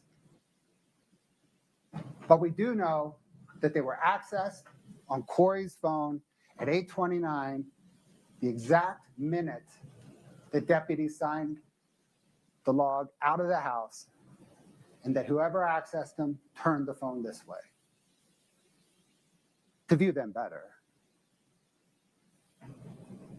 They also viewed the distant image of the Midway Mansion.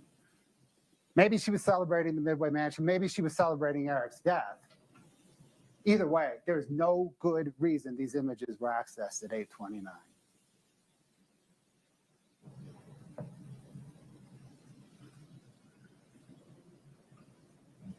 Kouri Richins minimized how Eric died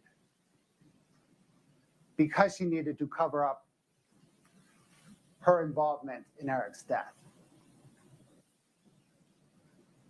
The worst minimization was the one to his father. After speaking on March 17th with the medical examiner's office, Kouri Richins told Eric's father, knowing this was not true, that Eric Richins died in part of COVID and in part of the same lung fungus that Jean's wife, Linda, died of. That is not only covering up her involvement, that is cruel.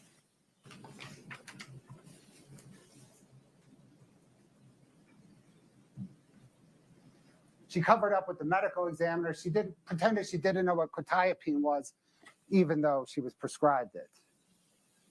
She pretended she didn't know what acetaminophen was, even though it's Tylenol, and there is probably not a mother in the United States that does not know what Tylenol is.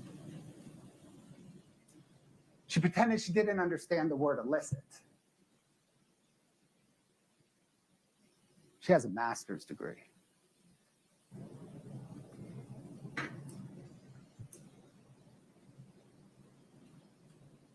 In feigning ignorance with Dr. Christensen, she was fishing for information to craft her defense. She was asking, was it injected? Did he eat it?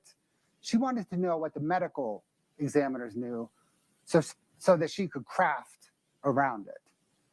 She was really worried about the amount of alcohol.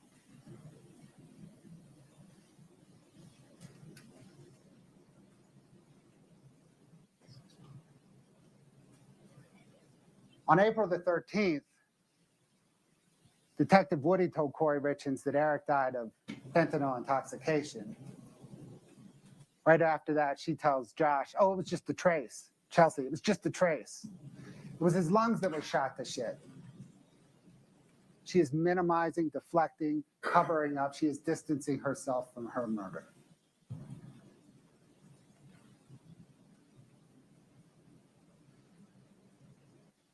Manner of death on the death certificate is immaterial.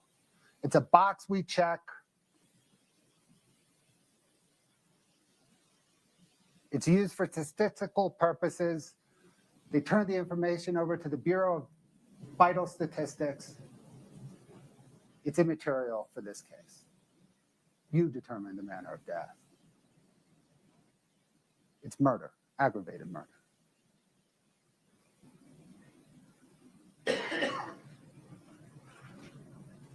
Perhaps in a perfect world, the medical examiner would amend the death certificate, but you heard Dr. Ulmer.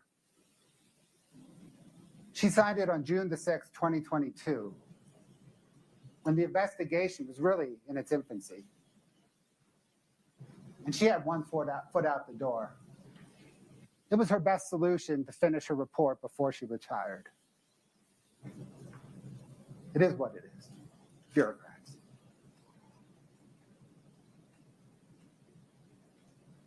Eric did not ingest the THC gummy laced with fentanyl. When asked if she ate one that night by Deputy Wynn, it didn't seem like he did. Toxicology, there was no measurable THC in the toxicology analysis of Eric's blood or gastric.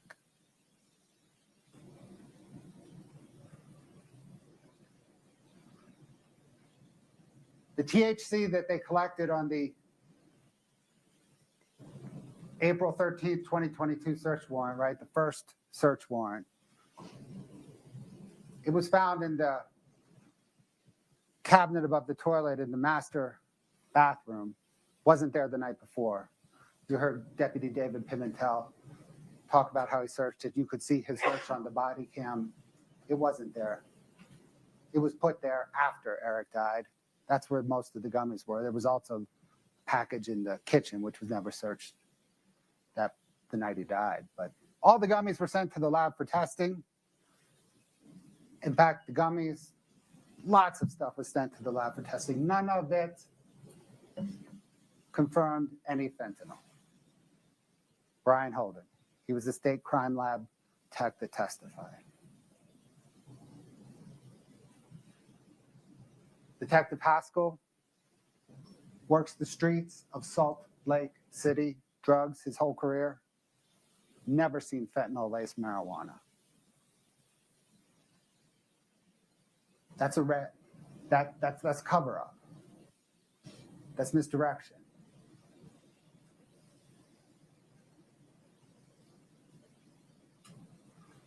Kouri Richins' plan, if it was a plan, to make money on the Midway Mansion is not tethered to reality. Across her portfolio, she lost money, and she lost money on nearly every individual project. She even admitted, it's out of my league, but the margins are so insane that I had to pick it up and then figure it out. Ha, ha, ha, help. That's ha ha ha with $3.2 million of other people's money. She is intensely ambitious.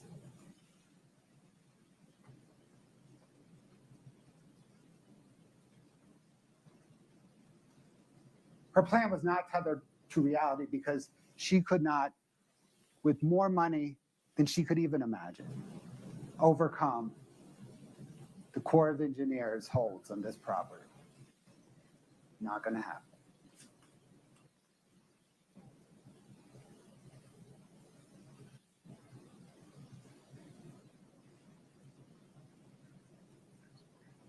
She asked Eric Richins for input on how much it would cost to rehab the house. That's the text string right there. Read the whole thing. You'll see that she sold the Midway Mansion to him, not as a project they were doing, but as just a sale that she was brokering.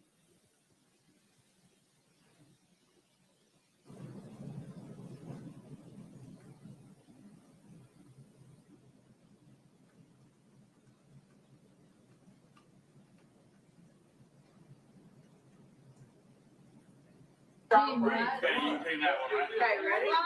Run. I'm getting all free. Cheers, boys. Yep, come back in the corner with us. There we go. Richard? Richard. Yep.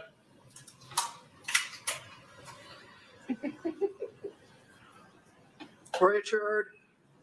What? Chachi's still going. Wrong. Oh! You're an Afghanistan warrior. You are an Afghanistan warrior. People grieve differently. There's no ancient artwork of that photograph.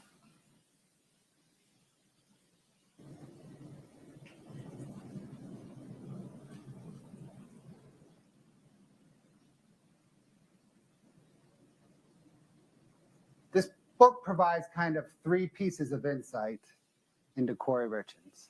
The first is she wrote it, had it written, and published it in early 2023 when she knew that investigators were investigating her for the murder of Eric Richins. She promoted it. Her mother sent a book to investigators, all to deflect attention away from Kouri Richins. She also wrote it to make money. You see the emails, they're in evidence. She thought she would sell 100,000 copies in 10 months at $5 profit a copy. That is not tethered to reality. But it does provide insight in how desperate she was for money. That she would trade. She would trade on her sons and the death of her father to make money. The final thing that tells you about Kouri Richins is that she wanted, as part of her facade, as part of her appearance of success, privilege, and affluence, she wanted to be an author. But she didn't write it. And you can see from her writings and text messages, Orange Notebook, the notes, the Walk the Dog letter, not only did she not write it, she's not a good writer. But she wanted to appear as one. The appearance was what was important to her.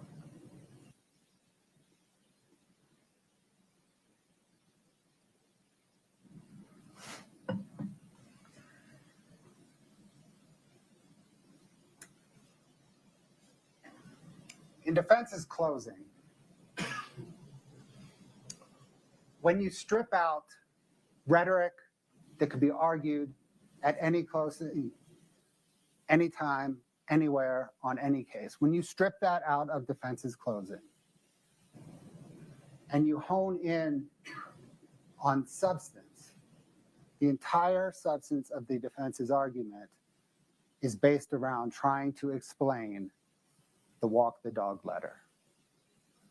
Kouri Richins is saddled with this letter and needed to craft the defense around this letter. It's obvious that the letter was written to get her brother to testify to a narrative that would explain everything.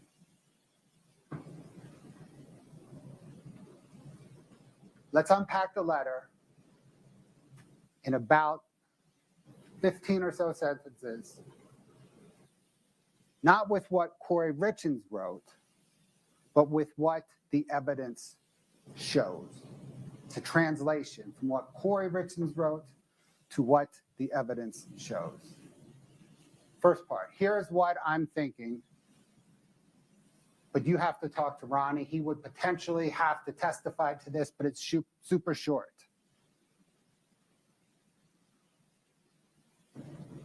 What the evidence shows is this says, I'm thinking that if you tell Ronnie to testify to what I'm about to write, it will explain everything and I will not get convicted.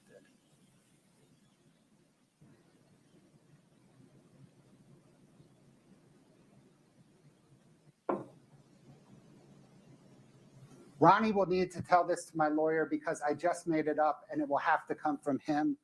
Never mind that I was arrested 4 months ago.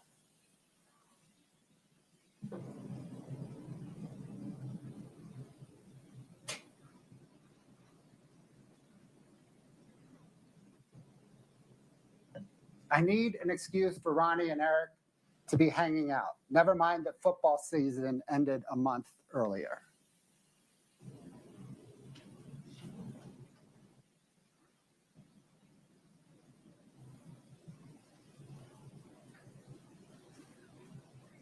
I need to explain the fentanyl, and fentanyl must be everywhere in Mexico. Never mind that Eric would have to fly with the fentanyl, and I later say that Eric would not fly with drugs for fear of getting caught.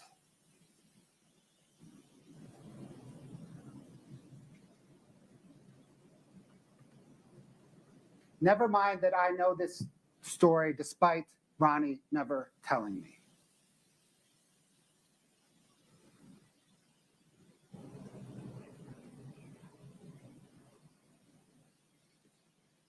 I need to explain why everyone will testify that Eric never used drugs.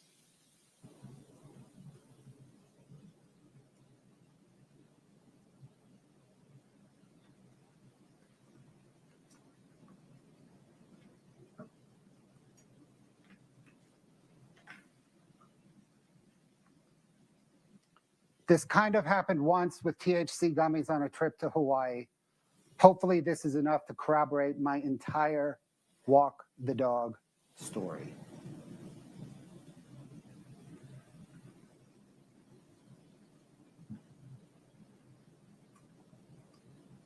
I need to distance myself from fentanyl.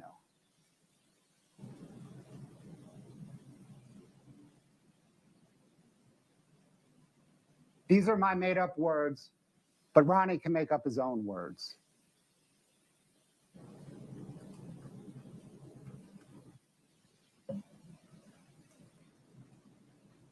If Ronnie does not say these things, I'm convicted.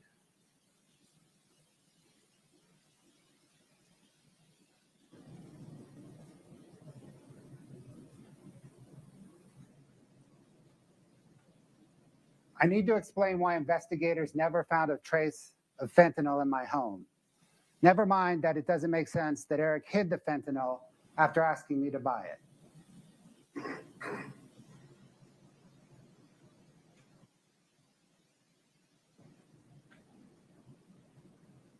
Don't get caught passing this made-up story along to Ronnie. That would be horrible.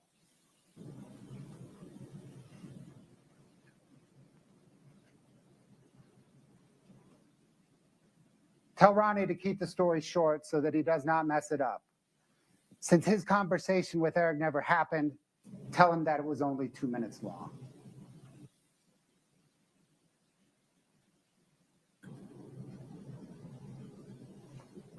Ronnie needs to do this so that I do not get convicted. I can then extract revenge on Eric's sisters.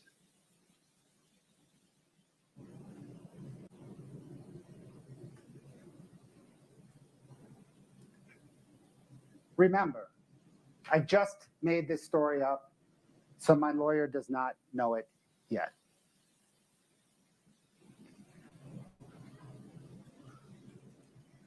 All the evidence in this case proves that Kouri Richins murdered her husband and the father of her 3 children, Eric Richins. There is no other rational explanation for the evidence. And despite all the evidence, Kouri Richins clings to the facade that has enabled her to get away with so much for so long. And despite all the evidence, Kouri Richins doubles down and blames Eric. She is intensely ambitious. See through her facade, check her ambition. Do not let her get away with murder.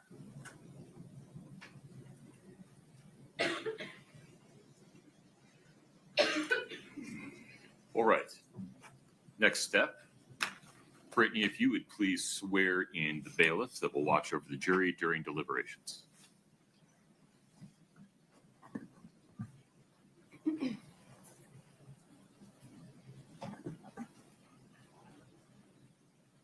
Y'all raise your right hand. Do you affirm that you will take charge of this jury and take them to some private and convenient place where they may deliberate upon their verdict, allowing no one to speak to them nor to do so yourself unless so ordered by the court, and to return them to the court when they have reached a verdict or when so ordered, subject to the pains and penalties of perjury? Thank you. Thank you. Ladies and gentlemen, a few additional instructions. If you want to read along, you can fast forward to instruction number 46. Four-person selection and duties. Among the first thing you should do when you go to the jury room to deliberate is to appoint someone to serve as the jury foreperson. The foreperson should not dominate the jury's discussion, but rather should facilitate the discussion of the evidence and make sure that all members of the jury get the chance to speak. The foreperson's opinions should be given the same weight as those of other members of the jury. Once the jury has reached a verdict, the foreperson is responsible for filling out and signing the verdict form on behalf of the entire jury. In the jury room, you will receive a verdict form. Please read the instructions on the form carefully. The verdict form is separated into several sections, one section for each count charged. Each count has separate instructions. When rendering your verdicts, you need to make sure only one verdict for each count is marked. You may be asked additional questions about the basis of your verdicts. Remember, any response you give on the verdict form must be unanimous. Regarding jury questions during deliberations, these instructions should contain all the information you need to decide this case based upon the evidence. However, if you have a question or need clarification during deliberations, please write a note and give it to the bailiff. I will review it with the lawyers. We will answer your question as appropriate. This brings us to one of the more difficult parts of the trial for me personally. A jury in the state of Utah is 8 jurors, and there are 12 of you. We intentionally impanel alternate jurors to ensure against the unforeseen because things happen. Jurors fall ill, they suffer a personal or family tragedy during the length of the trial. Sometimes they simply don't follow my instructions and they get exposed to information that it's not appropriate for them to have. Because we can't see around every corner, we impanel alternate jurors to ensure that an emergency or other unexpected circumstance does not cause a mistrial. We simply can't try a multi-week trial without the help of alternate jurors, and for these reasons, the service and sacrifice of alternate jurors is just as valuable and just as deserving of respect as the remaining jurors. Moreover, the service of alternate jurors does not end when they leave the courthouse today. Rather, the alternate jurors are still subject to all of the court's instructions and restrictions.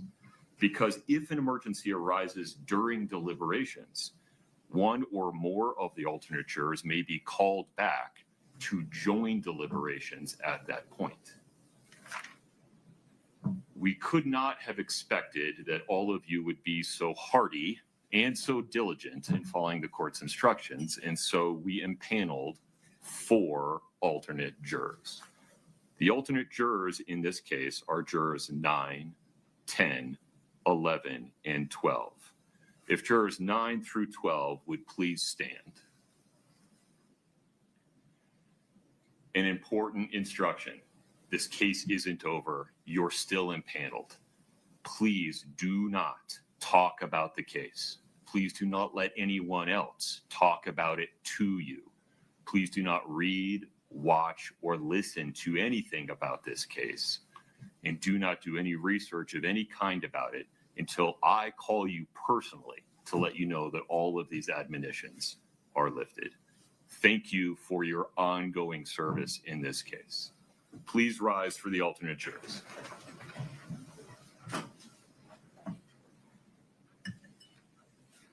Greg, I can't see who's over there. Yeah, Greg, if you would let them out. I have a couple of extra instructions for the 8 remaining. Thank you.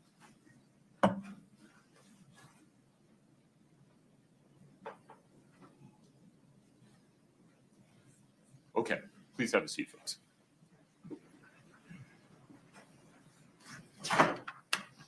Members of the jury, as you deliberate, you may have questions. If you do, please remember, you can write a note, give it to the bailiff. I'll review it with the lawyers, and we'll answer your questions as appropriate. Please remember, though, that the bailiff cannot answer any trial questions for you. Just as you have not been allowed to research or investigate matters on your own during the trial, you may not use any outside source to research or investigate any matter as you deliberate. No online dictionaries, no online maps, nothing outside the evidence presented in this case. We will provide for you in the deliberation room the exhibits. You may take your notes with you. You may take your copy of the jury instructions with you. We'll provide a copy of the verdict form. This case is now submitted to you for deliberation and determination of your verdict. Please rise for the jury.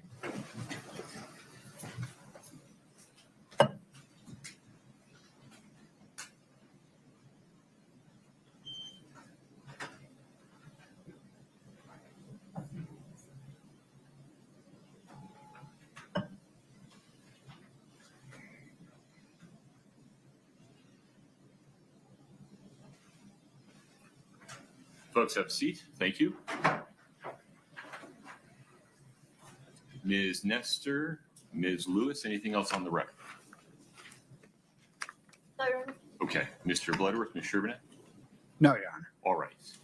Let's make sure Brittany has your contact information. Regarding scheduling, my normal practice would be to check in with the jury around 4:30 and just ask them what they would like to do regarding continue working into the evening or retire for the day and come back tomorrow morning. Any objection, Mr. Bloodworth? No, Your Honor. Ms. Lewis? No, Your Honor. Okay.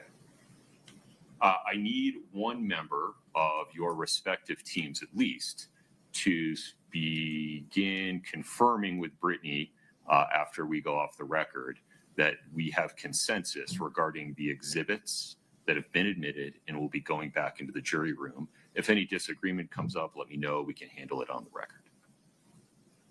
Ms. Nestor, anything further at this time? Your Honor. Mr. Bloodworth? No, Your Honor. All right. The court will be in recess. Thank you for your patience.